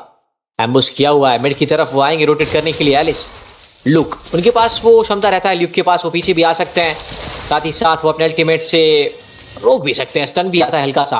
काइलर वो रेडी थे, पर उनको रोका जाएगा। वेव का इस्तेमाल करके हर बार वो वेव रोक रहे हैं। लाइक अदर साइड भूषण कमाल का अपना आउटलेट दिखा रहे हैं, 2 किल ऑलरेडी सिक्योर कर चुके हैं। मिड की तरफ वो हैं, हालांकि स्टार्टिंग में चले हर किसी ने बुल की तरफ गए हैं और वो पूरा नहीं किया है, बस जैसे गेम आगे बढ़ेगा वो जरूर पूरा करते हुए दिखेंगे। ये वॉल का कमाल का इस्तेमाल कर रहे हैं, पता है कि वहां पे कोई हो सकता है, विजन देने के लिए ऑलरेडी रेडी हो रहे हैं। ल्यूक वापस कोशिश करना चाहते हैं, बट ओवर रेट नहीं करना चाहेंगे, ओवर कमिट नहीं करना चाहते, इसीलिए रुके हुए हैं। और अब इन्वेड भी आता हुआ फैंटम स्टीड का इस्तेमाल करेंगे, रिवर्टलाइज यूज्ड है, ग्रॉक सिक्योर करने में कामयाब हो जाएंगे किल को, यानी कि सेलेस्टियस टाइटंस उनको भी खाता खुल चुका है। अदर साइड टर्टल स्पॉन हो चुका है, वापस से टर्टल के आसपास रोटेशन आएगा, जोनिंग के लिए रेडी हो सकते हैं। मौका है सीटी के पास अच्छा, क्योंकि लेवल गैप धीरे धीरे वो देते जा रहे हैं। ये बिल्कुल खाता खोल चुका है, अब मौके की बारी रहेगी कि वो फटाफट से मनी इन दी बैंक वो आता हुआ हमें दिखे। और चलिए यहाँ पे एक बढ़िया सा रोटेशन आता हुआ दिखेगा, वॉल लगा के रोका जाएगा और अच्छा खासा यहाँ पे उनको पोक करने के लिए जो है ग्रॉक वो अंदर की तरफ गए थे, दूसरी तरफ से लियो मोड वो मौजूदा रहेंगे और थोड़ी सी फाइट यहाँ पे इंटरेस्टिंग होती हुई अभी दिख सकती है, लेकिन टीम अभी भी मौजूदा रहेगी। भूषण बहुत पीछे यहाँ पे सेफ खेल रहे हैं और अच्छी भी बात, उनको सेफ खेलने की भी जरूरत है क्योंकि वो एज अ यहाँ पे एग्जीक्यूशनर काम करेंगे। तो कहीं ना कहीं वो जो लो एचपी हीरोज हैं या भागते हुए जिनका रिसोर्सेज यूज आएंगे तो उनको मारने के लिए वो कहीं ना कहीं काम पे आएंगे। और यहाँ पे थोड़ी सी दिक्कत जो है वो हैरिथ यहाँ पे सबसे बड़ी बनने वाला है, तो हैरिथ के ऊपर प्रेशर वो वहां कहीं ना कहीं बनाना पड़ेगा टीम सेलेस्टियल टाइटन को। हैरिथ को कहीं ना कहीं वो जो है नॉकडाउन करना पड़ेगा, लेकिन उससे पहले काइलर यहाँ पे वो हो जाएंगे नॉकडाउन घूषण के द्वारा। और उसी के साथ एक बढ़िया यहाँ पे जो है आउट प्ले आता हुआ दिखेगा घूषण के बढ़िया तरीके से डैगर से। बिल्कुल डैगर ऑन पॉइंट, वो बार बार जा रहे हैं, डाउन करने में कामयाब हो रहे हैं। अदर साइड रेडी हो रहे हैं, धीरे धीरे टेम्पो उनका भी सेट होगा। मिड के आसपास हम बात करते हैं उनका स्पाइक आएगा, लेकिन ल्यूक के पास वो मौका रहता है, सस्टेन भी उनके पास ज्यादा रहता है। हेड ट्रेड वापस कोशिश करना चाहते हैं, बट वीजन इस बार एम्बुश में है, बट सस्टेन वाले हीरो आपके सामने रहने वाले हैं। तो द रिजेक्ट वन के पास ज्यादा ताकत है, वो ज्यादा सस्टेन करते हैं, टैंकीनेस है, तो उनके ऊपर वो प्रहार नहीं करेंगे, पीछे हटे हैं। अल्टीमेट उनके पास ऑलरेडी रेडी है, बट किमी एक्शन पल्स उनके पास भी है, वो डैमेज दे रहे हैं, पोप डैमेज की क्षमता उनके पास रहती है। कालर और नीचे की तरफ है, वो कोशिश करना चाहते हैं। हिट्रेड वहां पे रेडी, क्योंकि ल्यूक जो है वो मिड की तरफ गए, ये अपना विजन देते देते धीरे धीरे जंगल की तरफ आए थे। वो एक्सपीरियंस क्रिप को सिक्योर करने में काम हुए। रेडेड आर्मर आ चुका है, क्योंकि कीमी एंड साथ ही साथ एलिस दोनों का जो डैमेज है कंटिन्यूसली आता रहता है, उसके लिए उन्होंने बिल्डअप जरूर किया है। और ये कमाल का अटैक चार्ज था, एओजी कनेक्शन बैठेगा नहीं, एकदम सीट से आगे जाना चाहते थे, बट क्या डाउन करने में कामयाब हो पाएंगे जी नहीं। वहां पे दूसरी बैकअप आएगा, बट काइलर उन्होंने नीचे की तरफ सिक्योर किया है, बट उसके बावजूद भी आखिरी सांस तक लड़ना चाहते हैं दोनों टीम। 3 on 3 दोनों टीम के पास 3-3 किल है, बराबरी का मुकाबला। टर्टल आ चुका है, टर्टल के आसपास है, आपने अपना हाइपर गवा दिया है, जंगलर आपके पास है नहीं, तो पूरा मौका यहाँ पे बनता है, बट आप बैक करने के लिए कामयाब हो जाते हैं तो एक मौका अच्छा हो सकता है। नहीं, काइलर सिक्योर करेंगे, पूरी की पूरी टीम विजन दे रही थी उनको कि ताकि प्लेयर कोई भी जाके परेशानी क्रिएट ना कर पाए उनके लिए। जी बिल्कुल, और मिड लेन की तरफ थोड़ी सी दिक्कत बन सकती है, वॉल लगा के रोका जाएगा और उसी के साथ टीम पीछे हटते हुए अभी, और एक बढ़िया यहाँ पे देखा जाएगा तो टॉप लेन की तरफ डैमेज देते हुए दिखेंगे और हैरिथ अकेले मौजूदा रहेंगे। क्या चार्ज हमें आता हुआ दिख सकता है, देखना पड़ेगा। और यहाँ पे फैंटम सेव का इस्तेमाल करते हुए रोका जाएगा और सीधा यहाँ पे फ्रेया के ऊपर प्रहार किया गया। एक एओजी आएगा, लेकिन कनेक्ट नहीं होते हुए बार बार बचेंगे पीछे, लेकिन अकेले वहां पहुंच चुके हैं। ग्रॉक फ्लिकर का इस्तेमाल करते हुए रुकेंगे, आई डोंट थिंक वो बच पाएंगे यहाँ पे, और पीछे से डैमेज आते हुए उनको समाप्त किया जाएगा। बात करें घूषण, वो समाप्त करेंगे यहाँ पे किमी को, अकेले पकड़े, और जब पकड़ेंगे तो फिर वो यहाँ पे छोड़ नहीं पाएंगे, उनको सीधा यहाँ पे मृत्यु के द्वार पे पहुंचाया गया उनको और बोला है तथास्तु, आप हो सकते हैं अभी मुक्ति, जाइए सीधा यहाँ पे रिकॉल स्क्रीन की तरफ। चलिए सीधा भेजा गया फाउंटेन, उनको बोला गया चलिए आइए वापस। अच्छा खासा आपका कॉल, बाइट वेलोसिटी, और चलिए फील करा रहे हैं टाइटंस, उनको रोंदना है, वो रोंदना चाहते हैं बट वो कर नहीं पा रहे हैं, पीछे हटने के लिए उनको मजबूर किया जा रहा है, क्योंकि वहां पे आप तो देख रहे हैं कि भूषण जो है वो ज्यादा परेशानी क्रिएट कर रहे हैं। Other side Titans team fight के दौरान एक अच्छा खासा मौका क्रिएट करिए अपनी टीम के लिए। सोरा हेट्रेड वहां पे तैनात है, सीजन को डाउन करना चाहते हैं, बट उनके पास भी तो सील रहती है, उनके पास भी तो सस्टेन की क्षमता रहती है, उनसे आप फाइट लेने जाएंगे तो दिक्कतें हो सकती है, और वही हुई। इंस्टेंटली टीम बैकअप के लिए आई, उनके पास आप हील देके कितना ज्यादा, और बिकॉज ऑफ दैट हील वो अपने आप को सस्टेन कराने में कामयाब हो रहा है, और अब साथ ही साथ एंटी हील भी तो आ चुका है, अब दिक्कत हो सकती है, लेकिन ये डाइव इन क्या उनके लिए खतरा था, फ्लिकर का इस्तेमाल किया है, ये बेट हो सकता है क्या उसी तरीके का माहौल बनता हुआ फैंटम स्टीड से लियो मोड आगे जाना चाहते हैं। टीम पूरी की पूरी आ चुकी है बैकअप के लिए, ईवी क्यूरल के साथ आगे जाएंगे, फैंकी को पीछे आना पड़ेगा, फैंकी पीछे गए हैं, मेरी तरफ मौका है, वे को क्लियर करेंगे, ये टावर सिक्योर कर लेते हैं, आउटर टियर डाउन, यानी कि अब इनवेड और आता हुआ दिखेगा इनकी तरफ से। जी बिल्कुल। और इस समय मैप कंट्रोल की बात करें तो वो सेलेस्टियल टाइटन के पास आ चुका है। अब लॉर्ड लेने का प्रयास करने का कोशिश करती हुई दिखेंगे और यहाँ पे एक बढ़िया अल्टीमेट आता हुआ दिखेगा फैंटम स्टीप लगाते हुए, लेकिन एलिस बढ़िया ब्लेकर के साथ रोका जाएगा, वॉल लगा के रोकते हुए एक को फिनिश किया गया। दूसरा किल यहाँ पे लेने का प्रयास किया जाएगा, उसी के साथ दूसरा किल भी यहाँ पे मिल चुका है। ट्रिपल किल लेने का प्रयास और उसी के साथ उनको भी खत्म किया जाएगा। यहाँ पे घटोत्कच अकेले भूषण बचेंगे और सीधा जो है रिकॉल लेके बेस की तरफ जाएंगे और ये लॉर्ड जो है टीम सेलेस्टियल टाइटन उनके हाथों में आता हुआ। चलिए, उनको ज्यादा दिक्कतें हुई नहीं ऑब्जेक्टिव के आसपास। जब एक ऑब्जेक्टिव की बात करने चाहे आप बात करें टर्टल की, चाहे आप बात करें लॉर्ड की, तो दोनों के आसपास वो कमाल का विजन दे के रखा। पीछे हटने के लिए मजबूर कर रहे थे, आउट द रेंज कर रहे थे, उनको जोनिंग कमाल की थी उनकी। उनको बस यही देखना है कि गुशन जब डाइव इन करते हैं तो वो ना पहुंच जाए किमे तक। वो किमे तक पहुंचे हैं तो उनको इंस्टेंटली वन सेट कर देते हैं। बाकी हीरो के पास वो थोड़ा सा रह जाता है, थोड़ी सी क्षमता रहती है क्योंकि वो सस्टेन कर पा रहे हैं। बाकी वापस से वहां पे गए हैं ताकि किमी अगर आ जाए तो वो सोच रहे हैं कि उनको पकड़ ले। बट अदर साइड वहां पे एम्बुश किए हुए जरूर है आप, बट आपके हीरोज डाउन हो जाएंगे तो दिक्कत हो सकता। जमान फोर्स ऑलरेडी रेडी है, लेकिन वैल्क्यूरी नेशन से आगे जाना चाहते हैं वो किल सिक्योर करने के लिए। फैंटम स्टीड आगे जरूर आया है। फैंकी करके पीछे हटना चाहते थे बट उनको डाउन करने में कामयाब हो जाएंगे। Double kill secured. अपनी टीम से 2 प्लेयर बचते हुए वेलोसिटी ई स्पोर्ट्स पूरी की पूरी दिक्कतों में। They are on a trouble, terrifying situation उनके लिए। लॉर्ड आगे जाएंगे लेकिन वो होली सील जब तक उनके पास है तो आधी एचपी डाउन हो चुकी थी। सस्टेन करने के लिए पूरी कोशिश करना चाहता है लेकिन on a killing spree and take you beauty. अपनी टीम के लिए अकेले लॉर्ड वॉरियर पूरी कोशिश करते हुए, पूरी कोशिश सेलेस्टियल टाइटंस को पीछे हटने के लिए मजबूर करने की, क्योंकि वेलोसिटी ई स्पोर्ट्स आप देख सकते हैं 7 किल, 6 किल उनमें से 7 इंस्टिक ने जो है बरामद की अपनी टीम के लिए। वो पूरी कोशिश करना चाहते हैं, छोटी का जोड़ लगा रहे हैं बट टाइटन को कुछ और ही मंजूर है। वंस अगेन लेकिन ऑन अ मॉन्स्टर कल उसे क्यों नहीं कर पाए। फैंकी पीछे हटने के लिए मजबूर होंगे। वापस से 7 इंस्टिक आए हैं लेकिन उनको भी पीछे जाना पड़ेगा। खूबसूरत जिस तरीके से सेलेस्टियल टाइटन बात करें आकाशीय दैत्य के रूप में यहाँ पे आते हुए और अपनी स्किल्स जिस तरीके से दिखा रहे हैं। ये चट्टान को देखिए सामने की तरफ खड़े हुए हैं। बात करें टेक्टोनिक चार्ज की तो सही समय पे पड़ता है। बात करें आइटमाइजेशन की तो देखिए यहाँ पे आइटमाइजेशन पूरी तरीके से बनता हुआ जाएगा। फ्रेया की बात करें तो सबसे ज्यादा गोल पे यहाँ पे सुयू बैठे हुए हैं, माफ करूंगा, लेकिन फ्रेया वो भी कम नहीं है। उनका आखिरी लास्ट आइटम सेकंड आइटम वो आता हुआ दिखेगा। दूसरी तरफ देखा जाए तो वो यहाँ पे थोड़ा डिफेंस की तरफ गए हैं। जो टीम वेलोसिटी ई स्पोर्ट्स है उनकी तरफ से जो डैमेज है वो सिर्फ भूषण के पास रहने वाला है बस्ट, और कहीं ना कहीं वो हैरित उनको वो ओपनिंग नहीं मिल रही है। क्योंकि बात की जाए यहाँ पे ग्रॉक की तो वो बहुत बेहतरीन तरीके से वॉल लगा रहे हैं और सामने वाली टीम का जो लाइनअप है ना वो फॉर्मेशन पूरी तरीके से डिस्टर्ब कर रहा है। और फिर फ्रेया की तो मैं क्या ही तारीफ करूं, जिस तरीके से वो घुसती हैं सही समय पे और जिस बंदे को टारगेट करना है उसको ही टारगेट किया जाता है। देखिए यहाँ पे वॉल लगाते हुए रोका जाएगा लेकिन कुशन के पास अल्टीमेट जरूर होगी और यहाँ पे अल्टीमेट का इस्तेमाल करते हुए निकल जाएंगे वहां से। और एक और फाइट यहाँ पे आती हुई, लेकिन लॉर्ड आ रहा है। क्या लगता है यहाँ पे एसएम भाई की लॉर्ड लेने की संभावना किसकी बढ़ सकती है? लॉर्ड देखिए पूरा का पूरा कंट्रोल इन्होंने करके रखा हुआ। इनके पास वो मौका है वेलोसिटी ई स्पोर्ट्स और तो दिक्कतें हो रही है, उनको बाधाएं हो रही है, वो आ नहीं पा रहा है। Phantom steed once again but रोकना पड़ रहा है उनको भी। पीछे हटने के लिए वो मजबूर हो रहे हैं। अदर साइड 7 इंस्टिक अकेले वो अपनी टीम के लिए खेल निकाल पा रहे थे। वो मौका उनके पास बन रहा था, वो सेटअप उनके पास बन रहा था और यही देखिए वो कंटेज करने के लिए भी नहीं आ पाएंगे। तो अब ये सिक्योर कर सकते हैं और अब सिक्योर कर भी लिया है। क्या अब ये सर्वाइव कर पाएंगे वो एक सवाल, क्योंकि मिड की तरफ से चलिए अब तो ऊपर की तरफ से जा रहा है, यानी कि अब आपके पास तीनों लेन में इन्वेडर टावर्स बचे हुए हैं। हाई ग्राउंड टावर्स सर्वाइव कर रहे हैं टीम वेलोसिटी ई स्पोर्ट्स की तरफ से। बट क्या इस लॉट के बाद वो high ground towers and team velocity वो सर्वाइव कर पाएगी सेलेस्टियल टाइटंस का ये सेकंड लॉर्ड मार्च? जरूर देखेंगे।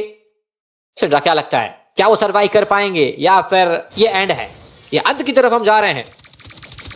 लग तो ऐसे ही रहा है। देखिए लेन के लेने एबिलिटी बात करें तो टीम सिलेक्शन टाइटन के पास वो बहुत बढ़िया से है, और बात करें वेव तो वेव बहुत ही इजीली क्लियर कर देंगे वो लोग। और देखिए सामने मिनियन आ रहे थे, लॉर्ड पूरी तरीके से सलामत, उनका एक भी एचपी नहीं गया। यहाँ पे फाइट होता हुआ दिखेगा और एक बढ़िया अल्टीमेट यहाँ पे एलिस की तरफ से रोका जाएगा, और यहाँ पे लियो मॉट को उनको धाराशाही कर दिया गया है। गुशन मौजूदा रहेंगे ड्रैगन लगाते हुए, क्या यहाँ पे धाराशाही कर पाएंगे देखना पड़ेगा। अल्टीमेट अभी भी चारू है, लॉर्ड अभी मरा नहीं है, पीछे की तरफ रहेंगे, लॉर्ड रोकने का प्रयास, लेकिन वो एलिस लगातार डैमेज देती हुई जाएगी। फिनिश ऑफ करेंगे काइलर, और उसी के साथ यहाँ पे हैरिथ वो डैश करते हुए जाएंगे। क्रोनो डैश का इस्तेमाल किया जाएगा, लेकिन वहां पे देखना पड़ेगा काइलर किस तरीके से खेलते हैं। क्या उनके पास कोशिश रहेगी, कोशिश एक रहने का प्रयास, लेकिन सही समय पे बैक ऑफ होगी टीम। उनको भी पता है कि अब समय है पीछे हटने का, और एक बार फिर से इस प्रेशर को अपने जो है एडवांटेज के तौर पे यूज करने का। अब वो कहना चाहते हैं कि ऐसे हालात में टीम अपने कदम पीछे हटा ले और वापस से स्किल्स जब अनलॉक हो जाए तब टीम फाइट की तरफ आए। लेकिन हम अब देख सकते हैं कि स्किल्स के मामले में सिर्फ एक ल्यूक यानी कि एलिस जो है उनका फ्लिकर कूलडाउन की तरफ है, बाकी सारे हीरोज के अवेलेबल्स हैं। और स्किल्स की बात करते हैं, अल्टीमेट ऑलमोस्ट सबके रेडी है। काइलर और नहीं, लेकिन उनका भी जल्द हो जाएगा। अनदर साइड सोरा उनका अल्टीमेट कूलडाउन की तरफ है, देखना है उनका कितना जल्दी आता है। एंड फ्लिकर उनका वेट हो चुका है। इंस्टिक की बात करते हैं, फाइट होगी उस तब तक उनका एट्रीफाई आ जाएगा, और वो कमाल का कर रहे हैं, हर बार डाइव इन कर रहे हैं, किल सिक्योर कर रहे हैं। आप देख लीजिए 9 टीम के स्कोर है, उसमें से 8 इनके पास है, सिर्फ एक ब्रेक के पास यानी कि हैरिथ के पास। पर अदर साइड सिलेस्टियस टाइटन्स वो वेट कर रहे हैं, उनको पता है कि लॉर्ड कितना महत्वपूर्ण है उनके लिए, इसीलिए शायद से वेट कर रहे हैं कि लॉर्ड आएगा तब फाइट लेंगे। ओवर कमिटमेंट दिक्कत हो सकती है, इसी वजह से नहीं जाना चाहते हैं, बट ये मौका पकड़ा उन्होंने, देखा कि आगे आ चुके हैं, गलती ही इनकी तरफ से और उस गलती की भरपाई करवाई। फैंटम स्टीड यूज करना चाहा लेकिन लेट हो गए थे, और आप देख सकते हैं कि बिल्कुल उनका कुछ खास है नहीं। मिनियन वेव को अभी से कट कर रहे हैं, ये अगली वेव के साथ क्या एंड करने के लिए जाएंगे या फिर इंतजार करेंगे। दोनों तरफ से तीनों तरफ की जो स्पॉन वेव है उनको हटा तो दिया है, और उनको पता है कि 16 सेकंड में लॉर्ड भी तो आ रहा है। बिल्कुल यहाँ पे घोड़ी चढ़ने नहीं दिया बेचारे को, और घोड़ी चढ़ना चाहते थे उससे पहले यहाँ पे खत्म कर दिया लियोपॉल्ड को, और वहां पे उनका जो घोड़ा है वो पूरी तरीके से मिस होता हुआ गया। लेकिन बात करें जिस तरीके से आपने कहा कि लॉर्ड आ चुका है और पीछे हटेंगे, एक सही डिसीजन मैं कहूंगा, सही समय पे उनका जंगलर ऑलरेडी डेड है, उसके बाद ये लॉर्ड लेते हुए आई थिंक ये गेम जो है एंड की तरफ जाएगा। और इनविटेड टरेट भी नहीं बचे हैं टीम वेलोसिटी स्पोर्ट्स के पास डिफेंड करने के लिए, और लेन क्लियर एबिलिटी उनके पास है नहीं, तो आई थिंक ये मैच यहाँ पे एंड होता हुआ हमें दिख सकता है। चलिए कोशिश देखते हैं। मौका तो इनके पास पूरा सेटअप हुआ है, क्योंकि आप ऑब्जेक्टिव की बात करते हैं तो टावर भी एक बार देख लीजिए, क्योंकि टावर के मामले में सिर्फ एक भी टावर ले नहीं पाए। गोशन उनके पास 11K का फार्म है, अच्छा खासा उनका डैमेज बिल रेडी हो चुका है, विंग्स भी डाल दिया ताकि हल्का सा डैमेज भी मिलता रहे, वो शील्ड उनको प्रदान होती रहे। स्काई पियर्स अदर साइड काफी है इनके पास, 7 स्किल के पास बैड बॉय खेल रहे हैं, यानी कि स्टैक उनके पास भी होंगे। स्टैक यहाँ पे रहने वाले काइलर के पास भी वापस डाइव इन करके फाइट लेना चाहते हैं, लेकिन काइलर शट डाउन हो चुके, हाई बाउंटी थे। मॉस्ट किल इंस्टिंक्ट ने सिक्योर किया, गोल्ड का इजाफा अपनी टीम के लिए जरूर कराया, लेकिन वापस से वहां पे लीवर बस चुके, टावर डिस्ट्रॉयड होगा। हर एक वेव जाएगी टैक चार्ज विद द फ्लीक, वो पूरी की पूरी बाधा ट्रबल देने के लिए रेडी है, स्लेड करेंगे उनको, डाउन करेंगे सेलेस्टियस टाइटन्स। टाइटन ड्रोन देंगे वेलोसिटी को और अपने आप को लेके जाएंगे अगले राउंड के लिए। वेलोसिटी ट्रबल में फंसी, मुसीबतों में फंसी, 7 इंस्टिक गुशन प्लेयर आपसे कहना चाहेंगे कि मैच नहीं जीता लेकिन आपने दिल जरूर जीता है। बट अनदर साइड सेलेस्टियस टाइटन उतरे हैं, टाइटन ने रोंदा है, सीटी बजाई अपनी टीम के लिए और विक्ट्री खोली अपनी टीम के लिए। 18-10 का स्कोर लेके जाएगा अपने आप को अगले राउंड के लिए। जी बिल्कुल, और जिस तरीके का मैच हमने देखा वो बेहतरीन तरीके से चलता हुआ, और मैंने आपको बोला था कि गुशन के साथ यही होता है, हाई रिस्क हाई रिवॉर्ड। गुशन के पास किल्स थे, वो सब था, लेकिन दूसरी तरफ की बात करें तो उनकी टीम पूरी तरीके से क्रम्बल करती गई, क्योंकि वहां पे ऑब्जेक्टिव जो है वो नहीं लिए गए। लियो मॉड कहीं ना कहीं वो पीछे हट गए, जिसके कारण उनको जो है एक अच्छा खासा पुश नहीं मिला, जिसके कारण फिर वो एक के बाद एक जो है यहाँ पे मरते गए। सबसे ज्यादा डेथ उनके ही नाम पे रही थी। और यहाँ पे बात करें तो देखिए फाइट की तो वो बेहतरीन तरीके से हो रही थी। एंगेजमेंट की बात करें, फिर चाहे आप विजन की बात करें, तो हर प्लस पॉइंट पे टीम सेलेशन टाइटंस वो बेहतरीन तरीके से चलती हुई जा रही थी।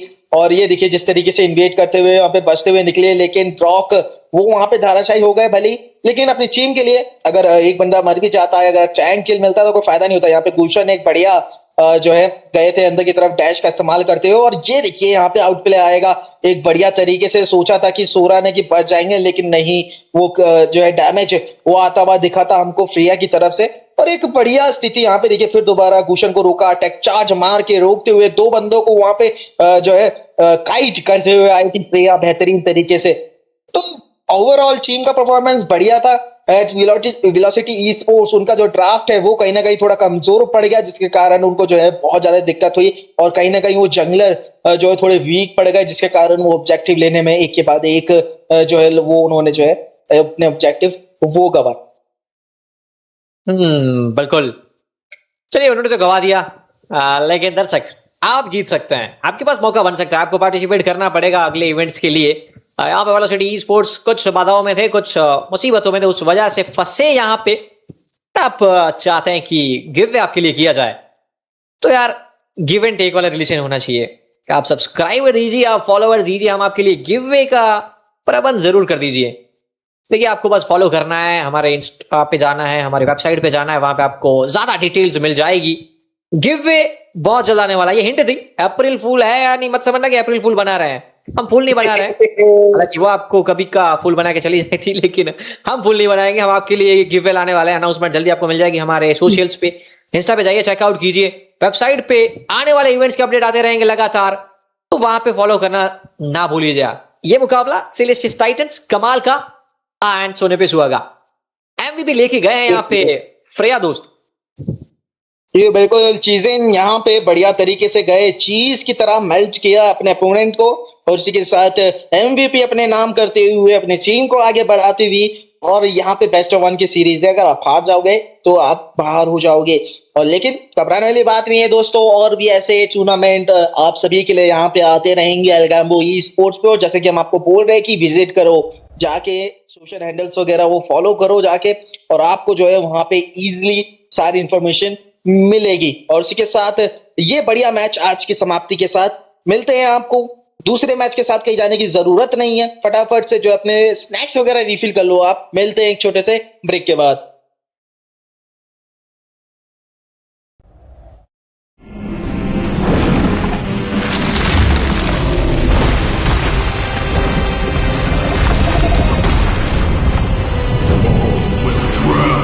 Tide of oblivion.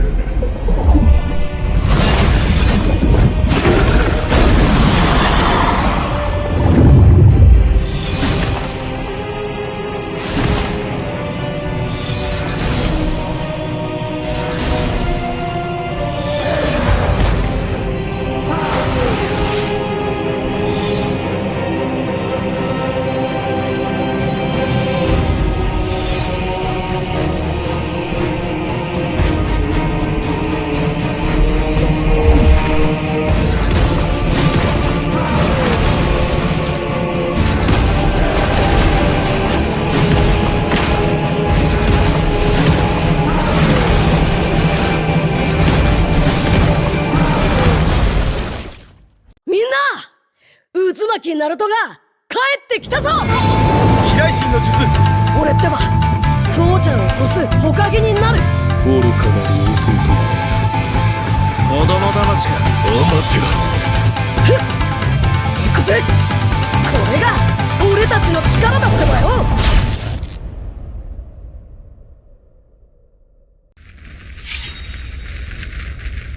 忍びにとって何より大切なのはチームワークだよ。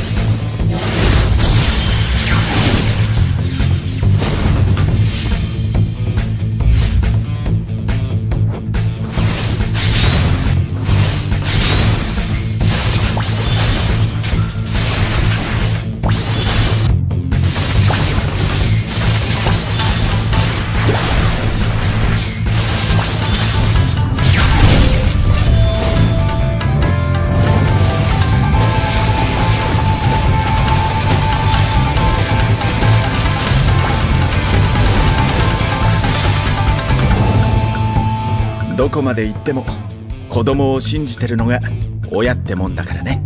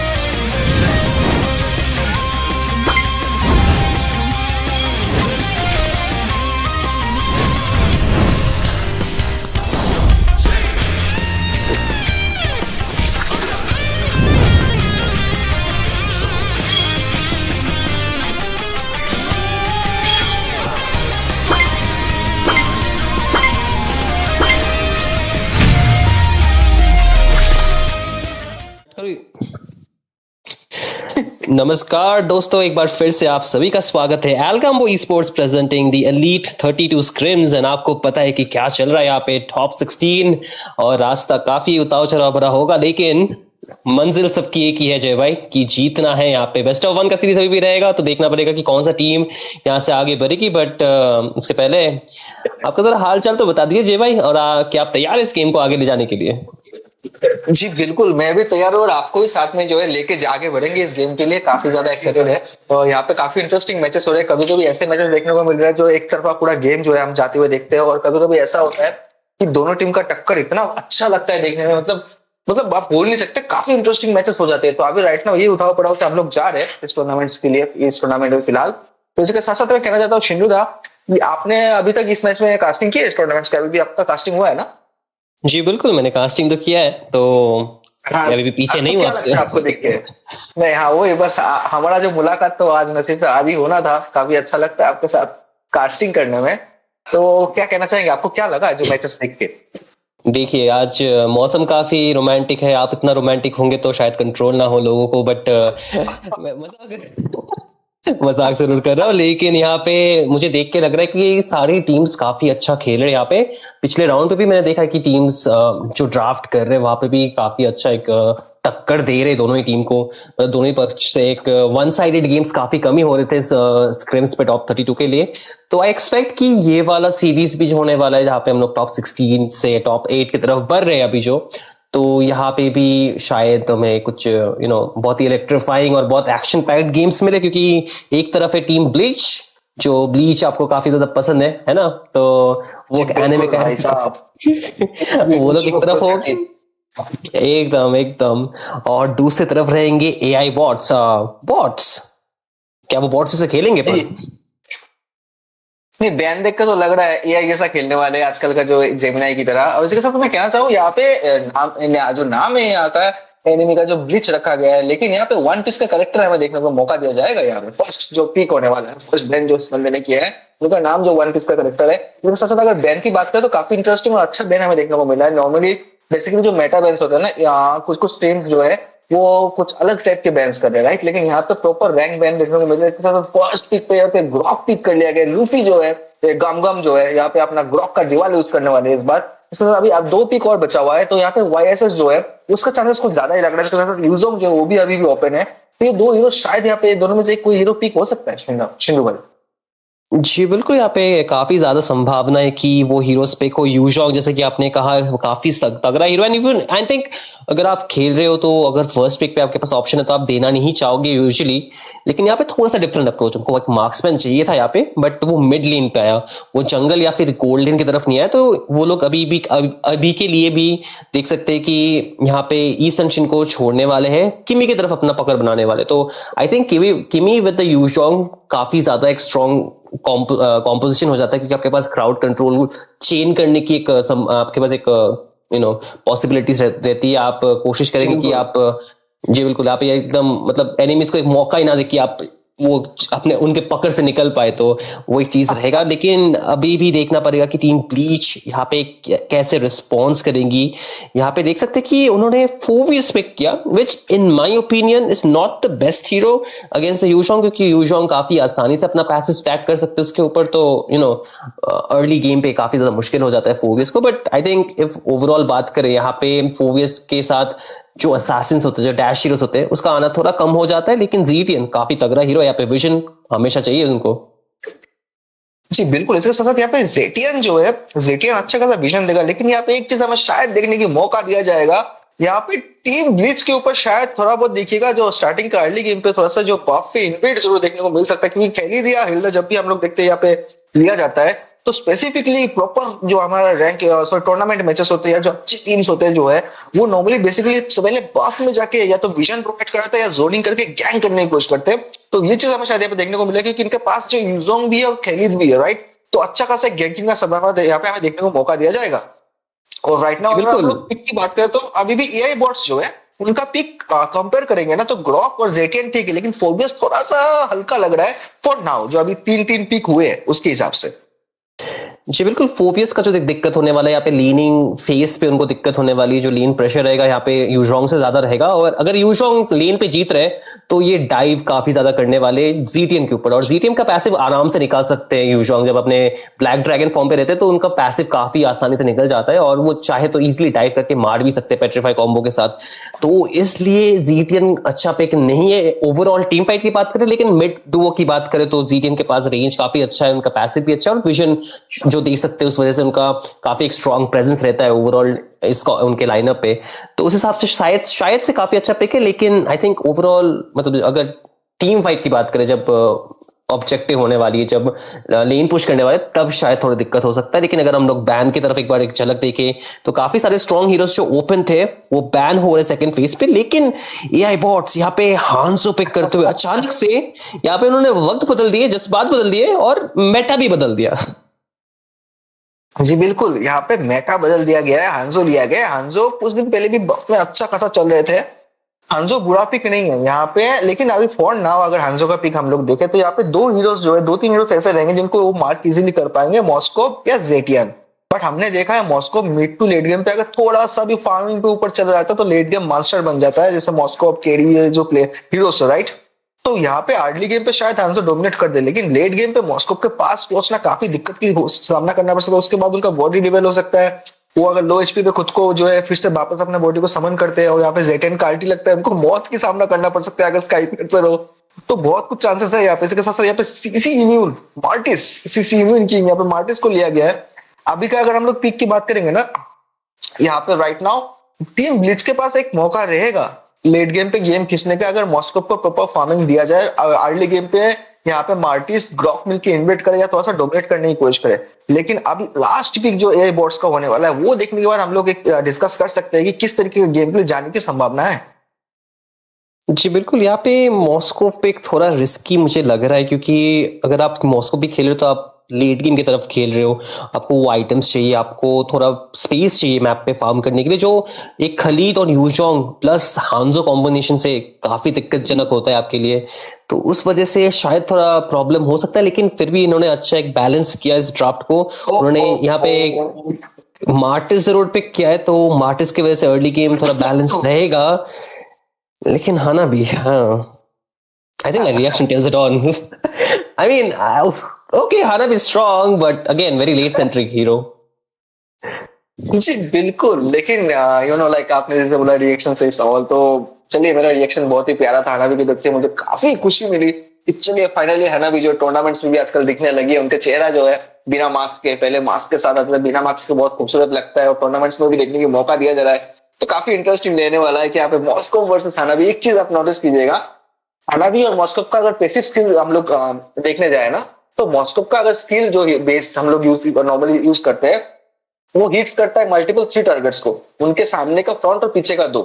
सेम हनाबी का जो फ्लोर पेटल्स है, राइट, निंजा जो निंजा पेटल्स है, वो भी सेम तरीके से यूज होता है, लेकिन उनका टेढ़े मेढ़े जा सकता है अगर आसपास में कोई लाइन बाय लाइन हीरोज रहे। मॉस्को का स्प्रेड जाता है, तो कहीं पे ना कहीं पे कंपेयर करें तो ऑलमोस्ट सेम स्किल वाइज जाएंगे, लेकिन किसका आउटपुट ज्यादा रहने वाला है वो देखना पड़ेगा यार।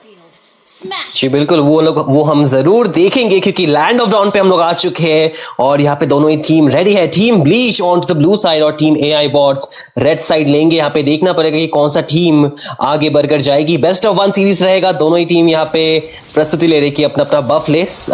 काफी मिरर रोटेशन आ रहा है, देख सकते हैं कि टीम ब्लीच यहाँ पे रेड बफ की तरफ से स्टार्ट करेंगे और टीम एआई बॉट्स उनके ब्लू बफ की तरफ से स्टार्ट करेंगे। जो अच्छी बात है हांजो पिक का कि जंगल काफी जल्दी क्लियर कर सकते हैं आप, तो उस हिसाब से रोटेशन थोड़ा फास्ट होगा उनकी तरफ से। बट यहाँ पे देख सकते हैं थोड़ा सा इन्वेट आता हुआ। जी बिल्कुल, इन्वेट तो होना ही था यहाँ पे, लेकिन यहाँ पे थोड़ा सा डिसएडवांटेज में आती है कि उनको फ्लिकर का यूज करना पड़ेगा। एचपी काफी कम है, यहाँ पे खेलित को पीछे की तरफ लेके जाना पड़ेगा। वो अपना हीलिंग का यूज जरूर करेंगे बुश में बैठ के। जी बिल्कुल, यहाँ पे क्या गया इन टीम को अगर पीछे नहीं दिया गया तो फ्लिकर का जरिए उसका जो बदला लेते हुए टारगेट डैमेज प्लस 5 का डैमेज लेते हुए यहाँ पे उनको भी मौत दिया गया। मतलब काफी एग्रेसिव गेम प्ले यहाँ पे दिखाया टीम ब्लीच ने। जी बिल्कुल, यहाँ पे टीम ब्लीच अर्ली गेम से अपनी डोमिनेंस बरकरार करने की कोशिश करते, काफी ज्यादा डेस्परेट थे वहां पे वो किल के लिए। किल तो जरूर उनको मिला है बट अपना जान भी यहाँ पे गवाएंगे। मिड लेनर का एक ट्रेड ऑफ होने वाला है, लेकिन फिर भी ठीक है। जो अच्छी बात है कि किल जो है यहाँ पे जीटीएन लेके गए तो उनके पास थोड़ा सा ज्यादा गोल्ड रहेगा। जो एआई पॉट्स का किल था वो रोमर के पास गया, तो उस हिसाब से शायद थोड़ा सा वैल्यू कम होता है इस चीज का। बट ओवरऑल गोल्ड होता है यहाँ पे, जितना अर्ली गेम पे ले सकते हैं उतना ही काफी है। बट जो चीज मैं कह रहा था कि फार्मिंग काफी ज्यादा तेज होने वाली आपकी जब आपके पास हांजो जैसा एक हीरो रहेगा, तो यहाँ पे फार्म थोड़ा सा फास्ट करने की कोशिश करेंगे। मार्टिस पीछे नहीं रहना चाहेंगे फार्म पे, तो अगर ऑब्जेक्टिव भी यहाँ पे जो आने वाला है 5 सेकंड पे तो उस पर भी अपनी पकड़ बना के रखे। लेकिन हांजो यहाँ पे जाने की कोशिश करे अपने शैडो बॉडी से, लेकिन देख सकते हैं काफी ज्यादा डैमेज क्रॉक के ऊपर इंस्टेंटली फ्लिकर करेंगे, लेकिन वो फाइनल ब्लो नहीं आएगा यहाँ पे। और जितने भी रिसोर्सेज बर्न करे उस वजह से उनको काफी अच्छा एक एडवांटेज मिलेगा। बॉट लेन की तरफ फाइटर्स दोनों लेवल 4 पे है तो शायद रोटेशन आए, लेकिन मिड लेन की अगर तरफ देखेंगे तो खलीद काफी ज्यादा लो। यहाँ पे फ्लिकर इस्तेमाल करने के लिए उनको फोर्स किया जाएगा, लेकिन यहाँ पे बेसिक अटैक से किमी कोशिश करे कि पनिश करे। जीटीएन को उनका स्टारलियम बीम कनेक्ट हुआ, एक और हिट और वो मिल भी जाएगा। और यहाँ पे एक और किल मिड लेनर की तरफ आता हुआ टीम एआई बॉट्स का। लेकिन इसी के साथ अगर टर्टल की तरफ बात करें तो टर्टल भी यहाँ पे मौजूद है और टीम एआई बॉट्स डाइव करने की पूरी कोशिश करे। देख सकते हैं हांजो वो लॉक कर रहे हैं मार्टिस के ऊपर, लेकिन वो किल नहीं मिलेगा। यूजोंग पेट्रीफाई के साथ जा रहे हैं, यहाँ पे फोबियस डाइव किए जा रहे हैं, उनके परस्यूट यहाँ पे है मौजूद, लेकिन टर्टल मीनवाइल मिलेगा टीम एआई बॉट्स को, लेकिन ट्रेड ऑफ उनको करना पड़ेगा। 2 मेंबर गवाएंगे 4-1 और अभी भी कोशिश करे कि थोड़ा बहुत ऑन मिले। यहाँ पे रोटेशन भी आ चुका है हनाबी का, लेकिन मॉस्कोव इसी चीज का फायदा लेके टॉप लेन की तरफ पुश कर रहे हैं। जी बिल्कुल, यहाँ पे काफी इंटरेस्टिंग जो है फाइट्स हमें देखने को मिल रहा है। लेकिन यहाँ पे एडवांटेज पर राइट नाउ अगर हम लोग किल्स के लिए गए, अगर हम लोग गेम की तरफ भी बात करें तो यहाँ पे हांजो का पास ज्यादा एडवांटेज है। देखिए यहाँ पे बफ लेके वो दौड़ते हुए भाग गए, तो यहाँ पे एक फार्म का कमी उनको देखने को मिलेगा। राइट, तो ये चीज पे अगर काफी ज्यादा दिक्कत होने वाला है मार्टिस की, उनको प्रॉपर फार्मिंग देने देगा। जो अपना बॉडी यूज करते हुए आएंगे, यहाँ पे फर्स्ट चुके फ्लिकर यूज करके पीछे की तरफ जाएंगे जेटन, लेकिन उसके बाद जो उस पर दिक्कत होता है यहाँ पे पीछे की तरफ जाने की कोशिश करेंगे। यहाँ पे टीम जो डैमेज दिया जा रहा है, लेकिन यहाँ पे उनको बहुत शायद दिया जा रहा है, उनको यहाँ पे खेलित को बहुत दिया गया। काफी ज्यादा एग्रेसिव गेम प्ले कर रहे हैं। यहाँ पे 2 ऐसे प्लेयर्स हैं जो काफी एग्रेसिव खेल रहे हैं, उनको पता है कि उनको मौत भी मिल सकता है, तब भी जो है सजा मौत मंजूर है, लेकिन हमें किल चाहिए। वो जेटियन जो यहाँ पे ज्यादा एग्रेसिव खेल रहे हैं, या तो इस तरफ से देखेंगे तो खेलित जो है वो ज्यादा एग्रेसिव खेल रहे हैं। चलो खेलित का तो बनता है कि वो एज रोम खेल रहे हैं, लेकिन जेटियन को थोड़ा सा संभाल के खेलना चाहिए। जी बिल्कुल, यहाँ पे एज अ मिड लेनर आपका पोजीशनिंग काफी मायने रखता है, तो आपको थोड़ा सेफ जरूर खेलना पड़ेगा। ये चीज आपने काफी सही कहा है, तो उस हिसाब से एक डिसएडवांटेज जरूर होगा। आप जितने बार गिरेंगे, आप नॉट ओनली आपको एक किल दे रहे ओपोनेंट को, बट एवरी टाइम जब आप किल कर रहे हैं तो आपका जो गोल्ड है जो आप दे रहे हैं मरने के बाद वो रीसेट हो जाता है, तो आप हमेशा 200 गोल्ड देंगे, तो उस हिसाब से आपका किल काफी ज्यादा मायने रख सकती है, तो वो चीज देखना पड़ेगा। आइटम्स की बात करें, यहाँ पे किमी ऑलरेडी काफी आगे है, फार्म पे पहला आइटम आ चुका है उनका, देख सकते हैं फेदर ऑफ हेवन, लेकिन यहाँ पे लूफी काफी दिक्कतजनक पोजीशन पे वो फंस जाएंगे। फ्यूरी ऑफ द फिनिक्स थोड़ा लेट आएगा और इस वजह से बच नहीं पाएंगे। ग्रॉक देख सकते कि एक और किल ले जाने में एआई बॉट सक्षम रहेंगे। 4-4 स्कोर है, लेकिन मैंने जस्ट एक चीज नोटिस किया यहाँ पे कि एआई बॉट्स का जो लोगो है वो चैट जीपीटी का है, बट वो उसके पहले देखिए एक फाइट आ रहा है और मीकू एक बार फिर से गिरेंगे यहाँ पे, हांसो उनको लॉक करेंगे और उसके बाद देख सकते कि हांसो यहाँ पे मार्टिस के ऊपर जाएंगे, लेकिन वो किल नहीं मिलेगा। यूशोंग थोड़ा लो रहेंगे और यहाँ पे क्विक रोटेशन आता हुआ खलीद का, कोशिश करे कि फोवियस को थोड़ा पीछे धकेल दिया जाए ताकि टर्टल ले सके, लेकिन देख सकते कि हांसो अभी भी कोशिश करे कि डाइव इन करे। ग्रॉक वहां पे मौजूद है बट अग्रेसिव नहीं खेल रहे अभी के लिए। टर्टल वापस से मौजूद, बट क्या टीम ब्लीच यहाँ पे कंटेस्ट करना चाहेंगे जय भाई? यहाँ पे कोशिश तो जरूर करेंगे क्योंकि टर्टल लेने के लिए जो है थोड़ा सा गोल्ड में भी एडवांटेज मिलेगा, एक्सपी में भी एडवांटेज मिलेगा, जो है बाद में जो कमियां है वो भुगतने की कोशिश करने लगे। यहाँ पे हांजो को देखिए आना पे हेल्प लेते हुए लिटरली अपने बॉडी के साथ बॉडी के नाच आते हुए भी हमें बफ लेके जाएंगे।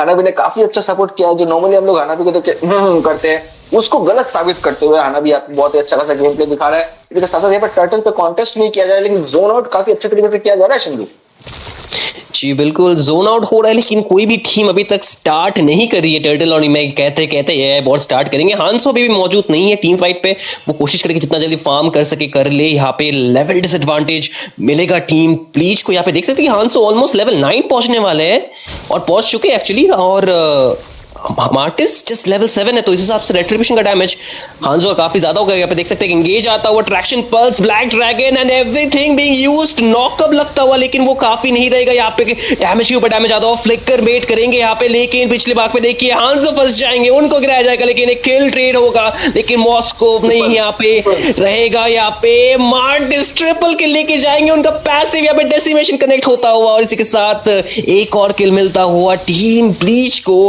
1-4 ट्रेड है but it is completely worth it, उनको टर्टल भी मिलेगा इस वजह से। बिल्कुल सिचुएशन ऐसा था, मार्टिस का एचपी कम था, बहुत ही अच्छा खासा गेम था, बहुत एग्रेसिव गेम से दोनों टीम ने खेला लेकिन मार्टिस कोशिश जरूर कर रहे थे भाई यहाँ पे कि मैनियक के लिए जाओ कि नहीं जाओ, लेकिन जाते जाते वहां पर मैनियक मिला नहीं था लेकिन उन्होंने अपना जो अल्टीमेट का बहुत ही अच्छा था इस तरीके की फाइट में किया था। कभी मिस्टेक हम अपना अल्टीमेट यूज कर रहे थे, किल्स मिलते नहीं, अल्टीमेट वेस्ट होता है, बट उस मोमेंटम में भी उन्होंने वो चीज जो है अपने आप को कंट्रोल पे लेके जिस तरीके से गेम प्ले काफी इंटरेस्टिंग था। तो राइट नाउ टीम ब्लीच जो है धीरे धीरे एआई बॉट्स को जो है डोमिनेट कर रहे हैं। लगता है यहाँ पे जेमिनाई यूज हो रहा है शिंदू। जी बिल्कुल जेमिनाई यूज हो रहा है यहाँ पे, लेकिन आप चैट जीपीटी का लोगो देख के जेमिनाई का बात करें आपको कैंसिल करना पड़ेगा यहाँ पे जे भाई। But at the same time लग रहा है कि टॉप लेन की तरफ कुछ ज्यादा एक्शन चल रहा है। यहाँ पे देख सकते हैं कि एक और डाइव आता और यहाँ पे लूफी कितनी जल्दी मेल्ट हो गया और देख सकते हैं कि डबल किल लेकर जाएंगे यहाँ पे हानाबी, और यहाँ पे हानाबी का डोमिनेंस जो हो रहा है देख सकते हैं कि काफी ज्यादा दिक्कत दे रही है टीम ब्लीच को, उनको पीछे जाने में मजबूर कर रहे हैं। यहाँ पे वेव्स इतना जल्दी क्लियर हो रहा है, यहाँ पे फ्यूरी ऑफ द फीनिक्स इस्तेमाल होगा लेकिन वो काफी नहीं रहेगा। अपने आप को बचाने के लिए मीकू गिरेंगे यहाँ पे चौथी बार गेम पे और अभी भी पुश चल रहा है लेकिन वेव्स क्लियर हो जाएगा तो वो टॉप लेन का टर्रेट भी बचा रहेगा। टीम ब्लीच सक्सेसफुली डिफेंस जरूर कर लेंगे यहाँ पे। और इसी के साथ देखना पड़ेगा कि इसके बाद क्या होगा, क्योंकि यहाँ पे अगर आप देखेंगे जय भाई कि मिड लेन का जो टर्रेट है टियर 1 है वो ऑलरेडी गिर चुका है, इस वजह से इन्वेट्स काफी ज्यादा पॉसिबल है टीम एआई बॉट्स की तरफ से। जी बिल्कुल इनवेट भी पॉसिबल है। इसके साथ साथ एक चीज और भी यहाँ पे देखना पड़ेगा कि जिस तरीके से अभी फाइट चल रहा है ना यहाँ पे एक्सीलेंट पे ना दोनों हीरो बराबर कर रहे हैं राइट। अभी एक्सीलेंट पे गैंग होना बहुत ही ज्यादा जरूरी है दोनों टीम की तरफ से। अगर एक्सीलेंट पे भी एडवांटेज मिलता है तो लॉट के लिए काफी ज्यादा एडवांटेज मिलने वाला है दोनों टीम को राइट। वो चीज चेक करके यहाँ पे गेम प्ले को करना पड़ेगा कि अभी टॉप लेन ऑलरेडी हो चुका है, पॉइंट लेन भी हो चुका है, बस एक्सीलेंट किया होगा, फिर वहाँ पे लॉर्ड आएगा तो जिस टीम का भी टर्रेट जो है पहले डिस्ट्रॉय किया जाएगा उसको ओपोनेंट को लॉर्ड का जो है ज्यादा एडवांटेज मिलेगा, ज्यादा जो स्पेस मिलेगा जोनिंग करने के लिए अपने ओपोनेंट्स का, तो वो चीज अभी काफी ज्यादा इंपॉर्टेंट होने वाला है।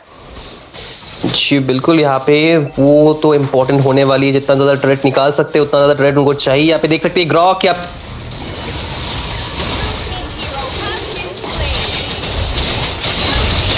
पे जाएंगे अंदर टेक चार्ज का इस्तेमाल करेंगे उतना ही जल्दी फ्लिकर से बाहर आज मेरा स्क्रीन अटक गया है बट उसके बाद अभी फाइट चलता हुआ देख सकते हैं कि एक किल नहीं 2 फॉर 1 ट्रेड होने वाला है यहाँ पे। और इसके साथ टीम ब्लीच कोशिश करेगी थोड़ा सा फाइट बैक करे, एचपी जरूर लो कर पाएंगे यहाँ पे खलीद का बट किल नहीं मिलने वाला और एक और बफ चुरा कर लेकर जाएंगे हांसो, तो फार्म पे अभी भी पीछे है रॉन्टी।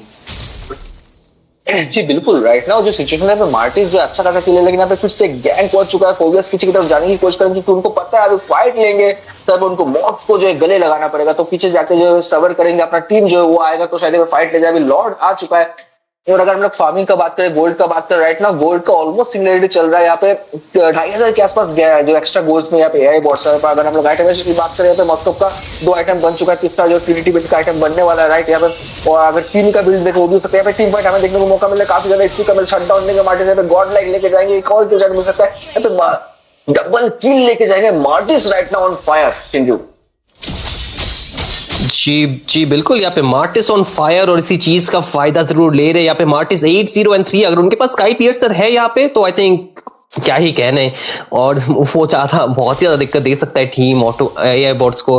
अभी भी लॉर्ड मौजूद है, देखना पड़ेगा कि क्या होने वाला है। और यहाँ पे उनके पास मौजूद है स्काई पियर्सर, तो इसका मतलब वो स्टैक्स काफी ज्यादा महत्वपूर्ण रहने वाले हैं नेक्स्ट फाइट्स के लिए, क्योंकि अर्ली गेम पे जो चीज मैंने कहा था कि यहाँ पे मार्टिस अगर स्नोबॉल कर पाए तो उस चीज से काफी ज्यादा फायदा हो सकता है टीम ब्लीच को। बस उनको अपना मॉस्को को फार्म करवाना था फ्रीली, बट वो चीज हो नहीं पा रहा। यहाँ पे मॉस्को अभी भी 3 बार गिर चुके और लॉर्ड यहाँ पे है, तो देखना पड़ेगा कि कैसे क्या करेंगे।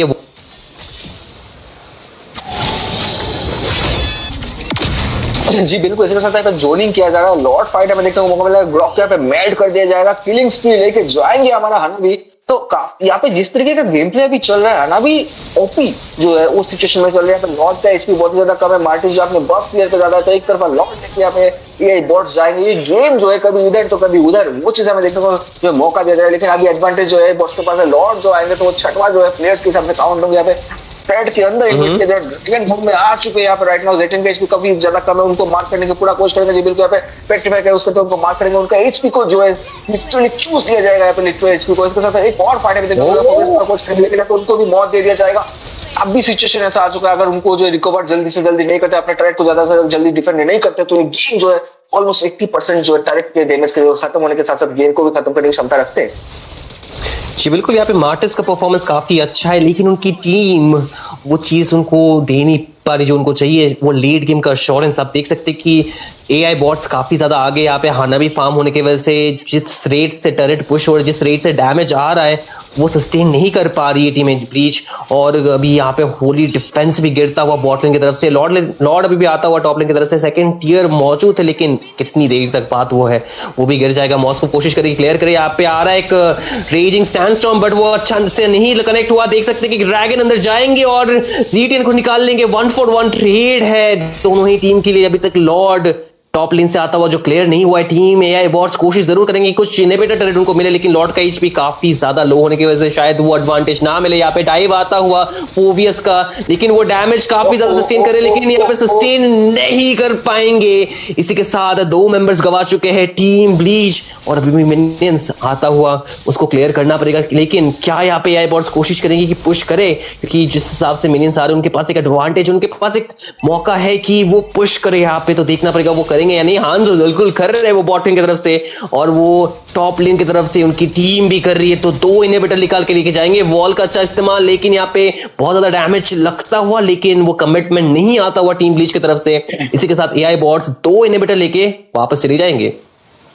जी बिल्कुल, यहाँ पे एआई बॉट्स का गेम प्ले देख के ऐसा लग रहा है कि यहाँ पे लिटरली उनको कमांड और जो प्रॉम्प्ट जो है प्रोग्राम किया गया है, पुश करो खुश रहो, वो लिटरली वो सिचुएशन पे चल रहा है। इवन हाना भी जो है, नॉर्मली हम लोग जो है देखते हैं फाइट में पार्टिसिपेशन कम होता है या तो फार्मिंग पे बिजी रहते हैं, वो भी यहाँ पे पुश करो खुश रहो स्ट्रेटेजी पे जा रहा है। पर लॉर्ड जो 40 सेकंड में आने वाला है, तो अभी लॉर्ड आता है और यही स्ट्रेटेजी रहता है। और यहाँ पे टीम ब्लीच अगर थोड़ा सा जो है पुश नहीं दे सकते यहाँ पे, या थोड़ा सा पीछे लेके खेलते, थोड़ा सा एग्रेसिव नहीं खेलते, तो ये गेम जो है काफी जल्दी समाप्त हो सकता है। क्योंकि अभी हानाबी का डैमेज जो है लिटरली बहुत टॉप ऑफ द चार्ट चल रहा है, राइट। उसके बाद यहाँ पे यूजोंग जो है लिटरली मार्क कर रहे हैं जूशिन को, तो राइट नाउ सॉरी जेटियन को। तो ये चीज अगर चलता रहा कंटिन्यूअसली तो काफी ज्यादा दिक्कत का सामना करना पड़ेगा टीम ब्लीच को। राइट नाउ उनको जो अपना बेस्ट मोमेंट्स लाके यहाँ पे किसी ना किसी तरीके से एटलीस्ट यहाँ पे हानाबी को या हांजो किसी कीमी तीनों में से किसी को मार्क करके उनको मौत की घाट उतारना पड़ेगा, तभी जाके जो लॉर्ड डिफेंड हो पाएगा। जी बिल्कुल, यहाँ पे लॉर्ड डिफेंड हो पाएगा या नहीं वो चीज देखना पड़ेगा, क्योंकि आप कह रहे हैं कि डैमेज काफी नहीं रहेगा। हाना भी काफी आगे है यहाँ पे, वो अपने आखिरी आइटम का इंतजार कर रहे हैं। हम लोग मॉस्को की बात करें तो 4 आइटम्स बना चुके हैं वो, उनको एक और आइटम की जरूरत है। और अभी भी यहाँ पे आप देख सकते हैं कि मार्टिस कोशिश करेगी जितना भी हो सके अपनी टीम को वो एडवांटेज दे, वो अपनी किल ना दे, क्योंकि यहाँ पे शटडाउन काफी महत्वपूर्ण रहने वाला है, काफी ज्यादा गोल्ड मिलने वाला है। लेकिन इसी पैसिव प्ले के वजह से जो लेट गेम पे जो एडवांटेज आना था वो नहीं आया। बहुत अभी देर हो चुकी है उनके लिए, क्योंकि उनको जिस मेंबर्स को डाउन करना था यहाँ पे उनको डाउन नहीं कर पाए ज्यादा बार। तो इस वजह से जिस रेट से टीम एआई बॉट फार्म है, आप देख सकते कि उनके पास यहाँ पे 6000 गोल्ड का एडवांटेज रहेगा। तो इतना गोल्ड काफी एक्चुअली, इससे एटलीस्ट 2 से 3 आइटम मेन डैमेज डीलर के पास ज्यादा होता है। तो अगर वो अभी भी लैग करेंगे टीम ब्लीच तो ये लॉर्ड डिफेंड करना काफी ज्यादा मुश्किल हो सकता है। And over the fact that उनके पास इनहिबिटर्स नहीं है, तो वो चीज भी एक दिक्कत देने वाली है। लेकिन यहाँ पे जो डाइव आ सकता है टीम एआई बॉट की तरफ से, वो कैसे झेलेंगी टीम ब्लीच, क्योंकि उनके पास यहाँ पे एक मौका है कि सारे स्किल्स को प्रॉपर्ली चेन करे और टीम फाइट में एडवांटेज ले, लेकिन क्या उनको वो मौका मिलेगा यहाँ पे डिफेंस करने का, वो देखना पड़ेगा जय भाई। जी बिल्कुल, इसके साथ साथ यहाँ पे मौका की कोशिश जरूर करेंगे, लेकिन मुझे लगता नहीं कुछ हो पाएगा। यहाँ पर देखिए किस तरीके से एडवांटेज ले जाए लॉर्ड, जो ऑलमोस्ट घुसने वाले रेड के अंदर यहाँ पे टीम फाइट चल रहा है। यहाँ पे देखिए कि आपको जो यहाँ पे निकाल देंगे, बेस के एचपी बहुत ज्यादा कम है, यहाँ पे बहुत ही ज्यादा एग्रेसिव गेम प्ले करने का फायदा लेते हो, यहाँ पे शायद डैमेज देने की कोशिश करेंगे। रूशिन जो है तो जेटियन जो उनका एचपी बहुत ज्यादा कम है, पीछे की तरफ जाएंगे, यहाँ पे फ्रीज का उसके आगे गेम यहाँ पे खत्म करके जीत के ले जाएंगे जी बिल्कुल यहाँ पे नाम रहेगा ये बॉट्स, लेकिन गेम प्ले बिल्कुल बॉट्स जैसा नहीं। और इसी के साथ विक्ट्री का गर्जन वो लोग लेकर जाएंगे आगे और क्वालिफाई करेंगे on to the next round. Team Bleach यहाँ पे उनका शुरुआत अच्छा था, उनके पास वो मार्टिस का एडवांटेज था जो चला भी, लेकिन लेट गेम की तरफ जाते हुए उनका लाइनअप का जो पावर स्पाइक आना था, जो एक गेम प्ले आना था लेट गेम की तरफ अग्रेसिव वाला, वो चीज नहीं आया। अगर हम बात करें कि अग्रेशन की, हम लोग देख सकते हैं ग्रॉक लेने के बावजूद भी थोड़ा सा पैसिव खेलना पड़ रहा था, क्योंकि उनके जो मेज थे वो काफी ज्यादा अग्रेसिव खेल रहे थे और पनिश हो रहे थे बार बार। तो उस वजह से फार्म काफी लेट आ गया, मिड लेन का डैमेज स्केलिंग लो हो गया, तो उस वजह से साइड लेन्स भी हारने लगी। स्पेशली अगर मॉस्को की बात करें तो उनको पील करने वाला कोई नहीं था वहां पे, उनको प्रोटेक्ट करने वाला ज्यादा कोई नहीं था। अगर प्रोटेक्शन आ भी रहा था तो आप देख सकते हैं कि वो लेन हार रहे थे। और अगर मैच हाइलाइट्स की भी बात करें तो अर्ली गेम से ही वो advantage team AI bots maintain करने की कोशिश करते हैं, लेकिन काफी ज्यादा टाइम्स ऐसा भी था कि टीम ब्लीच ने भी फाइट बैक किया, उन्होंने कोशिश किया कि उनको वो एडवांटेज मिले, लेकिन in the long run I think वो स्केलिंग नहीं आने की वजह से यहाँ पे हाना भी ने लेट गेम पूरा मात दे दिया टीम ब्लीच को यहाँ पे। जय भाई जी बिल्कुल, यहाँ पे एक चीज यथार्थ चीज मैंने देखा है कि यहाँ पे एज ए रोमर जो है ग्रॉक थोड़ा सा लैग कर रहे थे। उनका जो नॉर्मली हम लोग ग्रॉक का गेम प्ले देखते हैं ना, उसमें बहुत ज्यादा एग्रेसिवनेस होता है। ग्रॉक हमेशा फ्रंट पे लेके एग्रेसिव गेम प्ले खेलते हैं, पीछे से मेज उसको बैकअप देता है, मेज right.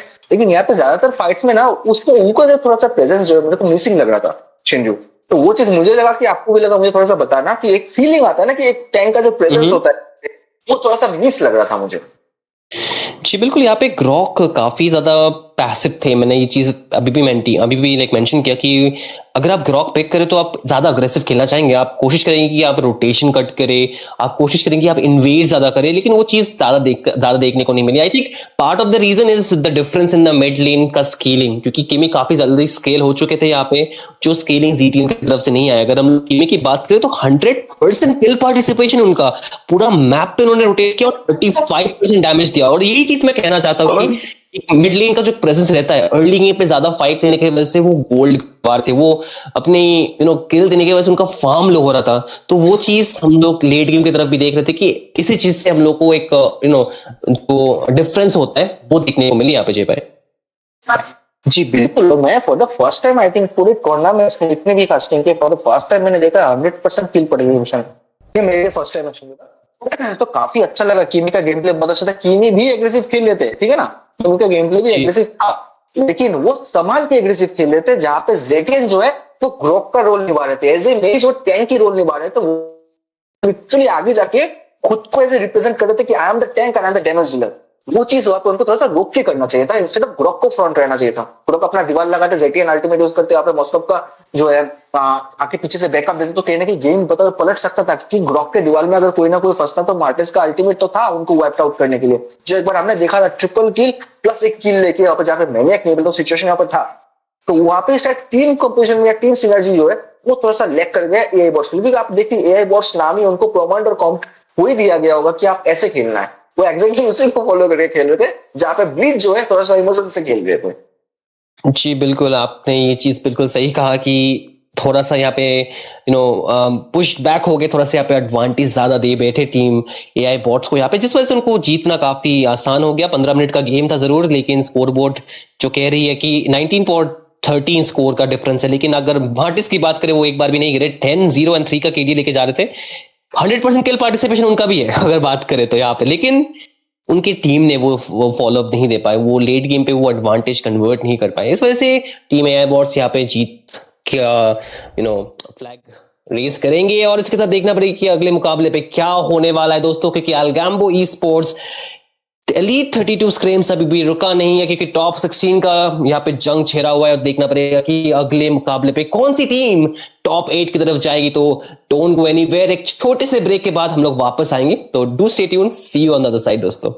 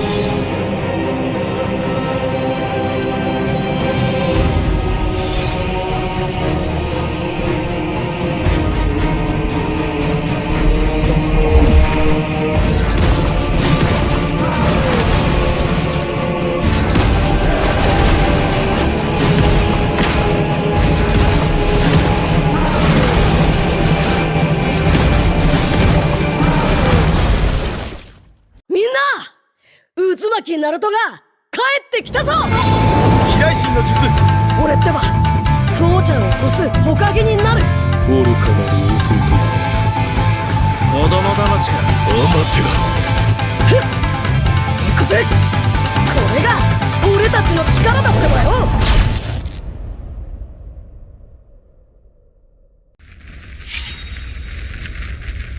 忍びにとって何より大切なのはチームワークだよ。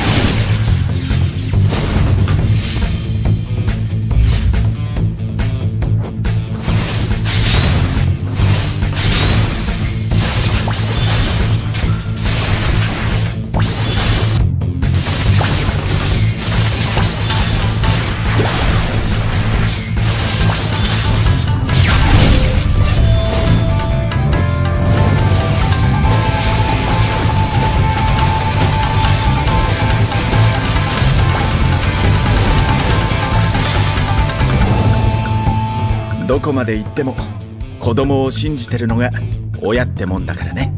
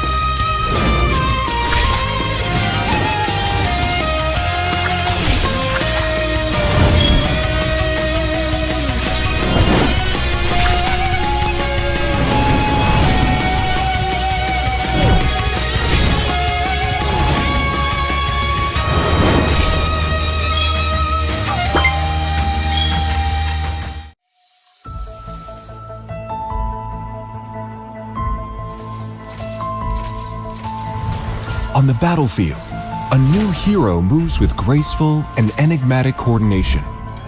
We know him as the photographer, Marcel, alongside his camera, Clemar. But perhaps the word alongside is misleading. There is no distinction between who is leading whom.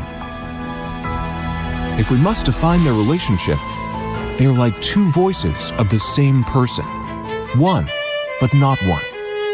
They answer one another. They move in pursuit of each other. Together, they form a feud called the Self. How did such a unique soul come to be? It began with a split and one decisive act of seeing.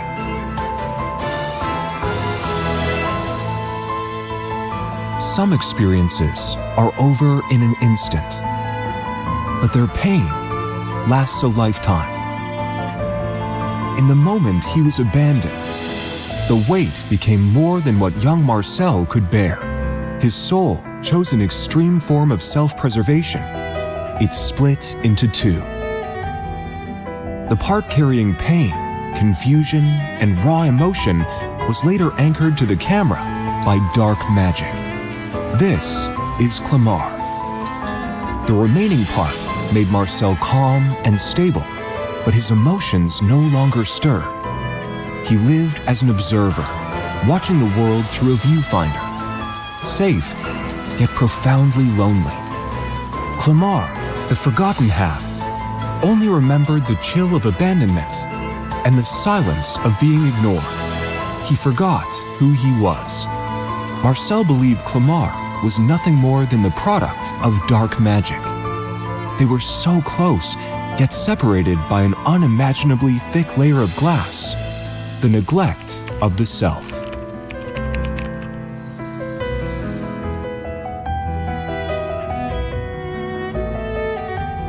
When building this story, we were not only thinking about magic. Perhaps at some point, we too have locked away an imperfect, painful part of ourselves, deep inside our own camera, and pretended it didn't exist. But this equilibrium could never last forever. The news of his mother's death struck like a stone upon the icy surface that Marcel had carefully maintained. Clamar spiraled out of control, dragging Marcel into chaos. And for the first time, Marcel did not turn away from the turmoil. He asked himself, what is it that's affecting me? For the first time, he truly saw the camera that had always been by his side. In that moment, he was no longer a photographer. He was a lost soul trying to find himself. Through the viewfinder, he did not see his own face. He saw a storm. देवियों सज्जनों, स्वागत है आपका यहाँ पे एल्गाम्बो e sports सारी light screams में। और आज के मैचेस जिस तरीके से गए हैं, बहुत अच्छे खासे मैचेस हमें देखने को मिले। और आगे के मैचेस के लिए मैं आ गया हूँ आप सभी का मनोरंजन करने के लिए। मैं हूँ आपका कास्टर शिनरा, मेरे साथ कास्ट कर रहे हैं मेरे ही जाने माने प्रिय मित्र शिनरू। क्या हाल चाल है आपके? जी, दिल काफी गार्डन गार्डन हो चुका है सर जी, क्योंकि इसके पहले हम लोगों ने जय भाई के साथ कास्टिंग की, अभी आपके साथ करेंगे तो आज मौज ही मौज है हमारे लिए। तो देखना पड़ेगा कि गेम्स कैसे जाएंगे, क्योंकि आपको पता ही सबसे ज्यादा में मौज कब होता है, जब हम लोग काफी तगड़े टीम्स को एक आपस के साथ भिड़ते हुए देखते हैं ना। तो शायद से ये गेम भी हमें वो एक मौका जरूर दे। बट अगेन टॉप 16 टीम्स के फाइट है अभी, तो यहाँ पे देखना पड़ेगा कि टॉप 8 की तरफ कौन जा रहा है। यहाँ पे एक तरफ टीम LSF है और दूसरी तरफ है टीम IC, और बेस्ट ऑफ 1 का सीरीज है। तो आपको पता है कि यहाँ पे ज्यादा मौका नहीं मिलेगा, ज्यादा एक्सपेरिमेंट नहीं करना है ना ड्राफ्ट के साथ, तो अपना ए गेम खेलना है। बट अगर आप ड्राफ्ट कर रहे हो अभी, आप कौन से हीरोज अपने लाइनअप पे रखना पसंद करोगे? बिल्कुल ठीक है। कहीं ना कहीं वो डिपेंड करेगा कि आप किस कॉम्ब के साथ जा रहे हैं। क्या आप हाइपर कैरी के साथ जा रहे हो, या आप एज अ टैंकी लाइनअप के साथ जा रहे हो, या आप एज अ सेटअप कोर के साथ जा रहे हो। तो वो सब डिपेंड करता है आपके ऊपर कि किस तरीके की सिनर्जी आप लेके जाते हो। क्योंकि देखिए टीम कंपोजिशन पे ना बहुत सारी चीजें मैटर करती है कि आपका शॉट कॉलिंग किस तरीके का है, आपका गेम प्ले किस स्टाइल पे है। आप जब अर्ली पे डोमिनेट करते हो तो उसको किस तरीके से आप यूटिलाइज करते हो। सबसे मेन इंपॉर्टेंट जो रोल यहाँ पे रहेगा वो रहेगा ऑब्जेक्टिव का।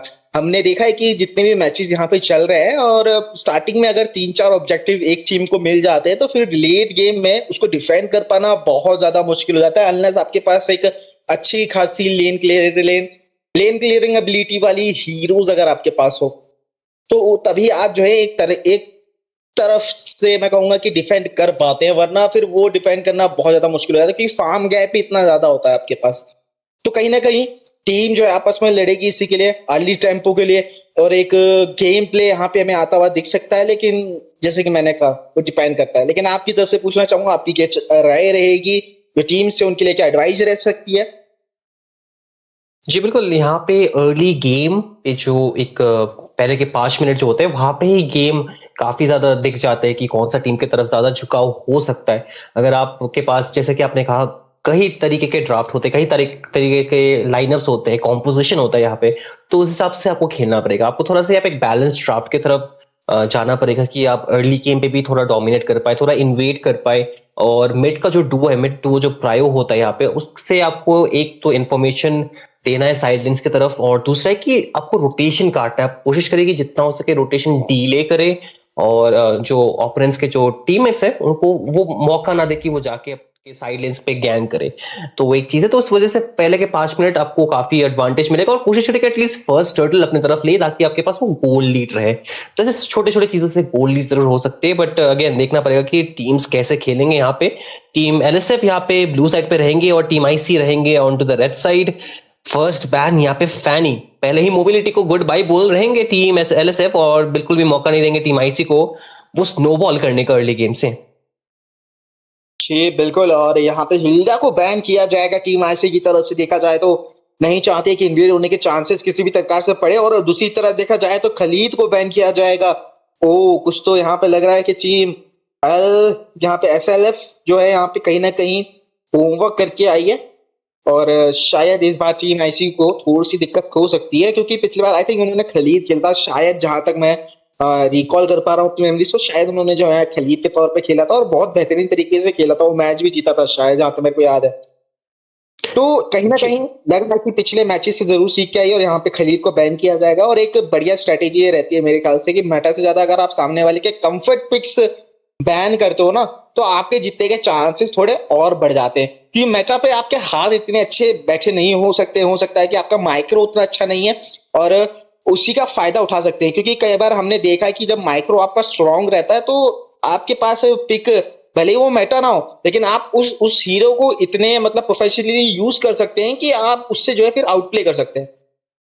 अग्रीड, बिल्कुल अग्री करता हूं मैं आपके साथ यहाँ पे, कि आपने एक बहुत ही इंपॉर्टेंट पॉइंट उठाया है कि कभी कभी आप मेटा हीरोज शायद उतने प्रोफिशिएंटली खेल ना पाए जितना आप अपने कंफर्ट हीरोज खेल पाए। तो आई थिंक टीम एलएसएफ, जैसे कि आपने कहा, अपने होमवर्क करके आए, अपनी प्रिपरेशन करके आए, which is very important when you are playing a tournament. आपको अपना प्रिपरेशन, आपको अपना होमवर्क जरूर करने चाहिए आपके ओपोनेंट्स के ऊपर।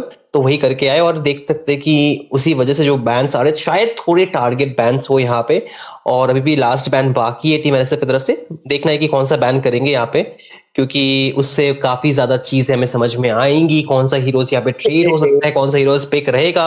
एलिस बैन होते हुए इसका मतलब कि वो कोशिश करेगी जितने भी स्ट्रॉन्ग पिक्स है, क्योंकि Alice most of the time ban नहीं होता इतना ज्यादा, तो थोड़ा सा टारगेट बैन की तरफ भी रहा ये भी।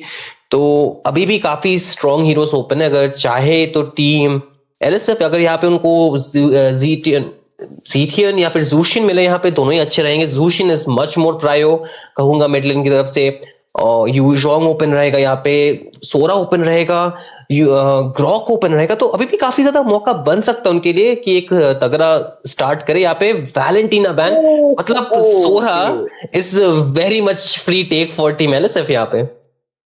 जी बिल्कुल, सोरा यहाँ पे पिक कर लिया है, लेकिन जूशियन ओपन है अभी यहाँ पे। टीम आईसी के पास एक बढ़िया मौका है, और अगर इसमें आज नहीं मारा तो दिक्कत हो सकती है, क्योंकि जूशियन अगर आपके हाथ में आ जाएगी तो इजीली आप जो है बहुत सारे हीरोज को, जो फ्रंट लेनर हीरोज है, उनको बहुत ज्यादा अनॉय कर सकते हैं। उसके साथ साथ आपके पास एक अच्छा खासा, मैं कहूंगा, एडवांटेज आ जाता है, जो आपको बहुत ज्यादा लेट गेम तक आपको एक अनॉइंग मैच बना के रख सकता है। लेकिन फिर वही बात आएगी कि आप कंफर्ट के ऊपर जाना चाहेंगे या फिर मेटा पिक की तरफ जाना चाहेंगे। टीम आईसी इसके ऊपर थोड़ा सा सोच विचार करती हुई जा रही है। 2 पिक उनको जरूर मिलेंगे यहाँ पे, और देखना पड़ेगा किसके ऊपर वो दाव लगाना चाहिए, क्योंकि अगर टीम एसएलएफ को यहाँ पे कहीं ना कहीं जूशियन मिल रहा है तो थोड़ी सी हो सकती है टीम आईसी को, क्योंकि सेट मेकर वहां पे सोरा ऑलरेडी मौजूदा रहेंगे। उसके साथ साथ एक और सीसी अगर आप दे देते हो तो वहां से दिक्कत जो है फिर यहाँ पे स्टार्ट हो जाएगी। चलिए बिल्कुल, यहाँ पे 2 हीरोज के ऊपर दाव लगाया, और दोनों ही हीरो लॉक इन करेंगे। मैं कहूंगा बहुत इंपॉर्टेंट हीरोज, और गुइनिवर मैं कहूंगा बढ़िया चल रही है इस पेटा पे, बहुत ज्यादा सस्टेन की तरफ से आता दिखता है। कई बार हमने देखा है कि एक एचपी पे आउटप्ले कर सकती हैं।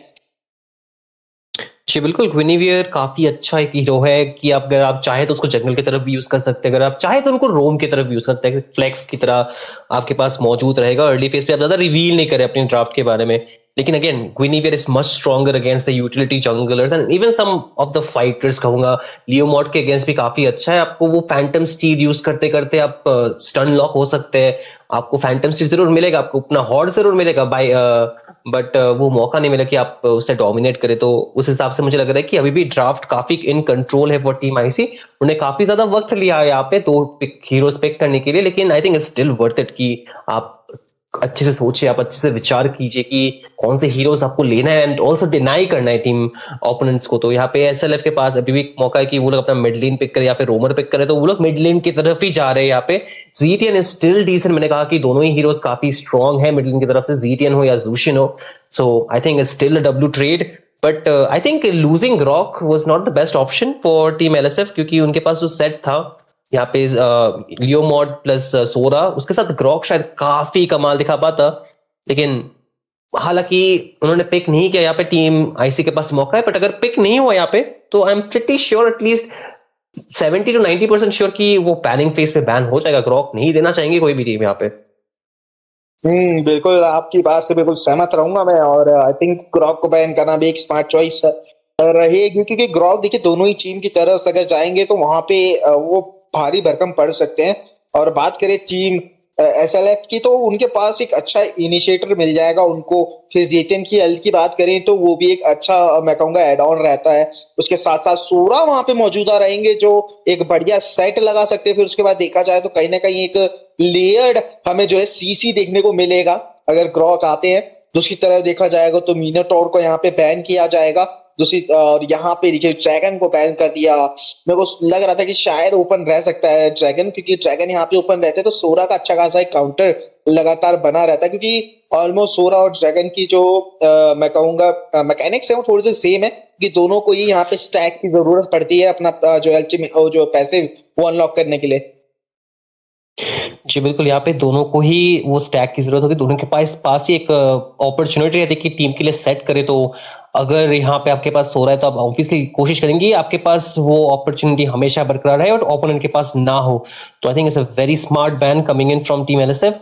बट अभी भी मौका है टीम आईसी के पास कि कुछ हीरोज पिक करे। I think Phovius is still a decent hero. यहाँ पे अगर चाहे तो लियोमॉड प्लस सोरा दोनों को पनिश कर सकते हैं फोवियस, तो वो एक अच्छा हीरो रहेगा टीम आईसी के लिए।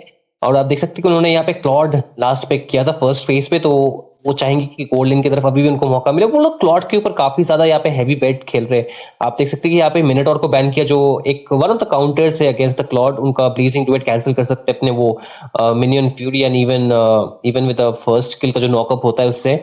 तो कैरी एक और हीरो है जो काफी टटकर सामना कर सकते हैं क्लॉड का। तो दोनों ही यहाँ पे आउट है। अभी भी टीम एलएसएफ का बहुत मौका है कि शायद एक और ईएक्सपी बैन करे, बट ग्रॉक जो चीज मैं बोल रहा हूँ, I think any of the team जिनको भी मिले शायद गेम पलट सकता है यहाँ पे।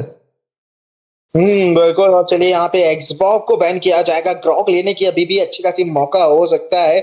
और चलिए यहाँ पे एप्लीकेशन जॉब एप्लीकेशन, अरे यार ये क्या आ गया सामने, जहां भी चला जाता हूँ हर समय मेरे सामने ही नजर आ जाता है। नहीं, यही याद नहीं दिला था हमें। एग्जैक्टली। और चलिए, और इसी के साथ यहाँ पे क्या पिक करेंगे वो देखना होगा। और आई थिंक ग्रॉक के ऊपर थोड़ा कहीं ना कहीं हैवी मैं कहूंगा एक बैट लगाई जा सकती है अगर ग्रॉक आते हैं। और देखिए अगर मेरे ख्याल से टीम एसएलएफ है वो कहीं ना कहीं मैं अगर चाहूँ तो वहां पे एक सपोर्ट अगर आता है उनकी तरफ से तो आई थिंक थोड़ा सा बैलेंस आउट हो जाएगा, क्योंकि देखिए उनके पास सीसी इनफ है, उनके पास मैं कहूंगा डैमेज टेकन वो सर्वाइविलिटी वो उनके पास बढ़ जाएगी। अगर सपोर्ट आता है, अगर फ्लोरिन आती है तो एक अच्छा खासा मैं कहूंगा कि उनके पास एक सपोर्ट सिस्टम इस प्रकार से रहेगा कि मान लीजिए अगर उनके ऊपर प्रहार हो रहा है तो हीलिंग करके इजीली हील ऑफ कर सकते हैं। वहां पे लियोमॉड या फाइट देर तक इनिशिएट कर सकते हैं और इजीली जो है वो फाइट जितनी ज्यादा जो है लंबी खींचेंगे। तो कहीं ना कहीं पीछे से एक बर्स्ट की अभी भी उम्मीद रहेगी कि आई थिंक अगर गोल्ड लेन पे हमें कुछ ऐसा बर्स्ट चाहिए जो क्लॉड के अगेंस्ट भी अच्छा खासा चले और जो है पीछे से डैमेज भी सफिशिएंट रहे। तो कहीं ना कहीं क्या यहाँ पे हैरिथ एक अच्छी चॉइस हो सकती है? जी, हैरिथ एक अच्छी चॉइस हो सकती है, लेकिन दिक्कत होगी यहाँ पे जोशिन है, यहाँ पे ग्विनीवेयर है, तो उस वजह से आपको दिक्कत हो सकता है। I think even Leslie can work at this point, क्योंकि लेस्ली को मार्क करना काफी मुश्किल हो सकता है। यहाँ पे ग्लू की तरफ जाएंगे टीम एलएसएफ और यहाँ पे बीएट्रिक्स I think still decent है, not not the end of the world. Still like a very good A to B tier hero in this current meta, not the S tier normally जो हम देखते हैं यहाँ पे गोल्डन की तरफ. तो still a decent hero. Glue थोड़ा सा मुझे लग रहा है कि might be a bit risky here, क्योंकि Glue से ज्यादा आप फ्रंट लाइन नहीं कर सकते, और यहाँ पे Glue most likely रोम है, तो आप बस विजन देने की कोशिश करेंगे और आपके ऊपर वो प्रहार आ सकता है कि जीटीएन आपको उठा के बर्स्ट करने की कोशिश करते हैं, लेकिन आप वो डैमेज को सस्टेन कर सकते हैं. एंड आई स्टिल फील कि अभी भी जो ड्राफ्ट है थोड़ा सा टीम आईसी की तरफ झुकाव ज्यादा है, क्योंकि उनके पास मौका ज्यादा है कि वो लोग यहाँ पे इनिशिएट करें. और यहाँ पे आता हुआ Lapu which is still a decent hero. I think it can work pretty good in this draft. और ओवरऑल आई थिंक अभी भी like LSF, it depends on their execution. अगर उनको अर्ली गेम पे स्नोबॉल मिला, I think their draft can do wonders, but IC के पास punish करने की काफी ज्यादा अवसर है यहाँ पे. जी बिल्कुल. देखिए ग्लू की जगह आई थिंक अभी भी मैं सपोर्ट के साथ ही स्टिक करता कि अगर सपोर्ट आता तो ज्यादा जो है यहाँ पे हमें कुछ अलग देखने को मिल सकता था. मे बी एंजेला देखने को मिलती, या फिर अगर बात करें फ्लोरिन की तो फ्लोरिन एक अच्छा पिक हो सकता था. अगर फ्लोरिन भी नहीं तो कहीं ना कहीं कार्मिला एक अच्छा सेट बन सकता था, जो कर्स ब्लड के साथ जो है वो डैमेज पूरी तरीके से जो है यहाँ पे उनके साथ वो मिल सकता था. लेकिन वो एक कंडीशनल पिक होता हुआ जा रहा है. लेकिन ग्लू के साथ जाना चाहते हैं, जैसे कि आपने कहा ग्लू को दिक्कत बहुत आएगी क्योंकि सामने जूशिन है, और जूशिन का सबसे बड़ा फायदा ये रहता है कि आपने जितने भी सामने आ रहे फ्रंट लेनर है उनको बहुत ज्यादा बुली किया जाए, उनको बार बार पोक किया जाए, और ग्लू को सस्टेन करने के लिए भी अपना पैसिव जो वो स्प्लैश मारते हैं तो उसके ऊपर जाना पड़ता है. तो कहीं ना कहीं ग्लू थोड़ी समस्या उनके लिए रहेगी. लेकिन बात की जाए बेट्रिक्स की, तो बेट्रिक्स पीछे से रहकर डैमेज जरूर देंगे, लेकिन सबसे बड़ी उनकी जो मैं कहूंगा यहाँ पे कहीं ना कहीं दिक्कत वो यहाँ पे जो है अपने ये प्रीवियस फाइटर जो है वो फाइटर बनने वाले हैं यहाँ पे लापू, क्योंकि उनको देखिए सीसी की जरूरत नहीं पड़ती है. अल्टीमेट लगाएंगे तो सीसी इम्यून रहते हैं, अंदर की तरफ घुस सकते हैं. तो थोड़ा समझ के खेलना पड़ेगा. किस तरीके जो टेम्पो है वो हमें सेट होता हुआ दिखेगा, वो देखने वाली बात होगी. पहले 2 ऑब्जेक्टिव जिस टीम को मिलेंगे वो आगे फिर जो है डोमिनेट करती हुई जाएगी इस गेम को. जी बिल्कुल, यहाँ पे देखना पड़ेगा कि अर्ली गेम डोमिनेंस कौन लेकर जाएगा. दोस्तों आप सभी का स्वागत है लैंड ऑफ डॉन पे. एक बार फिर से यहाँ पे मुकाबला भिड़ा हुआ है और दोनों ही टीम तैयार है. देखना पड़ेगा कि कौन सा टीम यहाँ से आगे बढ़कर जाएंगी. टीम एलएसएफ रहेंगे ब्लू साइड पे और आईसी लेंगे रेड साइड. और मैं हूँ आपका कास्टर शिनरियो, और मेरे साथ जुड़ेंगे यहाँ पे शिनरा भाई. तो वो देखना पड़ेगा कि शिनरा भाई कैसे खेलेंगी टीम. एंड जैसे कि मैंने कहा अर्ली गेम पे अगर स्नोबॉल मिले यहाँ पे टीम एलएसएफ को तो उनके ड्राफ्ट को ज्यादा एडवांटेज मिल सकता है. लेकिन वही है, यहाँ पे पिक ऑफ बेस्ड, यहाँ पे पनिशमेंट बेस्ड कॉम्पोजिशन है टीम आईसी के पास. तो एक गलत मूव पनिश काफी गंदा हो सकती है टीम एलएसएफ. जी बिल्कुल. और यहाँ पे देखिए थोड़ा सा अर्ली गेम में डोमिनेंस हमें देखने को मिलेगी, और वो पुली यहाँ पे जूशिन का आता हुआ दिखेगा अर्ली गेम से ही. वो फार्म जो है मिड लेन का पूरी तरीके से डिनाई किया जा रहा है. फार्म को वो लेन जो है फ्रीज करी जा रही है ताकि उनको जो है बाहर निकल के खेलना पड़े. और देखिए यहाँ पे बुली करते हुए दिखेंगे जूशिन. मौके का पूरा फायदा उठा रही है. लास्ट मिनियन हिट कर ही नहीं रहे हैं, पूरा मिनियन ब्लॉक करा हुआ है, जिसके कारण मैच को जो जेटियन है उनको बहुत ज्यादा दिक्कत हो रही है इस समय. जी बिल्कुल, यहाँ पे फ्लिकर भी इस्तेमाल कर चुके हैं जीटीएन, तो उनको जरूर यहाँ पे काफी मुश्किल हो रही है. और क्लॉट का भी फ्लिकर इस्तेमाल हो चुका है, तो दोनों ही टीम की तरफ से एक फ्लिकर यहाँ पे मौजूद नहीं रहेगा, तो उसको थोड़ा सा देखकर खेलना पड़ेगा. लेकिन एक बार फिर डाइव आता हुआ यहाँ पे ग्रॉक के ऊपर काफी ज्यादा डैमेज. लियोकमोट के पास फैंटम सीड है, वो लास्ट हिट यहाँ पे ग्लू को मिलेगा. फ्लेम शॉट का इस्तेमाल, लेकिन गुइनिवियर उनको मिला काफी अच्छा एंगेज. डबल किल लेकर जाएंगे उस टीम फाइट्स पे. और यहाँ पे टर्टल का भी एडवांटेज शायद टीम आईसी की तरफ थोड़ा सा ज्यादा झुकाव ज्यादा रहे. यहाँ पे देख सकते हैं कि मिड लेन पे अभी तक लेवल 4 नहीं हुए हैं जीटीएन, तो उनको थोड़ा वक्त और चाहिए यहाँ पे लेवल 4 होने के लिए. लेकिन टॉप लेन की तरफ दोनों ही फाइटर लेवल 4 होके थोड़ा यहाँ पे फाइट करे, कंटेस्ट करे कि लीच भी लो करे, ताकि उनको रोटेशन जल्दी करने को मिले यहाँ पे टर्टल की तरफ. जी बिल्कुल. और यहाँ पे देखिए लेवल 4 होते हुए दिखे हैं. फैंटम स्टीव का इस्तेमाल किया जाएगा, लेकिन वहां पे लापू के द्वारा रोका जाएगा. और वहां पे धाराशाही हो चुके. एक बढ़िया सेट आएगा जरूर सोरा की तरफ से. गेम चेंजिंग अल्ट हो सकता है. यहाँ पे अल्टीमेट लगाया जाएगा, सीसी की बरसात होती हुई, लेकिन वो डैमेज यहाँ पे आता हुआ दिखेगा जूशिन की तरफ से, और लेन को पूरा डिस्टर्ब किया. और एक के बदले एक यहाँ पे खेल वो जरूर निकाला गया. बात करें स्कोर की तो 2-4 का स्कोर यहाँ पे होता हुआ जाएगा. और इसी के साथ ये चर्चल वो लेते हुए जाएंगे. आई थिंक चर्चल यहाँ पे शिंदू भाई कौन लेके गए? यहाँ पे टीम आईसी को टर्टल मिला क्योंकि रेट्रीब्यूशन जो था वो विनीवेयर का सबसे ऊपर था, और उसी वक्त पे हम लोगों ने देखा कि बॉटलिन की तरफ भी एक 1v1 चल रहा था और बीएट्रिक्स वहां पे धराशायी हुए, उनको यहाँ पे मृत्यु के घाट उतार दिया गया जो हम लोग कहते हैं हमेशा। लेकिन शायद next on the chopping block यहाँ पे रहेंगे ग्लू, वो भागने की पूरी कोशिश कर रहे थे। पैट्रिक वो स्किन पे काफी क्यूट लगते जब भागते, लेकिन वो अवसर जरूर नहीं मिला उनको सेफ्टी की तरफ जाने के लिए। लेकिन टॉप लेन की तरफ दोनों ही फाइटर यहाँ पे फुल ऑन एंगेज कर रहे अपने अल्टीमेट के साथ। देख सकते हैं कि लापो लापो प्रीवियस फाइटर से सस्टेन कर रहे, लेकिन एचपी यहाँ पे 16 का भी लो है तो उनको भी थोड़ा पीछे आना पड़ेगा। लेकिन अभी भी मैप थोड़ा सा शांत है, 2 for 5 versus 4, लेकिन गोल्ड जो है वो अभी भी टीम आईसी थोड़ा ज्यादा लेकर जा रहे हैं यहाँ पे। जी बिल्कुल, और यहाँ पे एक बढ़िया पकड़ बना रखी है, एक बढ़िया टेम्पो यहाँ पे सेट कर रखा है और इस टेम्पो को मेंटेन करके चलना पड़ेगा। इस फार्म गैप को धीरे धीरे जो है और बढ़ाना पड़ेगा, और ऐसे ही ऑब्जेक्टिव अगर जीतती रही तो टीम एसएलएफ के लिए बहुत ज्यादा दिक्कत हो सकती है। और यहाँ पे आ चुके हैं, पकड़ने के लिए कोशिश करेंगे लेकिन अल्टीमेट का इस्तेमाल करते हुए बचना पड़ेगा। अल्टीमेट यहाँ पे यूज किया है, फ्लिकर यूज किया है, भागने का मौका नहीं दिया, बोला कि आप ऐसे कैसे बच के जाएंगे, वापिस आइए, और हमारे क्रिप्सन बेकन के द्वारा उठा के पटक दिए जाएंगे। जी बिल्कुल, काफी ज्यादा कमिटमेंट आता हुआ है एक किल के लिए, लेकिन आई think it is kind of worth it क्योंकि अभी टर्टल आने वाला है और उस किल की वजह से उनको रोटेशन पे ज्यादा फायदा मिल सकता है। यहाँ पे 5 मैन रोटेशन दे सकते हैं टर्टल की तरफ, और यहाँ पे बीट्रिक्स अभी भी 1v1 करे, शायद उनको पता नहीं यहाँ पे टीम एलएसएफ का मेंबर्स वहां पे मौजूद नहीं है तो आईसी आके आराम से उनके ऊपर पिक ऑफ कर सकते हैं। लेकिन एक बार फिर से यहाँ पे थोड़ा सा पिक ऑफ होने वाले, ग्लून का एचपी आधा बस है तो थोड़ा सा दिक्कत होगा उनको। लेकिन यहाँ पे एक स्नाइपर शॉट कनेक्ट होता हुआ टर्टल अभी भी टीम आईसी की तरफ मौजूद है। ग्लूमॉड कोशिश करके अंदर जाए लेकिन शायद ये गलती हो जाएगी क्योंकि यहाँ पे लापू लापू मौजूद रहेंगे उनको पनिश करने के लिए। ग्लू माउंट जरूर कर रहे लेकिन शायद रॉन्ग साइड पे आ चुके हैं मैप के और उनको भी पनिश किया जाएगा। तो 2 किल और दे बैठेंगे टीम एलएसएफ यहाँ पे टीम आईसी को। जी बिल्कुल, टीम आईसी इस समय बैटलफील्ड को पूरी तरीके से अपने आई से चमाती हुई और मुश्किलें बढ़ाती हुई टीम एसएलएफ की। और यहाँ पे देखेंगे एक और फाइट हमें होती हुई दिख सकती है, थोड़ा सा प्लान किया जा रहा है और आई थिंक बेट्रिक्स ने यहाँ पे भाप लिया इसलिए पीछे हटेंगे। दूसरी तरफ से बात करें लियो मोड, देखिए जंगल स्पीड में हो जाएगी लेकिन यहाँ पे टेक्टोनिक चार्ज 4 बंदों का, यहाँ पे अल्टीमेट 3 बंदों का वो आता हुआ पड़ा और उसके साथ बेट्रिक्स को निकाल दिया जाएगा बैटलफील्ड से।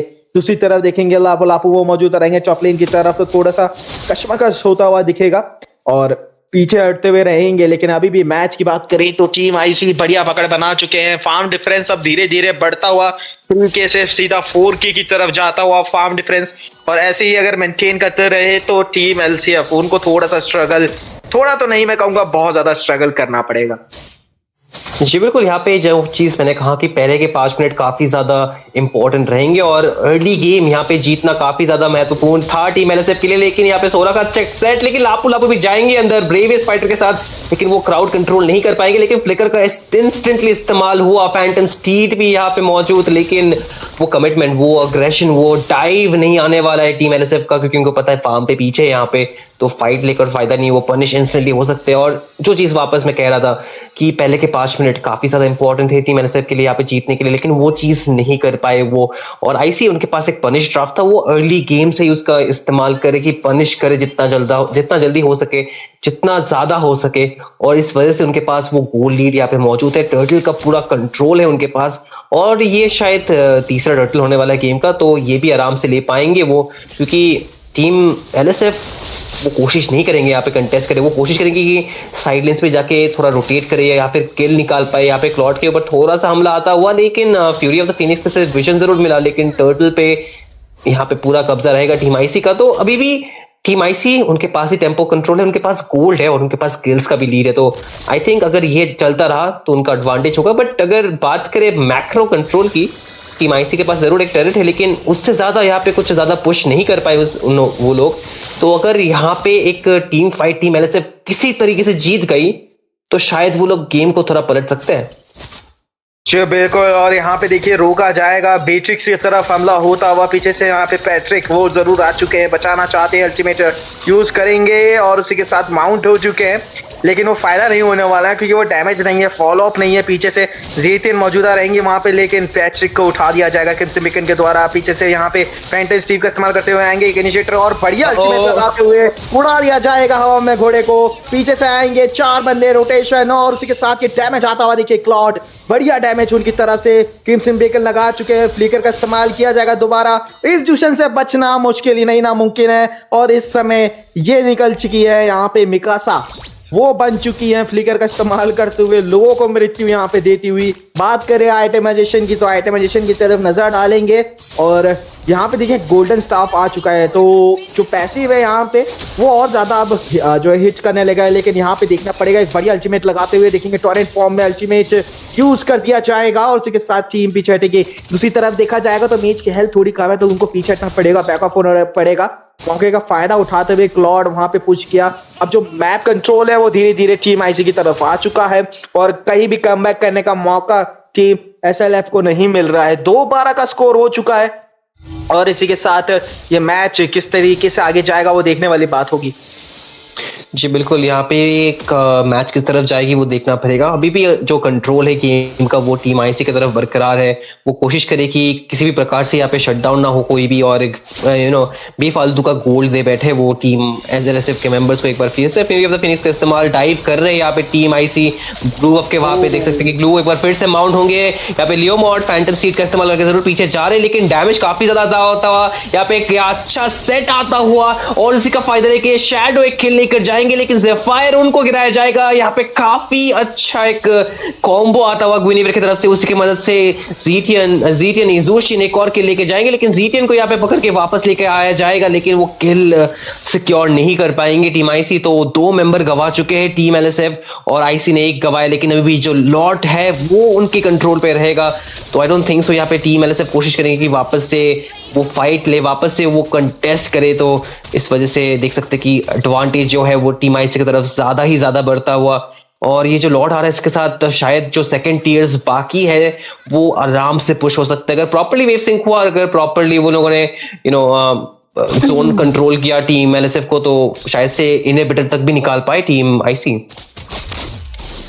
जी बिल्कुल, कोशिश यहाँ पे रहेगी जरूर और उसी के साथ ही वो फाइट स्टार्ट हो चुका है। देखना पड़ेगा किस तरीके से यहाँ पे जाते हैं, अंदर की तरफ चेज करते हुए गए हैं। गलती हो सकती है लेकिन क्लॉड का वो डैमेज इस समय वो जरूर मार करेगा और बढ़िया से उनको जो है पीछे धकेला गया। दूसरी साइड पे देखेंगे लॉर्ड वो मिड लेन से चार्ज कर रहे हैं, हालांकि खत्म हो जाएंगे लॉर्ड वहीं पे ही और एक बढ़िया फाइट दोबारा एक और छिड़ती हुई दिखेगी क्रिम्सन बेकन। इस समय वो बहुत बड़ी जो है गलती साबित हो रहा है टीम एसएलएफ की तरफ से क्योंकि वो क्रिम्सन बेकन बार बार अनॉय कर रहा है, बार बार टीम डिस्टर्ब कर रहा है जिसके कारण कहीं ना कहीं टीम एसएलएफ को बहुत ज्यादा दिक्कत हो रही है आगे फाइट करने के लिए, आगे फ्रंट लेनर पे बने रहने के लिए। पैट्रिक को रोका जाएगा अल्टीमेट का इस्तेमाल करते हुए, रोकने का प्रयास क्लॉड फॉर्म पे रुकेंगे और एक बड़ी अल्टीमेट के क्रैक स्टेजी को यहाँ पे धाराशायी कर दिया जाएगा। बीट्रिक्स वहां मौजूदा रहेगी अल्टीमेट में डैमेज देते हुए लेकिन यहाँ पे फाइट अब पलटती हुई दिखेगी क्योंकि यहाँ पे लापू वो मौजूदा रहेंगे। क्रिम्सन बेकन का इस्तेमाल किया जाएगा, क्या रोक सकते हैं देखना पड़ेगा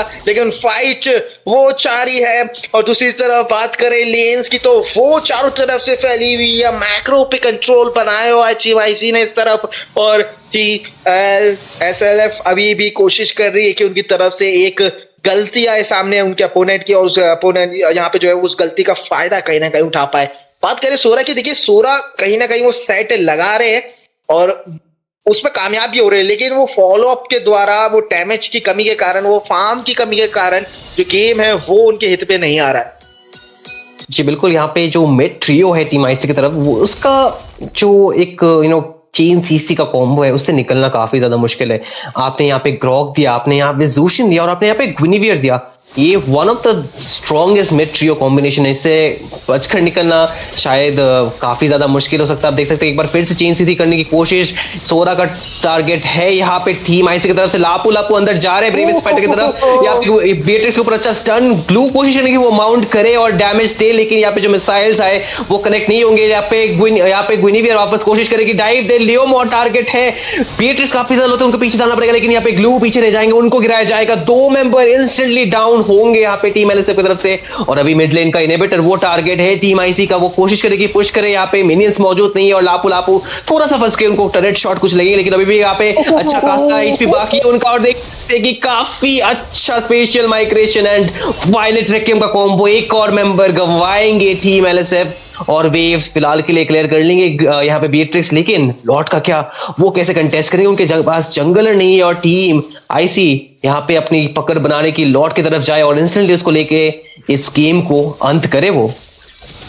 जी बिल्कुल, लॉर्ड के ऊपर पूरी तरीके से लग जाएंगे और आई थिंक इस लॉर्ड के साथ एक गेम टीम एलसीएफ उनके पास हारने का मौका रहेगा। तो कहीं ना कहीं उनका भी लास्ट चांस रहेगा, अगर ये लॉर्ड किसी तरीके से या किसी चमत्कार से अगर डिफेंड हो जाता है तो ये आखिरी चांस रहेगा, इसके बाद कोई और चांस नहीं मिलने वाला है टीम एसएलएफ को। जी बिल्कुल, यहाँ पे एसएलएफ को यहाँ पे ज्यादा मौका शायद ना मिले क्योंकि ज़ूशिन उनके पास है स्काई पियर्सर और उनके पास है 9 किल्स, मोस्ट लाइकली उनके पास 80 स्टैक होगा। यहाँ पे आप देख सकते हैं कि काफी ज्यादा सस्टेन भी थोड़ा बिल्ड करके रखे तो वो पनिश करना शायद उतना आसान ना हो। और यहाँ पे 80 नहीं बट 60 स्टैक है, I think it's still enough, काफी ज्यादा स्टैक ही है ये एक मैच के लिए। तो अभी देखना पड़ेगा, यहाँ पे गुइनिवेयर के पास विंटर क्राउन भी है तो वो अच्छा खासा सेट दे सकते हैं। अच्छा वॉल यहाँ पे फ्लिकर इंस्टेंटली बेट होगा जीटीएन का और ये काफी बड़ा इंफॉर्मेशन है टीम आईसी के लिए। लॉर्ड वहां पे मौजूद है, वो कोशिश करेगी क्लियर करे, फ्यूरी ऑफ द फिनिक्स से थोड़ा सा डिफेंसिव, थोड़ा सा वक्त यहाँ पे लेने की कोशिश है टीम एसएलएफ का, लेकिन लॉर्ड क्लियर हो जाएगा। साइलेंस के इनहिबिटर टारगेट है, वेव्स है मौजूद और टीम आईसी वो भी कोशिश करेगी पुश करे। यहाँ पे मेंबर्स थोड़े लो रहेंगे लेकिन ग्लू आगे जा रहे, यहाँ पे एक माउंट करने की कोशिश मेंबर मिलेगा लेकिन वो क्रॉक है, पीछे लेकर नहीं आ पाएंगे और ग्लू काफी आगे जाके फंस जाएंगे। यहाँ पे गुइनिवेयर का जंप और शायद यहाँ पे उनका खात्मा हो जाए एक बार फिर से। ज़ूशिन वो किल के ऊपर किल लेके जा रहे, डबल किल मिलेगा यहाँ पे। क्रैकटीज अंदर जाके काफी बेहतरीन डैमेज देके एक और मेंबर को लेकर जाएंगे, 2 मेंबर बाकी है और यहाँ पे एक और अच्छा डाइव आता हुआ गुइनिवेयर का, इंस्टेंटली फ्लिकर का इस्तेमाल भी, वो पीछे चले जाएंगे। गुइनिवेयर यहाँ पे फंस गए हैं अकेले, शट डाउन जरूर मिलेगा लेकिन अभी भी डिफेंस करने की कोशिश टीम एलएसएफ के 2 मेंबर है। टेक चार्ज का इस्तेमाल, बेस टारगेट है बट क्या क्लियर कर पाएगी ऑन टाइम? मिनियंस वो क्लियर जरूर हो चुके हैं और मेंबर्स थोड़े बहुत लो है, वो पीछे जाना पड़ेगा and I think it is enough time जिससे बाकी मेंबर्स जो है टीम एलएसएफ की तरफ से वापस आ जाए और एक काफी बेहतरीन डिफेंस पुल ऑफ किया है टीम एसएलएफ के 2 member, the jungler and the gold learner, अभी भी गेम को बचा के रखे अपनी टीम के लिए। जी बिल्कुल, समय की जो है तलवार वो थोड़ी सी जरूर डिले हुई है लेकिन लटकी अभी भी टीम एसएलएफ की तरफ है तो उनको थोड़ा और संभल के रहना पड़ेगा। ये आखिरी जीवन दान उनको दिया जाएगा क्योंकि टीम आईसी अभी अगला मौका उनको नहीं देने वाली और इस लॉट के साथ इजीली इस गेम को यहाँ पे खत्म कर दिया जाएगा। वो गेम इसलिए बच्चा इतनी देर तक क्योंकि वो लॉट को डिफेंड किया जिसके बाद और वो मिनियंस एंड टाइम पे खत्म हो गए थे जिसके कारण टीम आईसी के पास पीछे हटने के अलावा और कोई चांस नहीं था, वरना वो गेम यहाँ पे खत्म होता हुआ दिख सकता था। जी बिल्कुल, यहाँ पे थोड़ा सा ओवर एक्सटेंड किया था टीम आईसी ने, उसी चीज का थोड़ा सा मतलब डिसएडवांटेज भी उनको हुआ but I think it is still under control. उन्हें ज्यादा कुछ नहीं गवाया, ज्यादा किल्स नहीं दिए उन्होंने अभी तक टीम एसएलएफ को, बट यहाँ पे इंस्टेंटली क्रिम्सन बीकन का इस्तेमाल करेंगे थोड़े डिफेंसिवली और अपने आप को बचा कर रखेंगे कि अभी उनके पास है परफेक्ट 80 स्टैक, 11 किल्स के साथ बैठे हैं ये ज़ूशिन, तो आप समझ ही सकते हैं कि कितना ज्यादा प्रेजेंस है मिड लेन की तरफ ज़ूशिन का और वो किल्स भी सिक्योर कर रहे हैं। नेक्स्ट लॉर्ड यहाँ पे आ ही चुका है मैप पे तो टीम आईसी कोशिश करेंगे कि जल्दी से जल्दी इसको लेकर इस गेम को पुश करे। अभी भी मिनियंस का जो वेव प्रेशर वो काफी ज्यादा मौजूद है टीम एसएलएफ की तरफ से, तो उनको वो क्लियर हमेशा करना पड़ेगा और उनका बेस का एचपी भी ज्यादा फुल नहीं है यहाँ पे, अभी भी 50 to 60% की तरफ है तो उनको अभी भी कोशिश करना पड़ेगा कि पेस के ऊपर ज्यादा प्रेशर ना हो क्योंकि कुछ ही हिट और ये गेम अभी खत्म हो सकता है। The only good thing about this Lord push is that ये अभी तक इवॉल्व लॉर्ड नहीं है, अभी तक जस्ट नॉर्मल लॉर्ड होगा तो क्लियर करना काफी ज्यादा मुश्किल ना होगा उनके नहीं होगा उनके लिए। लेकिन जो दिक्कत हो गया यहाँ पे शिनरा भाई कि आपके पास इनहिबिटर नहीं है तो आपके पास वो एक्स्ट्रा लेयर ऑफ डिफेंस जो होता है, एक extra layer of life line वो नहीं रहेगा, तो यहाँ पे प्योर मैकेनिक्स के साथ ये डिफेंस पुल ऑफ करना पड़ेगा टीम एसएलएफ को। जी बिल्कुल, और वही कोशिश यहाँ पे टीम बात करे तो एसएलएफ करना चाहिए किसी तरीके से कि इस मैच इस लॉट को भी डिफेंड करे, लेकिन वो मिनियंस वो बहुत अच्छी तरीके से सिंकअप होके आ रहे हैं और उसी के साथ एक और फाइट यहाँ पे आती हुई दिखेगी। कोशिश रहेगी जितना ज्यादा यहाँ पे डिले किया जाए उतना ज्यादा ग्लू मौजूदा रहेंगे। ग्रॉक के ऊपर ऑलरेडी चल चुके हैं, अल्टीमेट मारा जाएगा, टेक्टोनिक चार्ज के साथ पीछे से आएंगे, अल्टीमेट लगाते हुए वो डैमेज दे रहे हैं और लॉर्ड मिड लेन की तरफ मौजूदा जरूर रहेंगे। क्लॉड का अल्टीमेट आ चुका है ब्लेजिंग ड्यूओ के साथ और यहाँ पे क्रिस्टल उसके ऊपर प्रहार होते हुए क्रिस्टल खत्म किया जाएगा। टीम आईसी आगे बढ़ती हुई और इसी के साथ टीम एसएलएफ का यहाँ पे खात्मा होता हुआ उनको भेजा जाएगा इस टूर्नामेंट से बाहर और अपने नाम करेगी इस मैच को वो है टीम आईसी। बेहतरीन गेम प्ले, बेहतरीन मैच हमें आता हुआ दिखा। दोनों ही टीम बेहतरीन खेली परंतु अर्ली गेम से डोमिनेशन आता हुआ दिखा टीम आईसी की तरफ से और उसको मेंटेन करती हुई गुड लीड को वो आगे की तरफ जीतते हुए गई। जी बिल्कुल, यहाँ पे जीत का झंडा जरूर लहरा रहे हैं टीम आईसी और उनका काफी एक अच्छा कंट्रोल था थ्रू आउट द गेम। अगर हम बात करें तो काफी प्रॉपरली खेल रहे थे, काफी डिसिप्लिन खेल रहे थे वो लोग कभी कभी थोड़ा अग्रेसिव भी जा रहे थे लेकिन इन कंट्रोल था। वो लोग ज्यादा यहाँ पे ओवर एक्सटेंड नहीं कर रहे थे, बस एक ही बार ओवर एक्सटेंड हुआ बट उससे ज्यादा फायदा और ज्यादा डिसएडवांटेज नहीं था उनके ऊपर। But I think it is still fine कि अगर आप जैसे खेल रहे वैसे खेले, आप अगर आप अग्रेसिव खेले तो थ्रू आउट अग्रेसिव खेले, क्योंकि अगर आप थोड़ा सा भी अगर हेजिटेशन दिखाए मैप पे तो हेजिटेशन से मैच यहाँ पे बिल्कुल बदल सकता है। और through out I think even though team SLF के पास एक मौका था कि अर्ली गेम से अपनी पकड़ बनाए, लेकिन एक पनिश ड्राफ्ट था टीम आईसी की तरफ से। उनका मिड ट्रियो काफी ज्यादा स्ट्रांग है, वो चेन सीसी से निकलना बिल्कुल भी मुश्किल। अगर आप प्यूरिफाई लेकर नहीं जाएंगे तो आप कुछ नहीं कर सकते। वहां पे take charge, violet requiem plus the special migration and उसके ऊपर लैंटर्न फ्लेयर, तो आप समझ ही सकते कि आपके पास यहाँ पे शायद 4 से 7 सेकेंड हो, आप जस्ट स्टन्ड चेन सीसी होकर रहेंगे, आप निकल नहीं पाएंगे वो सीसी से, तो उतना शायद काफी है किसी को भी गिराने के लिए। और लेट गेम पे it is much more than enough कि आपके पास डैमेज हो जाएगा,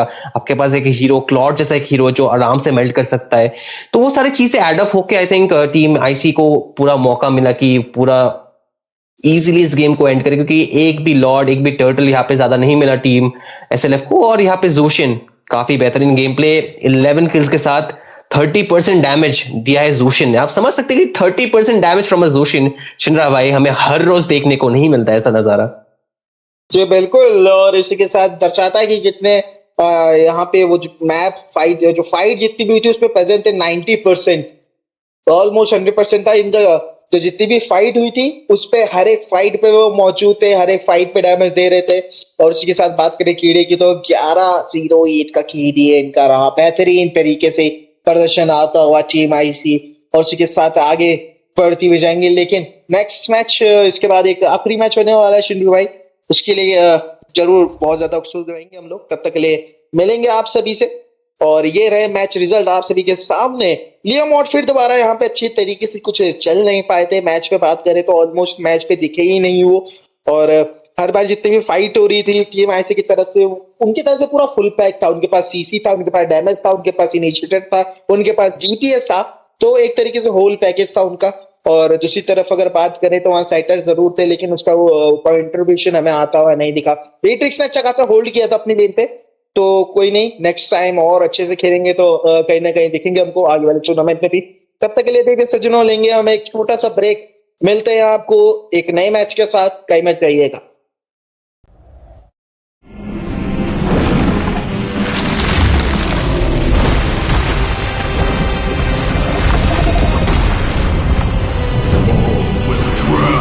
Tide of Oblivion.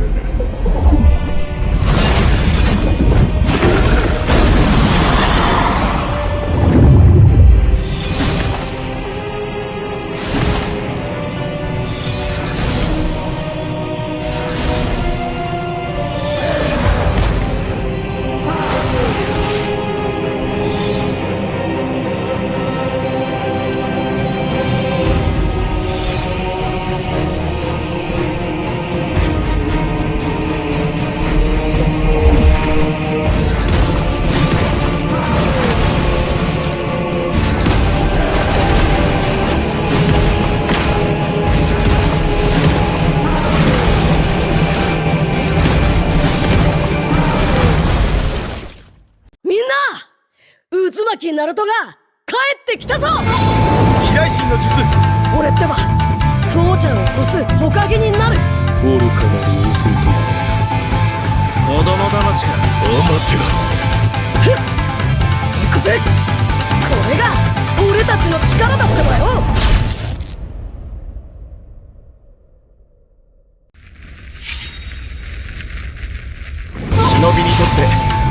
より大切なのはチームワークだよ。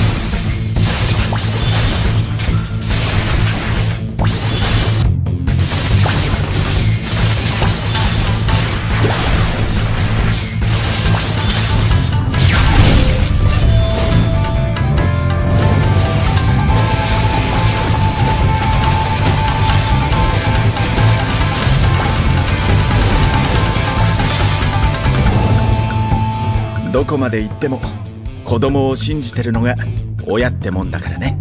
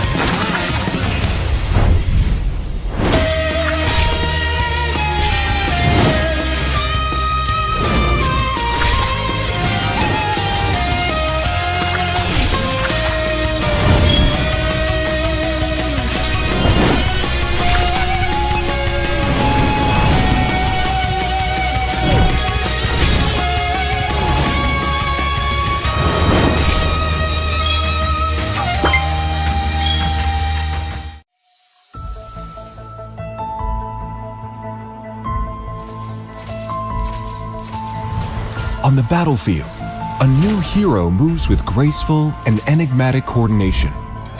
We know him as the photographer, Marcel, alongside his camera, Clamar. But perhaps the word alongside is misleading. There is no distinction between who is leading whom. If we must define their relationship, they are like two voices of the same person. One, but not one. They answer. Hello दोस्तों, welcome back to the एल्गाम्बो esports PUBG live streams. और आज का आखिरी match वो होता हुआ जाने वाला है। एक और मैच, आखिरी मैच रहेगा ये आज का। और उसी के साथ हमें पता है कि आखिरी मैच जितने भी होते हैं वो हमेशा एक बूम के साथ एंड होते हैं। तो यहाँ पे देखना पड़ेगा किस तरीके का मैच हमें देखने को मिलता है। और सीधा चलेंगे हम यहाँ पे जो है ड्राफ्टिंग फेज की तरफ। और ड्राफ्टिंग फेज पे देखते हैं कि किस तरीके के जो है ड्राफ्टिंग हमें देखने को मिलेगी, किस तरीके के जो है कॉम्प हमें देखने को मिलेंगे। क्योंकि एक तरफ रहने वाली टीम Ryzen X, हमने इसका मैच यहाँ पे कास्ट किया था और जिस प्रकार से टीम जीती थी बहुत बेहतरीन तरीके से। दूसरी तरफ रहने वाले रेवेंजर्स। तो ये थोड़ा सा भाई आरआर के साथ स्टार्ट हो रहा है। देखिए सामने दोनों ही टीम है, उनका इनिशियल स्टार्ट ही आर से ही हो रहा है और कास्टिंग करने के लिए दो कास्टर मौजूद है, उनका इनिशियल स्टार्ट हो रहा है ऐसे ही। और ऑलमोस्ट देखिए शिनर्यू एंड शिनरा देख रहे हो आप क्रोनोलॉजी देख रहे हो गाइस, समझिए आप क्रोनोलॉजी समझिए। और इसी के साथ चलिए यहाँ पे अब बात करेंगे बैन की। तो फटाफट बैन आते हुए हमें दिखेंगे। एक तरफ यहाँ पे टीम राइजन की तरफ से जूशिन बैन हुआ है और उसके साथ साथ सूरा बैन होगा। और टीम रेवेंजर की बात करें तो उनकी तरफ से अभी यहाँ पे फैक्ट्रिन बैन हुआ है, उसके साथ साथ एक और बैन हमें देखने को मिलेगा। और तीसरा बैन क्या हो सकता है यहाँ पे देखने वाली बात होगी, क्योंकि ऑप्शन बहुत सारे खुले हैं। ब्रॉक बैन खुला हुआ है, हिल्डा खुला हुआ है आपका, और केलिया खुला हुआ है। तो अच्छा यहाँ पे लूकस बैन देख रहा हूँ, ये थोड़ा नया यहाँ पे आता हुआ दिख रहा है। लूकस सोचा नहीं था कि इनकी एंट्री यहाँ पे बैन सेक्शन पे होगी कभी, और अभी यहाँ पे बैन सेक्शन की तरफ आते हुए दिख रहे हैं। जी बिल्कुल, यहाँ पे थोड़ा सा अलग सा बैन देखने को मिल रहा है। और टीम रेवेंजर्स उन्होंने शायद एक बैन भी मिस किया यहाँ पे। तो अगर मैं यहाँ पे टीम रेवेंजर्स होता तो मैं थोड़ा सा पैनिक जरूर करता, लेकिन आई थिंक इट्स स्टिल फाइन। अभी भी गेम हारे नहीं है वो लोग, तो यहाँ से भी वापसी हो सकता है। लेकिन लूकस बैन, जो चीज आपने कहा यहाँ पे जिक्र किया, ज्यादा कॉमन नहीं हमारे लिए, काफी अनकॉमन एक बैन है। और आई डोंट नो, यहाँ पे टारगेट बैन भी हो सकता है, शायद एक चीज है जो हमें पता नहीं। But I think that is one of the hero that they are not comfortable playing against, तो इसलिए बैन किया गया यहाँ पे। टीम राइजन एक्स की तरफ से देख सकते हैं 2 मेज बैन किया गया है, और सोरा जैसे कि आपने कहा, तो अभी भी मौका है कि कुछ तगड़े हीरोज ले ले। लेकिन आपको पता है हमेशा कि अगर आप एक तगड़े हीरो ले रहे हो तो 2 आपको गंवाना ही पड़ेगा। तो टीम राइजन एक्स के पास भी मौका रहेगा कि 2 स्ट्रॉन्ग हीरो से शुरुआत वो भी करे। ओ बिल्कुल। और वो 2 हीरो कौन से रहने वाले हैं? क्या यहाँ पे फ्रेया पिक होती हुई दिखेगी पहले, या ग्रॉक पिक होते हुए दिखेंगे? और बहुत सारी जो है यहाँ पे स्टडी चलती है, लेकिन यहाँ पे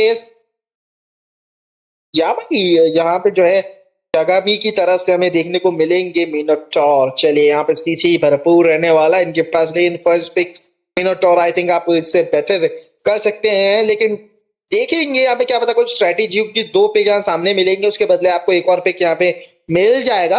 और टीम राइजन एक्स के पास अच्छा खासा मौका रहेगा एक चंकी पिक करने का। और इसी के साथ चलिए यहाँ पे चाओ का आगमन होगा।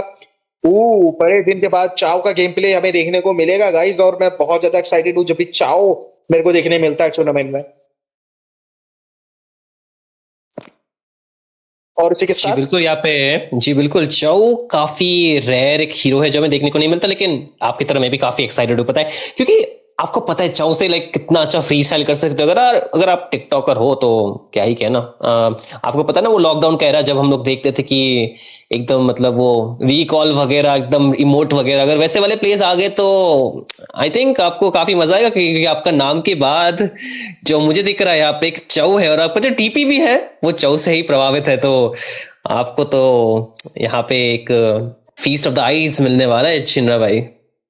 बिल्कुल बिल्कुल, उम्मीद यही थी कि कुछ ऐसा तड़कता भड़कता देखने को मिले और चाओ के द्वारा देखने को मिलेगा। तो वे ऑफ ड्रैगन और जीत केंडू का इस्तेमाल हमें देखने को मिलेगा बेहतरीन तरीके से। और हालांकि अभी चाओ देखिए रोम पे ज्यादा बेटर चलता है, EXT पे इतना अच्छा नहीं चलता है। हालांकि यूज कर सकते हैं आप, बट एज अ 5 मैन में आपको रोम पे ही यूज करना पड़ेगा, उसका फुल पोटेंशियल जो है रोम पे ही निकलेगा। I miss the old Chou man. पहले का चाओ जो होता था ना, 1 shot I use to do भाई, मतलब ऐसे मेनियाक मिलते थे एक शॉट पे फुल क्या बोलते हैं डैमेज के साथ। अभी भी मिल जाते हैं, but you have to walk to activate his passive. अभी ये कर दिया है, पहले ऐसा नहीं था। पहले ऐसा था कि उसका रैंडमली पड़ता था और बहुत अच्छा डैमेज आता था पहले, लेकिन अभी उसको पूरी तरीके से टैंक फाइटर बना दिया है। दूसरी तरफ से देखिए तो यहाँ पे जूलियन का आगमन हो रहा है, तो थोड़ा अलग सा एक मेटा की तरफ शिफ्ट मेरे को दिख रहा है। उसके साथ साथ यहाँ पे ऑडेट का आगमन हुआ है। सोचा नहीं था ऑडेट, लेकिन चाओ के सामने ऑडेट आई थिंक एक थोड़ी सी अलग चॉइस हो सकती है कि चाओ इजीली काउंटर कर सकते हैं ऑडेट को। आपने जीत गुंडे के इस्तेमाल से उनका जो थर्ड वाला जो है फेज रहता है वहां पे वो एयरबॉर्न कर सकते हैं, जिससे कि ऑडेट का अल्टीमेट जो है वो कैंसिल हो सकता है।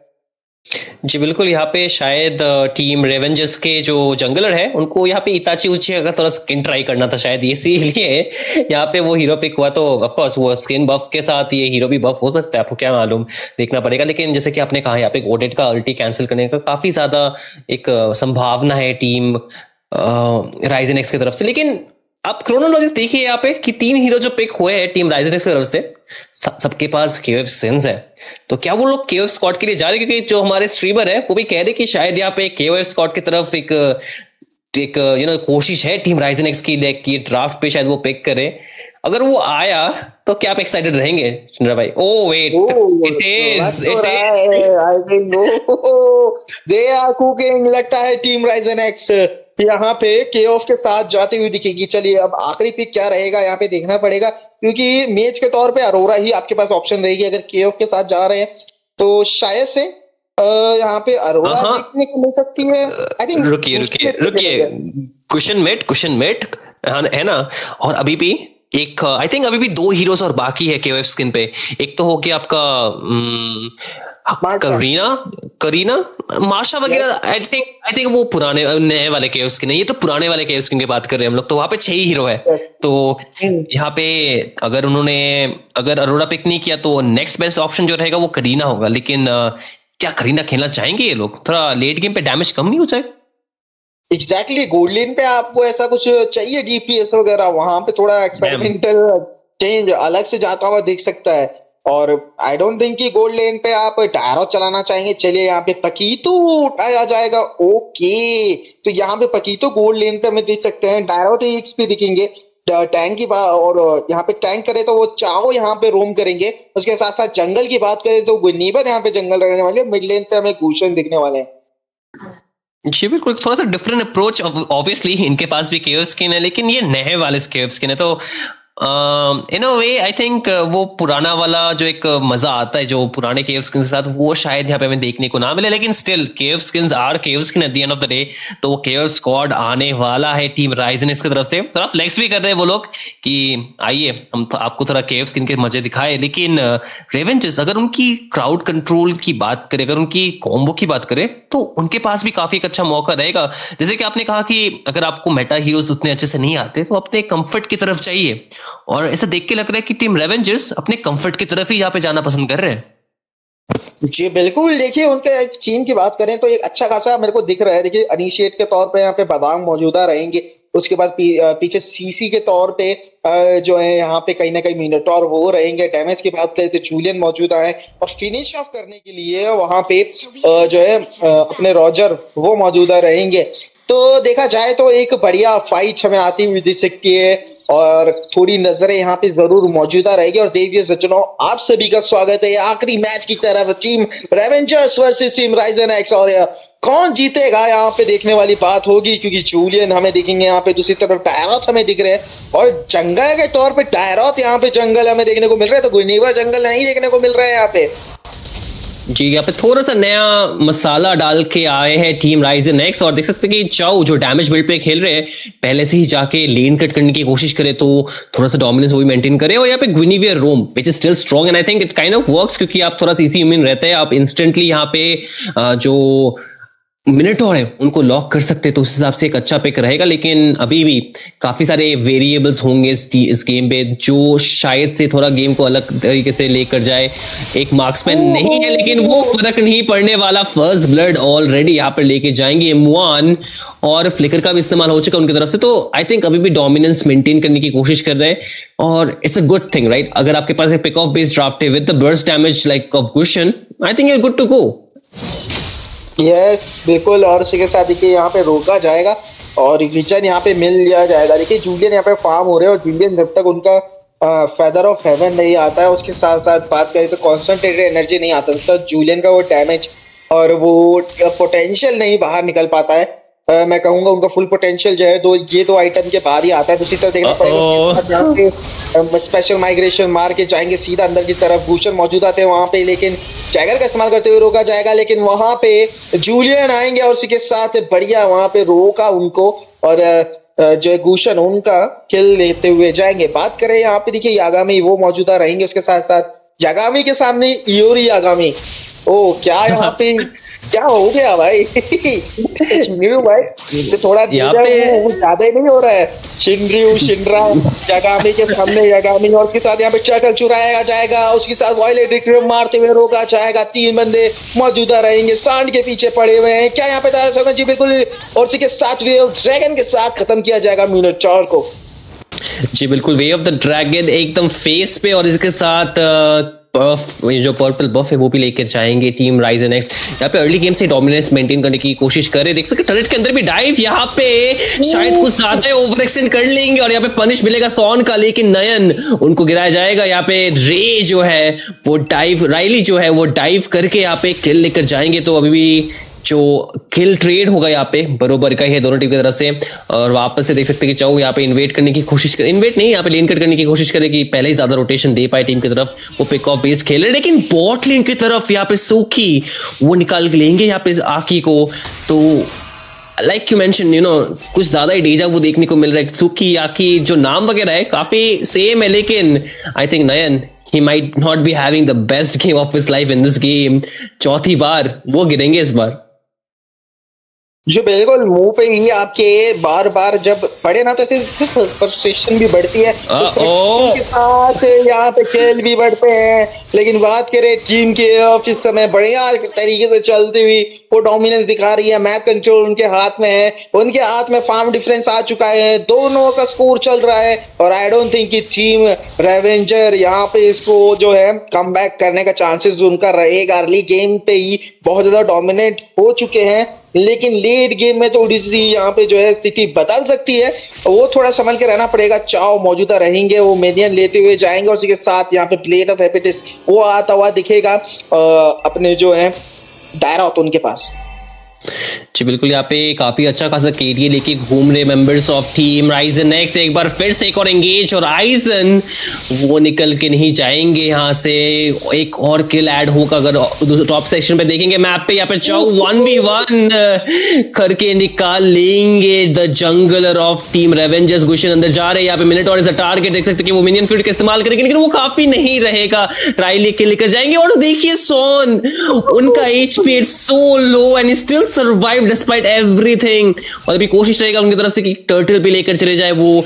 And through out this early game 5 minute भी नहीं हुआ, यहाँ पे 12 किल लेकर टीम राइजन एक्स पूरा डोमिनेशन मेंटेन कर रही है। और सूखी यहाँ पे एम्बुश पकड़ के तैयार है, वो चाहते हैं कि यहाँ पे जो जंगल है उनको पनिश करे, लेकिन रोटेशन आएगा टीम रेवेंजर्स की तरफ से। लेकिन टॉप लेन पे यागामी एकदम अकेले, मदद करने के लिए कोई नहीं, और इसी के साथ उनको गिराया जाएगा। एक और किल ऐड होता हुआ और इसके साथ टर्टल भी मिलेगा। तो गोल डिफरेंस यहाँ पे बढ़ता ही जा रहा है। जस्ट 5 मिनट हुआ है गेम का, लेकिन लग रहा है कि 10 मिनट जैसा हो चुका है जितना किल्स और गोल्ड है टीम राइजन एक्स के पास। जी बिल्कुल, यहाँ पे रेवेंजर्स उनका अच्छा दिन नहीं जा रहा है। और देखा जाए तो हर एक रोटेशन के साथ हर एक किल यहाँ पे बटोर रही है टीम राइजन एक्स। और इस समय ये गेम बहुत इंटरेस्टिंग होता हुआ, लेकिन चाव अंदर की तरफ गए, रोका जाएगा उनको, यहाँ पे गलती हो सकती है। और इसके साथ 2 बंदों को उछाल के खत्म कर दिया गया। मेगा किल लेके जाएंगे। यहाँ पे बात करें सूकी की, उसके साथ ही यहाँ पे जो जूलियन थे वो बाल बचते हुए निकले, लेकिन वो फार्म डिफरेंस इस समय दिख रहा है। देखिए बॉटम लेन की तरफ देखेंगे, यहाँ पे एक और किल होता है अनस्टॉपेबल, और उसी के साथ आइजन को यहाँ पे खत्म कर दिया है। क्या आइजन का यहाँ पे ये मरना is part of his plan या फिर ये पार्ट ऑफ राइजन एक्स इनका? I think it is all part of Ryzen X because they have not been giving any moment for Team Revengers to just rest। क्योंकि हर बार अगर आप देखोगे map पे एक ना एक फाइट छिड़ रही है। और बात करें अभी भी टॉप लेन की तरफ देख सकते हैं कि एक विजन दिया जाएगा, लेकिन दूसरे सेक्शन पे मिड लेन की तरफ एक और किल लेकर जाएंगे टीम Ryzen X। और ऑफ कैम किल आते ही रह रहे, मतलब डोमिनेशन रुकता नहीं। मैप की तरफ से आप आंख बस दूसरी तरफ लेकर जाएंगे तो एक और किल आएगा, लेकिन एक बार फिर से नयन वो finally will be able to punish. और देख सकते हैं कि सोन वो भी काफी ज्यादा लो है, लेकिन उनका रीजन काफी अच्छा है। लेकिन यहाँ पे यागा में कोशिश करेंगे वो किल लेकर जाए, लेकिन स्टन लॉक होके वो बच जाएंगे थोड़ी देर के लिए, लेकिन नहीं। यहाँ पे मुआन वो फाइनली एनर्जी ब्लास्ट देकर वो किल लेकर जाएंगे। तो एक और किल मिलेगा यहाँ पे। 24-3 score almost at 7 minute of the game. And what a domination it has been from Ryzen X from the minute 1, and Team Revengers they have not been able to do much। देख सकते हैं कि 4 members के बीच से सूकी आराम से बैठ के निकल रहे हैं, तो आप समझ ही सकते हैं कि कितना आगे है, कि पनिश करना भी इतना मुश्किल हो रहा है उनके लिए।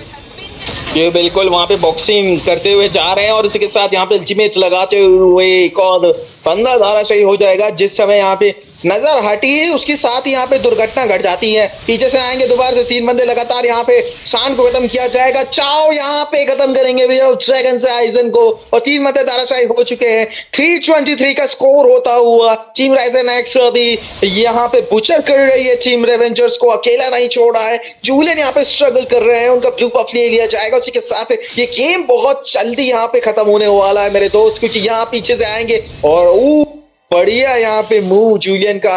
एक बार को लगा था कि वो फंस गए लेकिन सही समय पे बचे। दूसरी साइड पे देखिए उनको भी पता है कि गेम फटाफट खत्म करना है, क्योंकि लेट गेम अगर होगा तो थोड़ी सी दिक्कत आ सकती है टीम राइजन एक्स के लिए। लेकिन यहाँ पे एक बढ़िया जो है वो डोमिनेशन हमें देखने को मिल रहा है। एक के बाद एक फाइट यहाँ पे हो रही है और एक फाइट यहाँ पे टीम राइजन एक्स जीतती हुई। जी बिल्कुल, 8 मिनट का समय हो चुका है, 10,000 का गोल लीड, एक डाइव आता हुआ टॉप लेन की तरफ और यागामी, उनके लिए कोई भी मौका नहीं। यहाँ पे गॉड लाइक लेकर जाती हुई सूखी और I don't think so like it can get any better for them, because this is already too much for Team Revengers to actually get through. और बात करें इस गेम की, आप देख सकते कि एक भी टरेट को टच नहीं कर पाई वो लोग। थोड़ा सा हिट जरूर किया है उन्होंने टरेट को, लेकिन एक भी टरेट निकाल के लेकर नहीं जा पाए वो लोग, तो उस हिसाब से काफी पीछे, मैक्रो बेस्ड गोल पे भी पीछे है। तो आई डोंट थिंक सो ज्यादा मौका मिलने वाला। अगर काफी ज्यादा ओवर एक्शन, काफी ज्यादा मिस्टेक करेंगे टीम राइजन एक्स तो कुछ हो सकता है, लेकिन राइट एक बार फिर से डाइव करेंगे लेकिन बच के निकल जाएंगे। एक फ्लिकर वेट करने में सक्षम रहेंगे सूकी आकी, उनको थोड़ा डिफेंसिव खेलना पड़ेगा। 6 बार उनको गिराया गया है, 5 बार राइजन को और नयन उनको 6 बार। और अगर आप आइटम्स की तरफ भी आग बटोरे तो कितना यहाँ पे एडवांटेज लिए है, देख सकते हैं कि एक डाइव है जूलियन की तरफ से, लेकिन वो बचने में सक्षम नहीं रहेंगे। किल जरूर लेकर जाएंगे यहाँ पे नयन, 2 शट डाउन करने में सक्षम वो, लेकिन यहाँ पे गुशन का डैमेज कुछ ज्यादा है। चाउ अंदर जाएंगे लेकिन उनको वो नहीं मिलेगा जो वो ढूंढ रहे थे, अटक जाएंगे और एक और किल दे बैठेंगे टीम रिवेंजर्स को। 3 मेंबर यहाँ पे उनको गिराया जाएगा और यही मिस्टेक शायद थोड़ा सा भारी पड़ सकता है, क्योंकि जो गोल्ड है वो भी थोड़ा थोड़ा करके टीम रिवेंजर्स बटोर रही है अपनी तरफ। जो बिल्कुल, लेकिन वो गोल लीड अभी भी कम नहीं हो रहा है। 7K का फार्म डिफरेंस अभी भी सामने की तरफ चलता हुआ जा रहा है और आई थिंक 7K से ज्यादा हो गया, अभी ऑलमोस्ट अब 9K का हो गया है और कहीं ना कहीं ये दिक्कत अब और बढ़ती हुई जाएगी। गोल जरूर मिला है लेकिन गेम अभी भी टीम राइजन एक्स के पास मौजूद है। उनके पास मैप कंट्रोल, उनके पास विजन है, उनके पास एक बढ़िया चांस है इस लॉर्ड को लेने का। बिल्कुल एक बढ़िया चांस है, लेकिन क्या टीम रेवेंजर्स वो रिस्क लेंगे? क्या वो लोग एक हेल मेरी टाइप ऑफ गेम प्ले करेंगे? क्योंकि at this point they can defend technically, but I don't think so they can take a team fight. तो बस डिफेंस करना इज इजी, बट अगर वहां से एक एंगेज आएगा, team Rizen x they go for a strong engage, तब game defend करना काफी मुश्किल हो सकता है। यहाँ पे लेवल डिफरेंस देख सकते हैं कि लेवल 9 पे आकी है, एक वे ऑफ द ड्रैगन जरूर आता हुआ, लेकिन वो एंगल नहीं मिला यहाँ पे चौ को, तो उनको थोड़ा पीछे जाना पड़ेगा। रेगार he is trying to do those TikTok place, but I understand जब आप इतने अग्रेसिव खेल रहे हो, जब इतने आगे हो, तो of course you would want to make this play, but at the same time यहाँ पे लॉर्ड से काफी ज्यादा जोन आउट करके रखे टीम राइजन एक्स ने रेवेंजर्स को, तो वो मौका नहीं मिलेगा। और अगर बात करें आइटम्स की, शिनरा भाई आप देख सकते हैं कि कितने पीछे है जो मेन डैमेज डीलर है, वो लोग स्काई पियर्सर बना के बैठे, लेकिन यहाँ पे आइसन यानी Roger he has 0 kills and 6 death. There is no point of making the sky piercer right on towards him. तो शायद कुछ दूसरा आइटम बनाना अच्छा रहता उनके लिए। जो बिल्कुल, देखिए इससे एक बात मेरे को आई है, ये है भैया जय बुद्धि। हमारी जय भाई जो है वो भी स्काई पियर्सर ही बनाते हैं, वो चाहे मरे या जिए, उनके पास स्टैक रहे ना रहे, उनके साथ जब भी मैं गेम खेलता हूँ हमेशा ही जो है स्काई पियर्सर बना के बोलते हैं। तो ऐसे लोगों को मैं बोलता हूँ ये है जय बुद्धि, क्योंकि जय भाई भी यही सेम हरकतें करते हैं। अभी मैंने उनके साथ ज्यादा खेला नहीं तो मुझे इस बारे में पता नहीं। निक एक और मेंबर गवा चुके हैं टीम रेवेंजर्स। चाउ अंदर जाने की कोशिश विद गुशन, लेकिन वो डैमेज नहीं, वो एंगल नहीं मिल रहा अभी भी जो वेव्स है उसको क्लियर करना पड़ेगा टीम रेवेंजर्स को। 4 मेंबर है, जस्ट 3 सेकंड की इंतजार, उसके बाद वापस आ जाएंगे यागामी, तो एक पॉसिबिलिटी होगा कि डिफेंस कर पाए। लेकिन आप देख सकते हैं इनहिबिटर्स उनका जो एचपी है वो जल्दी जल्दी लो हो रहा है। यहाँ पे एक वेव जरूर क्लियर करने में सफल रहेंगे टीम रेवेंजर्स, लेकिन लॉर्ड का क्या, वो भी आ रहे हैं, वो अभी भी आ रहे हैं और टॉप लाइन की तरफ जो होली डिफेंस है वो मौजूद नहीं रहेगा यहाँ पे। और team Rizen X they are doing it so well, अभी भी वेव्स को आराम से क्लियर कर रहे हैं और यहाँ पे चौ ने थोड़ा सा ज्यादा ओवरएक्शन कर दिया, वो टिकटॉक प्ले करने की बिल्कुल कोशिश, लेकिन यहाँ पे थोड़ा भारी पड़ गया। एक मेंबर गवा लेंगे यहाँ पे। मिनियन फ्यूरी कनेक्ट होता हुआ विद सॉन्ग डांस, लेकिन वो किल नहीं मिलेगा, टरेट गवा चुके। लेकिन फाइनली वो bouncing damage from the passive of Odette वो कमाल करके दिखाएंगे और 2 किल लेकर डिफेंड कर लेंगे अभी टीम रिवेंजर्स। तो एक सक्सेसफुल डिफेंस, गोल्ड अभी भी 9000 का अंतर है दोनों टीम के बीच में, बट शायद यहां से गेम पलट सकता है क्योंकि लेट गेम मार्क्समैन नहीं है टीम राइजन एक्स के पास और इस चीज का फायदा रेवेंजर्स शायद थोड़ा उठा सकते हैं। जी बिल्कुल, और जल्दी से जल्दी एंड करना पड़ेगा, क्योंकि अगर ये गेम लेट गेम की तरफ गया तो यहाँ पे कहीं ना कहीं थोड़ा सा एडवांटेज रहेगा, और एक गलती से अगर एक लॉर्ड मिल जाता है टीम रेवेंजर्स को तो वो एंड करने की यहाँ पे पॉसिबिलिटी पूरी रखते हैं अपने अंदर। उनके पास वो कॉम्बो, वो एक तरह से कॉम्प है उनके पास अच्छा खासा, जो उनको एडवांटेज पे ला सकता है। तो थोड़ा समझ के खेलना पड़ेगा, और थोड़ा सा अपनी जो लालच है ना इस समय टीम राइजन एक्स को, वो थोड़ा कम करना पड़ेगा। वो किल के पीछे नहीं जाना पड़ेगा, और कहीं ना कहीं कोशिश ये करनी पड़ेगी कि बहुत संभल के और चुने हुए मेंबर्स को ही यहाँ पे अल्ट किया जाए, ना कि टैंक को। जी बिल्कुल, यहाँ पे शायद एक टारगेट ओडेट बनकर रहेंगी टीम राइजन एक्स को। वो लोग कोशिश करेंगे यहाँ पे ओडेट को डाउन करें, क्योंकि वहीं से मेन डैमेज आ रहा है। उनके पास स्काई पियर्सर भी है, तो थोड़ा स्टैक उनके लिए भी बन चुका है। तो उस हिसाब से यहाँ पे आई थिंक वो चीज रेवेंजर शायद यहाँ पे अब्यूज करने की कोशिश करे, लेकिन अभी भी मैप ओपन करने की कोशिश है यहाँ पे मिनटोर की, लेकिन वो डैमेज सस्टेन करना शायद अभी बहुत मुश्किल है, क्योंकि काफी ज्यादा डैमेज आ रहा है, मैजिक डैमेज यहाँ पे। तो वो शायद अभी भी आई थिंक फ्रंट लाइन नहीं कर पाएंगे, तो टीम को थोड़ा सपोर्ट देना पड़ेगा, टीम को थोड़ा डैमेज देना पड़ेगा। लेकिन एक और लॉर्ड आ चुका है यहाँ पे, 14 मिनट हो चुका है गेम का, तो अभी भी enhance Lord, I mean evolve Lord नहीं है ये, तो शायद डिफेंड करना पॉसिबल है। लेकिन मिड लेन का इनहिबिटर नहीं है यहाँ पे, टॉप लेन का एचपी काफी ज्यादा लो, कंटेस्ट यहाँ पे बिल्कुल भी नहीं कर पाएंगे टीम रेवेंजर्स। तो एक और डिफेंस करने में इनको फोर्स किया जा रहा है, लेकिन रीजन एक्स आप देख सकते हैं कि वो लोग कभी कभार कुछ ज्यादा ही अग्रेसिव, कभी कभार ज्यादा कुछ इम्पेशेंट हो रहे हैं। तो क्या ये लॉर्ड के साथ वो बदलाव आ सकता है कि वो पनिशमेंट दे पाए? लेकिन यहाँ पे एक वे ऑफ द ड्रैगन आता हुआ आखिर की तरफ, और उनको डाउन किया जाएगा। लॉर्ड टीम रीजन एक्स ने जरूर लिया है, अभी एक डिफेंस टीम रेवेंजर्स की तरफ से देखना पड़ेगा हो सकता है या नहीं। जी बिल्कुल, मिनियन यहाँ पे आते हुए मिड लेन की तरफ से बात करें, बॉटम लेन की तरफ से एक बढ़िया वेव आती हुई, एक कट्टी मैं कहूंगा चंकी वेव आ रही है, और इसी वेव को रोकने के लिए प्रयास करना पड़ेगा। दूसरी साइड पे देखा जाए तो मिड लेन की तरफ से यहाँ पे रिकॉल प्रदर्शन होते हुए दिखेंगे हमको, और कहीं ना कहीं उकसाया जा रहा है कि टीम सामने वाली को रेवेंजर्स को कि थोड़ी सी गलती कर सके। चाव अंदर की तरफ गए, लॉर्ड अभी मौजूदा रहेंगे, मिनियंस आ चुके हैं बेस की तरफ, और लॉर्ड सीधा यहाँ पे अटैक करते हुए दिखेंगे। बेस पे दिक्कत का सामना करना पड़ सकता है, अल्टीमेट लगा दिया जाएगा ऑडेट के द्वारा, लेकिन वहाँ बैक लेन की तरफ वहाँ पे जो है रोजर उनको खत्म कर दिया जाएगा। नेक्सस ओपन, लॉर्ड मौजूदा, और उसी के साथ यहाँ पे नेक्सस क्रिस्टल जो है वो टूटता हुआ जाएगा, और उसी के साथ टीम राइजन एक्स इस मैच को अपने नाम करती हुई केओफ की एंट्री, बढ़िया तरीके से गेम प्ले और एक मैं कहूंगा एग्रेसिव गेम प्ले आता हुआ टीम राइजन एक्स की तरफ से। जी बिल्कुल, एक काफी अच्छा गेम प्ले, थोड़ा बहुत गलती किया था उन्होंने, लेकिन I think in the and they picked it up, they did not make the same mistake. वो ओवर एक्सटेंशन नहीं था, वो ओवर कमिटमेंट नहीं था, बस गेम को एंड करना था, तो वो चीज उन्होंने जरूर किया। काफी controlled game play and very good display that you know even with the KOF kind of draft वो लोग कमाल करके दिखा सकते, वो लोग गेम को जीत के दिखा सकते, तो उस हिसाब से एक अच्छा गेम प्ले आता हुआ। And congratulations to team Rizen X for moving to the next round, to the top 8 of ALGAMBO esports presenting the Elite 32 Scrims। काफी करीब है वो लोग टॉप 4 की तरफ भी, तो देखना पड़ेगा वो लोग नेक्स्ट राउंड तक जा पाएंगे या नहीं। लेकिन अभी जो दिक्कत है कि टीम यू नो रिवेंजर्स, उनकी क्या गलती हुई?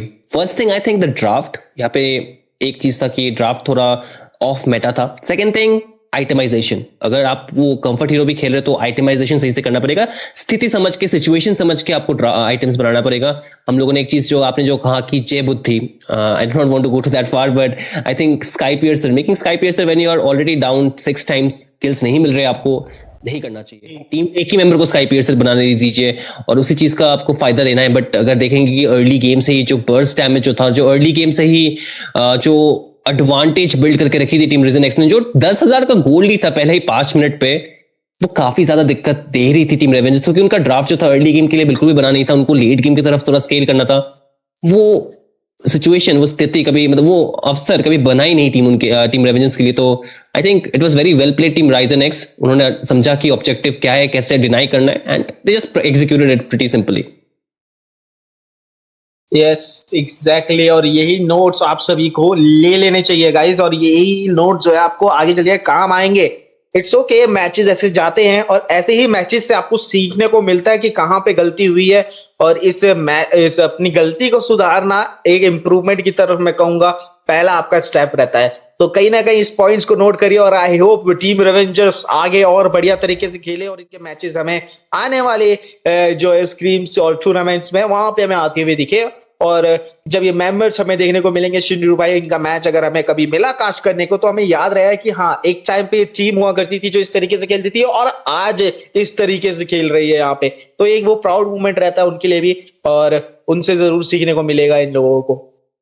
जी बिल्कुल, improvement is something that we would love to see and I think the more honest हम कास्टर्स रहेंगे, the more upfront we are about things, the better is for the people who are actually playing out there. I think it's always a learning experience whether you win और lose. और यहाँ पे देख सकते हैं कि जो MVP है टीम राइजन एक्स की तरफ से वो रहेंगे ग्विनिवियर, एक अच्छा game play and pretty good roaming hero that this has been used as, but damage build which I think is fine because वो डोमिनेट कर रहे थे, लेकिन यूजुअली शायद ये नहीं करना चाहिए।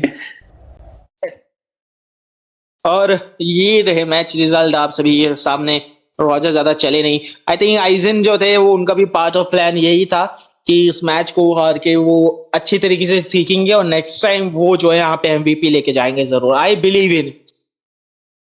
जी बिल्कुल, यहाँ पे उम्मीद हम लोग जरूर करेंगे कि एक और भी अच्छा गेम प्ले नेक्स्ट टाइम हम लोग को देखने मिले टीम रिवेंजर्स की तरफ। लेकिन आज का ये जो सीरीज, आखिरी सीरीज जो होने वाला है आज रात का, एल्गैम्बो एलीट 32 स्क्रिम्स का टॉप 16 राउंड पे यहाँ पे team Rizen X will move to the next round. और आज के लिए दोस्तों इतना ही होने वाला है। Don't forget to check out our socials. ALGAMBO esports is always active on our Discord channel, on our Instagram, so do make sure to follow and be added up for the latest news for the future tournaments and everything, क्योंकि यहाँ से चीजें काफी ज्यादा बड़ी होंगी। हम लोगों ने टॉप 16 से स्टार्ट किया, अभी टॉप 32, इसके बाद और भी ऊपर जाएंगे हम लोग जैसे वक्त जाएगा और our family will just get bigger and bigger. So don't forget to be part of this amazing journey. Do support, do show your love. It's all for the love of the game. The MOBA community should just go stronger from here.